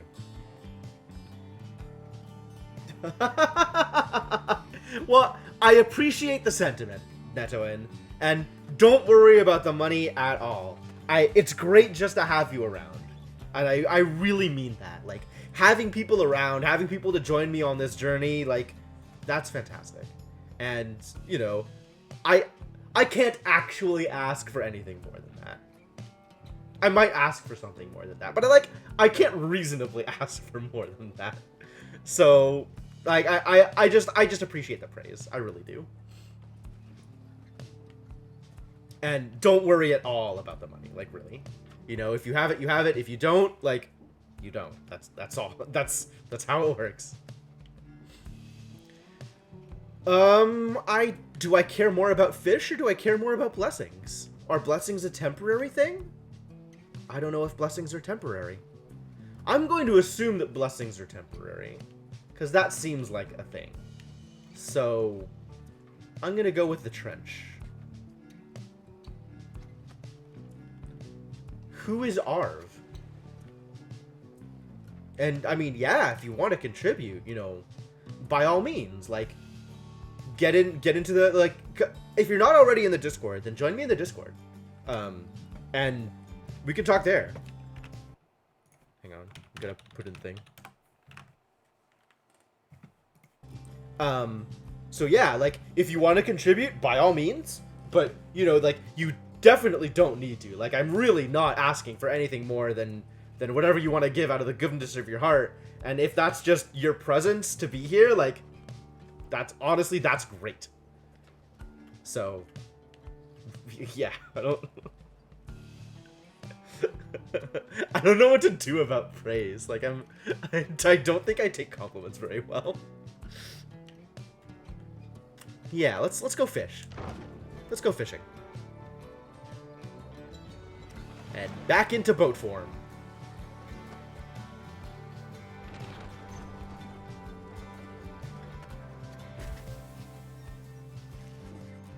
The sea is peaceful for the most part, save for occasional strange shimmers beneath the surface.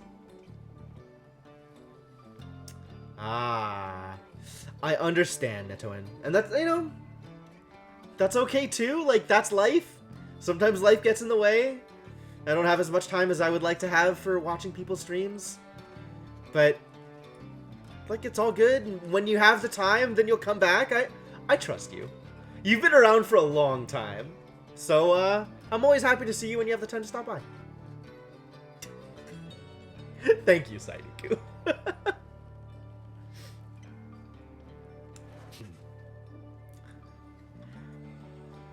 You realize the lone minstrel is looking down at them along with you. Those shapes down there, some must be worms of the Sea Dominion cast into exile. A vast and war-torn undersea regime. Ooh. Home to untold numbers of amphibious worms. Having conquered their waters, the worms clambered onto the Commonwealth shores in search of new wars.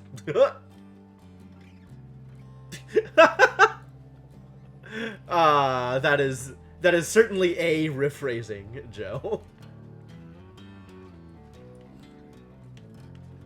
I understand this one. And, I feel it.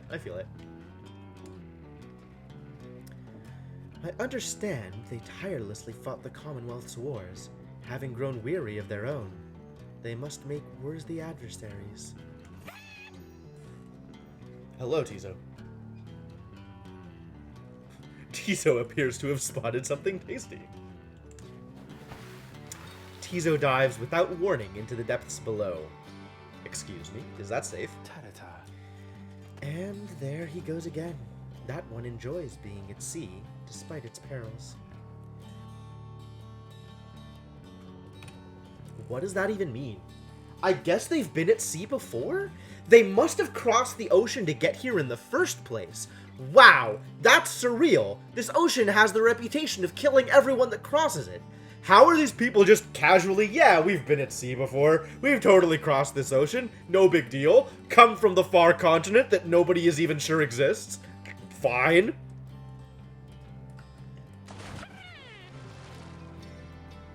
Eventually, the little imp resurfaces, clutching something in his claws.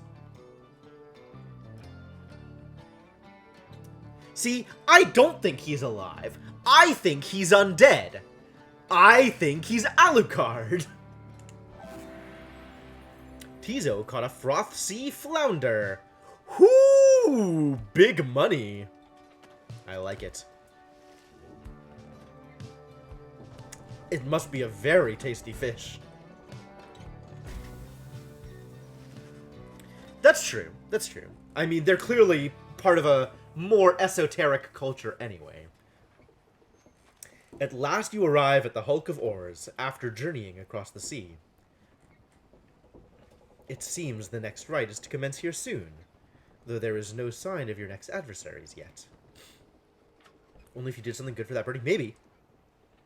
I mean, the reason I took this path is it called out that Tizo was looking to go fishing.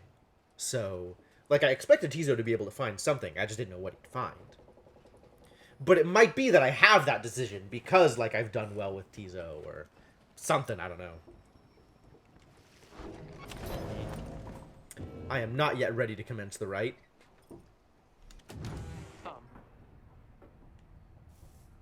We got a table? Check this table out. Hello? Can I mouse over the table or not?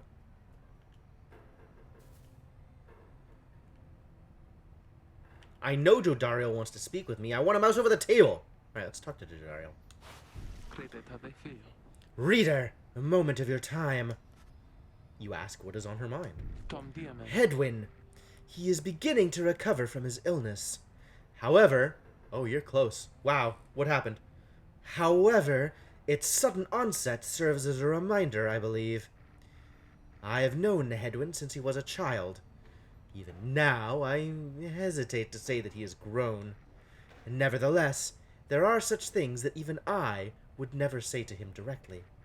For instance, I struggle with his confidence at times.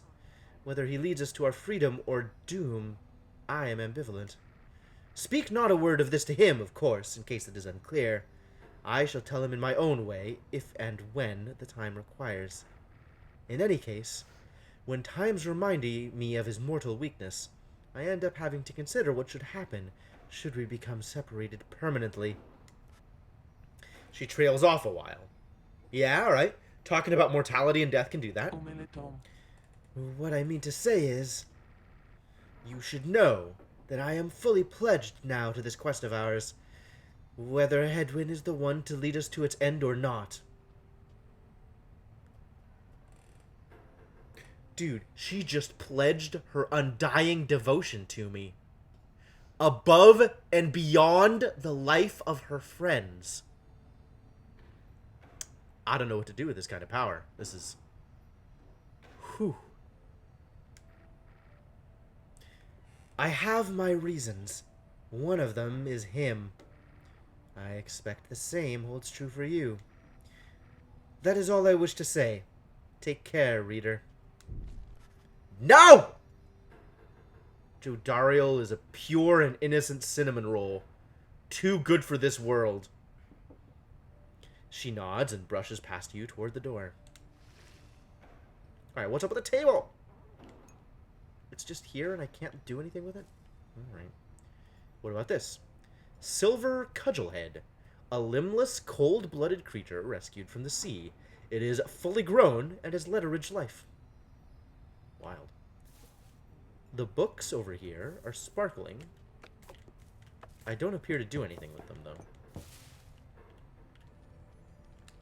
Does Sandra have anything new to say? What's on your mind, Sandra? There is an undulation I have sensed, reader, which means, I think, that your black wagon sails the seas. Am I not right? Of course I am. She laughs at this, or at herself, perhaps. I scarce remember the sea. It's been a little while since I bathed in it, you understand. My memories of it are wistful, nonetheless. Although, if I remember correctly, the Sea of Solace is a disgusting mockery of the Emerald Seas near to the Empire. The Empire of Sar dominated the known world for millennia, till the doomed reign of Solium Mur. Do be careful out there, will you? Now, let me cease my prattling, lest I extend my sentence by another such eternity or two. We'd best stick to business. I have not played Divinity Original Sin 2. I have not played any of the Divinity games. In fact, I have not played many AAA games.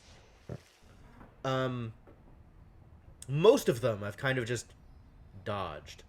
Played mostly indie games and console games. So what's up here? New page? The Emperor Solium Mur knew not of this, of course. His expedition yielded not the treasure he desired, but brought him closer to his country than he had ever been before. As he traveled down the river Sklorian in pursuit of greed, he found instead an inkling of shame. He saw the sunken faces of his people, heard their words for him. In time, he could not ignore it, and it proved more than he could bear. The river finally claimed him, his belongings and his retinue. Once the people heard, I understood they cried with joy. Perhaps he ought have perished. But the mercy shown to him, I think, is what transformed him. Infogenie, kind of. She's sort of chained, if you will, trapped in that crystal ball. And she knows stuff about the rites and gives information every once in a while. She also has, like, trials that she can put people through, which is kind of cool. But yeah, that's her role. So what's up with this bell? Among the Black Wagon seafaring equipment, Hedwyn uses it to signal when food is ready. Can I hit other things? Cool.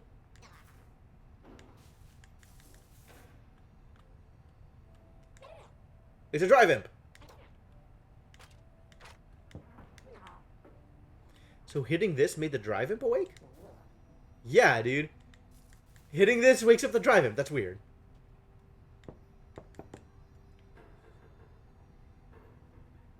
I mean, okay. I'm not one to shy from a challenge.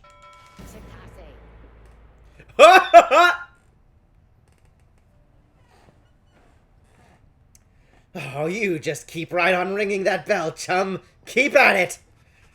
Rookie seems to be taking issue with your frivolous use of the nautical bell. After all, there is no sign of a nautical emergency, nor a prepared meal. Have you been trained, Rookie? Is there a Pavlov in your history? Oh, I know it's not mealtime. It's fine. I'm starting to really enjoy the constant ringing sound. Though, now that it doesn't mean anything to me or anyone anymore. Besides, ringing that bell, it's probably some pretty good exercise, right? And it's good training for my ears, too. You know, we curs have ultra-sensitive hearing, don't you? Well, not anymore, I don't. Anyway, thanks! I mean that! He storms off. Rookie shall never forgive you for abusing the nautical bell. Never! Ah, so be it. What? Never forgive me, huh? He was only joking. Probably.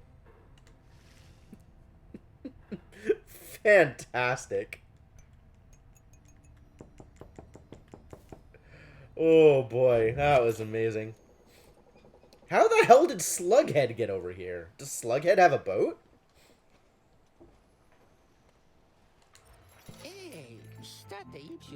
Oh, hey you guys. Funny running into you out here. Right in the middle of the drink, know what I mean? Not a lot of customers today. So have a look, I'll give you a good deal. What is this? Thorned Knot. When aura casting raises the bearer's maximum range. That's appealing. Hey, it is a cheap pinch of stardust. He is giving me a good deal. I know you're gonna like that stuff, guys. It's pretty, whoo, know what I mean? And if you want some more, now I know just the individual and his dad who can get it. Catch my meaning? Yeah? Just stop on by some other time. Is it still discounted? No.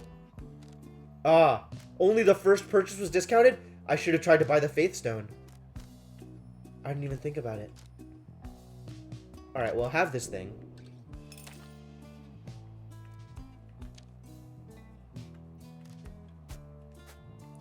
Or was the other stuff not discounted, and this is just a cheaper one?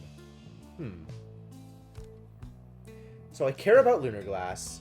I don't really care about Faithstone and Ashen Coal. +2 presents maybe I care about. Thorn Knot. Stop buying star drugs. No, I don't think I will. I don't think I will, Joe.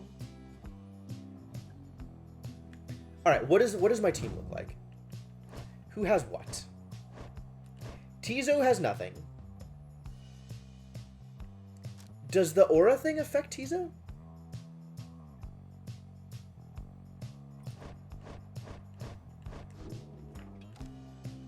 Would aura casting, because does it affect implode? I don't know if it affects implode. Star Trek are like the only thing consistently worth buying. If this affects implode, that's probably worth getting.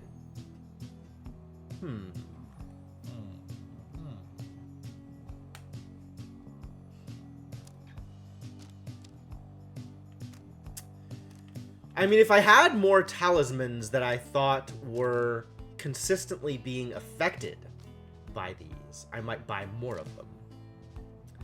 As is, I kind of just want to dump both of these into the contract thing. Alright. I think that's probably worth it then. Like, I really kind of just want to bump up lucrative contract and just make money all the time forever. Infinite money.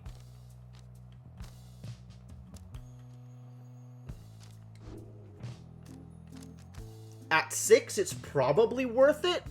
17 is not worth it for that. This seems fine. Yeah, I'll proceed. Let's give this to Tizo. If I boost it, okay, it goes up by 1.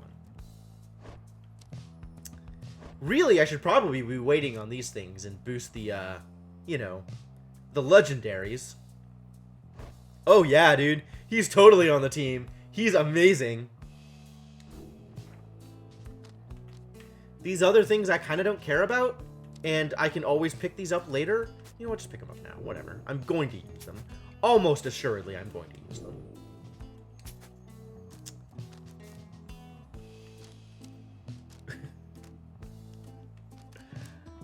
You saying Tizo is Nico, or are you saying Tizo is amazing? Because he is actually amazing.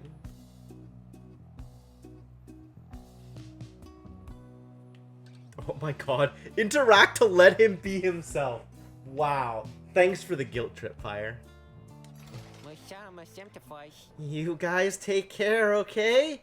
And thanks for doing business. One shot was certainly a game. To only need Tizo. I am excited to do Tizo trials. Having landed at the hulk of ores, you and your fellow exiles now anticipate the hour that the rites are to commence again. What do you think, Tizo? Don't I look just like Mr. Hedwin? Tizo is worried that Hedwin is still feeling unwell. A reasonable fear. Wait, I think... What's that? A serpentine creature emerges from the water. Yep, we get to fight against worms. Followed by several others of its kind. You recognize it as a worm of the Sea Dominion. What they all are doing here, you see plain by their ritual raiments. The nearest one somehow loosens its mask. Somehow?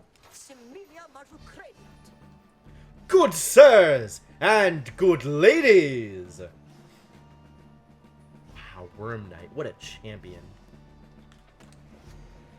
So it is you that heed the summons to glorious competition against this knight and his brigade. Well then, let us do battle now without delay. More than our freedom is at stake here, but our very honor. And this knight fully intends to reclaim his. Oh, and lest this knight forget, must this knight continue to talk in third person? He is called Sir Gilman.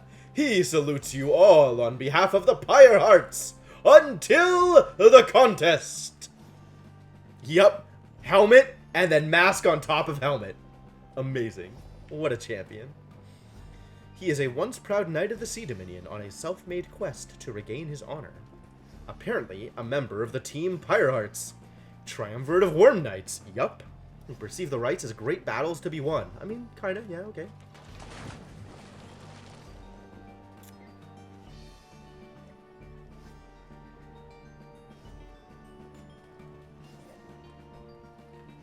He splashes out of view just as the stars above begin to shimmer with strange light.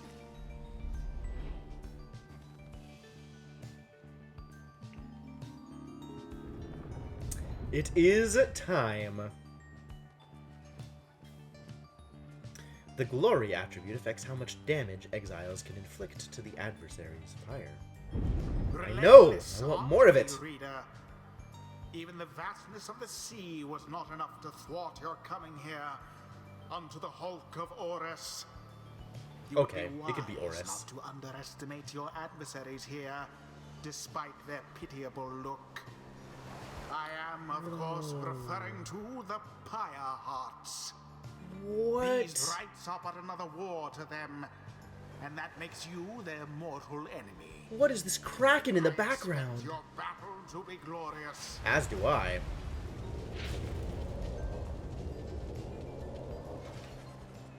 Your fellow exiles are gathered on the rotting deck of the Hulk of Orus, as your adversaries clamber into view. Ruki paws up to them. Say, what are you worms even doing here? Can't you just swim back to the Commonwealth or the Sea Dominion or whatever it is you're from? Ha ha! An excellent point!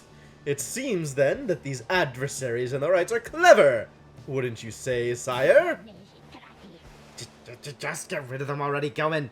As your commanding officer, this knight hereby commands it. Hark! This knight wishes to introduce his noble commander. No worm knight in history has withstood as many frontline battles. Doff your helm, sire, as is our custom. May our adversaries tremble at the sight of you! Sir Gilman attends to his commander's mask despite his protests. Whoa! Wait! Give this knight his mask! This knight hereby presents to you the great Sir Deluge! A noble visage, is it not? He is a petty worm knight of the Sea Dominion who somehow survived countless battles. That does not... that does not... that does not paint Sir Deluge in a favorable light. Bravely turned his tail and fled, I suspect. Sir Deluge trembles and squirms. So... yes, you can swim or no? Ha! Of course we knights can swim! All knights of the Sea Dominion can! But we are exiles in this land, the same as ye. We can swim, 'tis true, but 'tis summarily impossible to swim back up the river, down which we were flushed to end up here. Nay, there is but one way to return. Silence, Gilman! Nobody cares! Back to your post! Oh my god! Gilman with the pouts. Look at that face! Sir Gilman hesitates, but does as he is told. This knight knows who you are, Nightwings, and he is not afraid of you! He somehow climbs back into his mask and coils up to his full height. Now! On guard! Alright, I guess it's time to do a fight. The exiles of the Worm Triumvirate take their positions as you focus on the Book of Rites.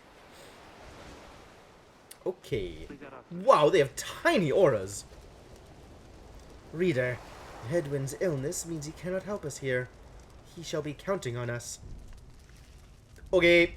Who shall conduct the rite? Tell me more about these worms. Oh my god, look at this quickness. These guys are ridiculous. They come back pretty quick. They don't deal that much damage, but they move incredibly fast. Sir Gilman, one of the outlandish worm knights of the Sea Dominion, he appears to have withstood many battles in the name of the Commonwealth, which employs many of his kind for its ongoing war against the High-Wing Remnants, the last surviving faction of the Winged Harps, the ancient enemies of the Commonwealth. They are as coarse as their feathers. They hold themselves superior. It is indeed midnight. We're going to finish this fight and then call it for the night. His exile seems to be self-imposed, though even he can only take so much abuse from his fellow knights. Sir Marsh, detonates his aura trail and snaps back to its end. What?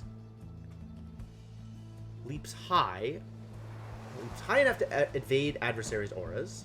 Surges forwards at a high speed. Okay. He is the Worm Knight. He is one of the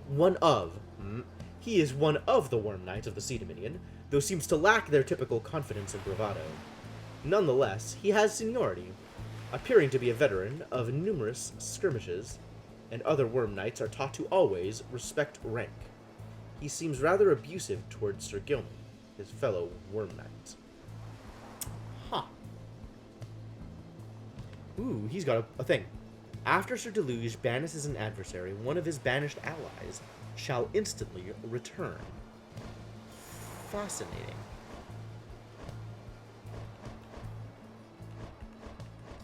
Wow, look how fast he is! This rando has 31 quickness! Scary. Alright, so we're not bringing in, your boy, Hedwyn. We are definitely bringing in Jodariel. Always bringing in a Jodariel. Jodariel. Want Ruki? Who has a... We're bringing in Tizo, because Tizo has some inspiration to burn. Tizo. And also has a ton of presence. What a guy. I kind of don't care whether we go with, Ruki or Shay. Shay has more damage. Ruki... How far away are you? 650. Shay's further away. Don't think I can get 650 in a run. I can get 500, right? So nobody's leveling up this time. Ruki hits for 25, actually. Oh, no. No, this is not that thing. Ruki hits for 20.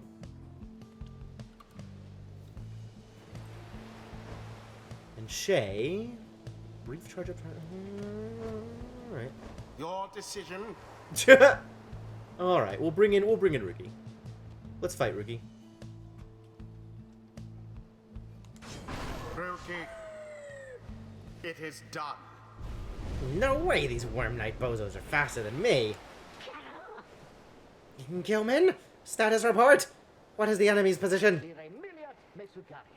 They now stand ready to confront us, sire! A very brave triumvirate they seem to this knight's eye.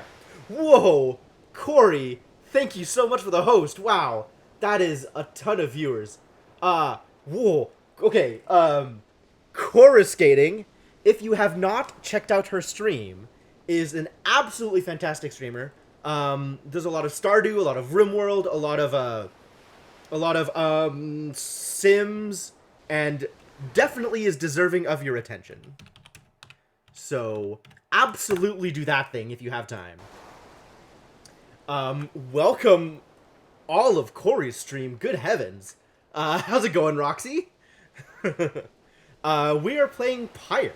If you haven't seen this game, it is a combination visual novel and sports simulator, which, in practice, is a lot better than it sounds. And, I've been really enjoying it. So we're about to dive into, I think, my final fight for the night. So I'm not going to have, a lot of time with you folks. But thanks for coming by. Thanks, absolutely, thank you for joining. Yeah. Sir Deluge, alright. Brave? Air-sucking monsters, one and all. Pyre hearts, be ready! Alright, we're ready to do the thing. First off, Commence. we need to, hello? Wow, they are fast. Gracious. However, they do not have much in the way of situational awareness, it seems. Nor much in the way of aura.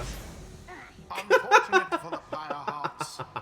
I'm just gonna keep farming them until I'm out of bounty. Banished all of Yup. them. Yup.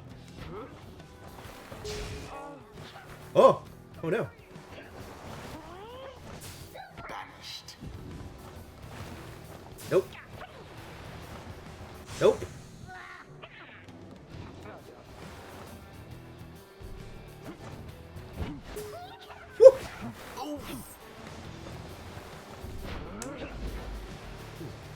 Fascinating. Sir Deleuze Okay. caught out.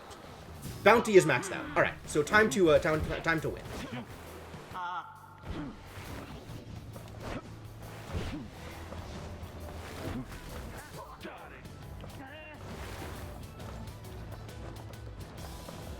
Whoa, no. Okay, wrong buttons. Wrong buttons.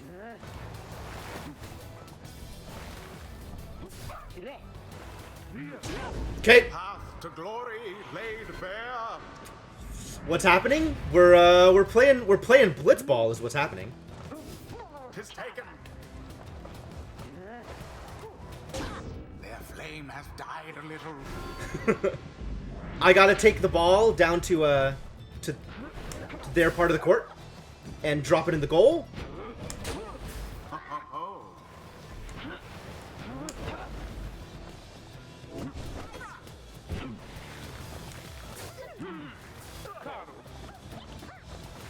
No sign I keep of hitting the wrong fire buttons. for now.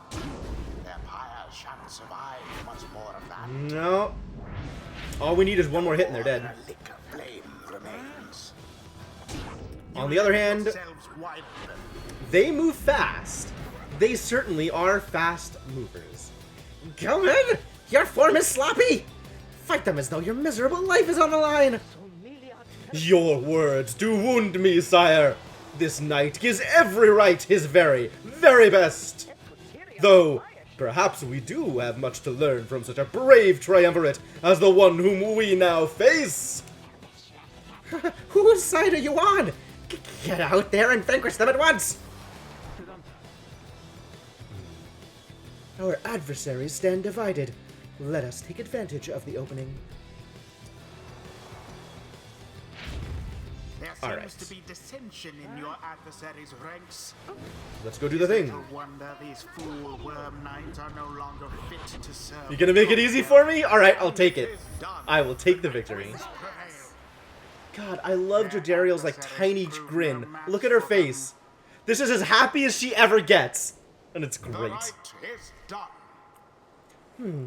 I expected more from the Worm Knights of the Sea Dominion. Skria!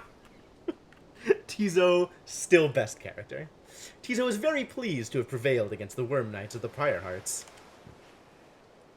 Those worms were quick, alright, but Rookie Greentail's quicker. Ever with the confidence, our Rookie. This night commends you, noble Nightwings! Gloriously fought indeed, and this knight shall wistfully remember this defeat until the end of his days. Silence, Gillen! This is all your fault, and now cavorting with our enemies? How dare you! This knight was but attempting honorary compliments, sire. Is it not in accordance with the rights to praise one's adversary on a worthy outcome? Worthy? This knight will show you worthy, you miserable little minnow! You're a failure, Gilman! Get now from this knight's sight! What stirs Yo, there it now is. in the hearts of all these exiles? Hey, thank you for the follow, Roxy. Glad you're enjoying being around. How'd we do here? Excellent. Quality experience gain. Yeah, people did well. Nobody gained a level, but that was kind of expected, given our understanding of how experience is delivered. So that's fine. Until the stars Well, thank you, Roxy. align. Yeah, so far the voice acting in the game is like some good, some mediocre, and there's definitely the Vincent Price-esque dude who is narrating over the actual games, which is a little over the top, but cool. I like his accent. Other than that, it's mostly been like the little voice clips like in Hollow Knight, which is cool. Like, I really like to see that in games because it gives me a really strong base from which to start. Like, it's very clear what kind of voice the character should have, and that makes it a lot easier to kind of come up with a voice on my side. So I really like that too. Yeah, telling me how to pronounce things. No kidding. At least we got Islak right. Everything else we've gotten wrong. Melith, apparently. I was just pronouncing it missiles. Like, I didn't care anymore at that point. Alright, After defeating the Pyre Hearts almost effortlessly, wow, why is that word difficult? Almost effortlessly, you at last return to the wagon with your companions. There is little discussion of the Pyre Hearts, who seem to have already swam off towards wherever next the stars directed them. Instead, your fellow exile's attention turns towards your companion, who was absent for the rite. Oh yeah, poor Hedwyn was seasick, so he couldn't participate. How is Hedwyn? The lone minstrel makes a sound, but no words form as yet. Something is troubling him. I urged him to remain bedridden. And he simply would not listen. I am very sorry, but... Wait, what? Everyone stares at the lone minstrel in stunned silence. The lone minstrel breathes a heavy sigh. But then... Hey, what's with the long faces, everyone? Minstrel! I should wring that neck of yours. As I was attempting to explain, Hedwyn is already up and about, despite my having strongly recommended further rest. Those that are unaccustomed to sea voyage and take ill, they are very likely to experience further symptoms, if they do not remain bedridden, or at least sedentary. I feel like the lone minstrel's knowledge here is very clinical, as would be expected of a man who cannot experience seasickness because he is undead. I don't trust this guy. I've actually never done any DMing, Roxy. Although, that's not exactly true. When I was real young, I kind of made up my own RPG system. And... you know, it was like the Calvin Ball of RPG systems. There were no real rules. It was just whatever I wanted to have happen at the time. And I had like one friend that I played this game with a lot. I don't remember. Man, I wonder if I have any of my old journals around. That would be super cool. But, yeah, other than that, like 1 year ago, please, give me a break. Other than that, I don't have any experience with actual DMing. Like, I have played all of, like, 2 sessions of Dungeons & Dragons, although, freely admitted, I have played a bit of Vampire. That was a while ago, too. But I've never been on the DM side. Like, that's a lot of responsibility. You gotta put so much work into your world. You gotta come up with a bunch of stuff. Like, I would play more RPGs, but... Appreciated, Netohen. But yeah, I haven't. I don't know. Well, that's because my hair is all dyed. Even if I did have gray hair, you wouldn't know about it.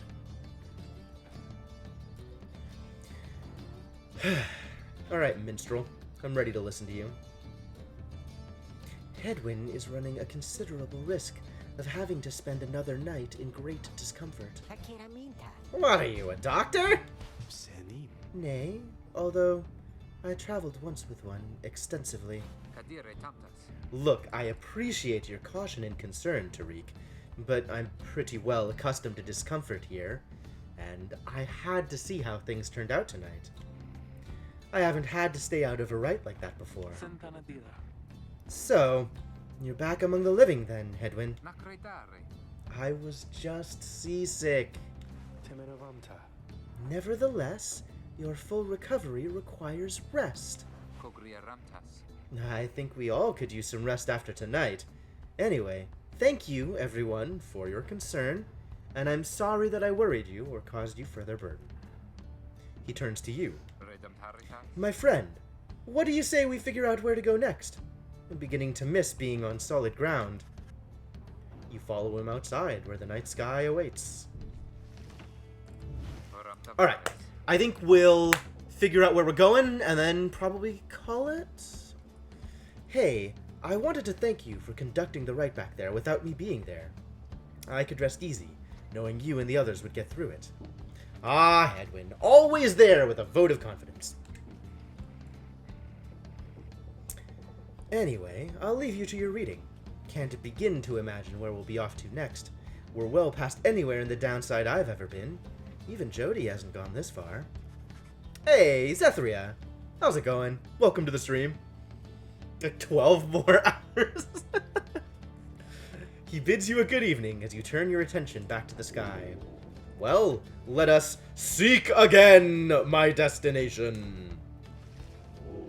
Where are we going? Look at the sky. We're going north. We are going north. Trieste, the Silver Star.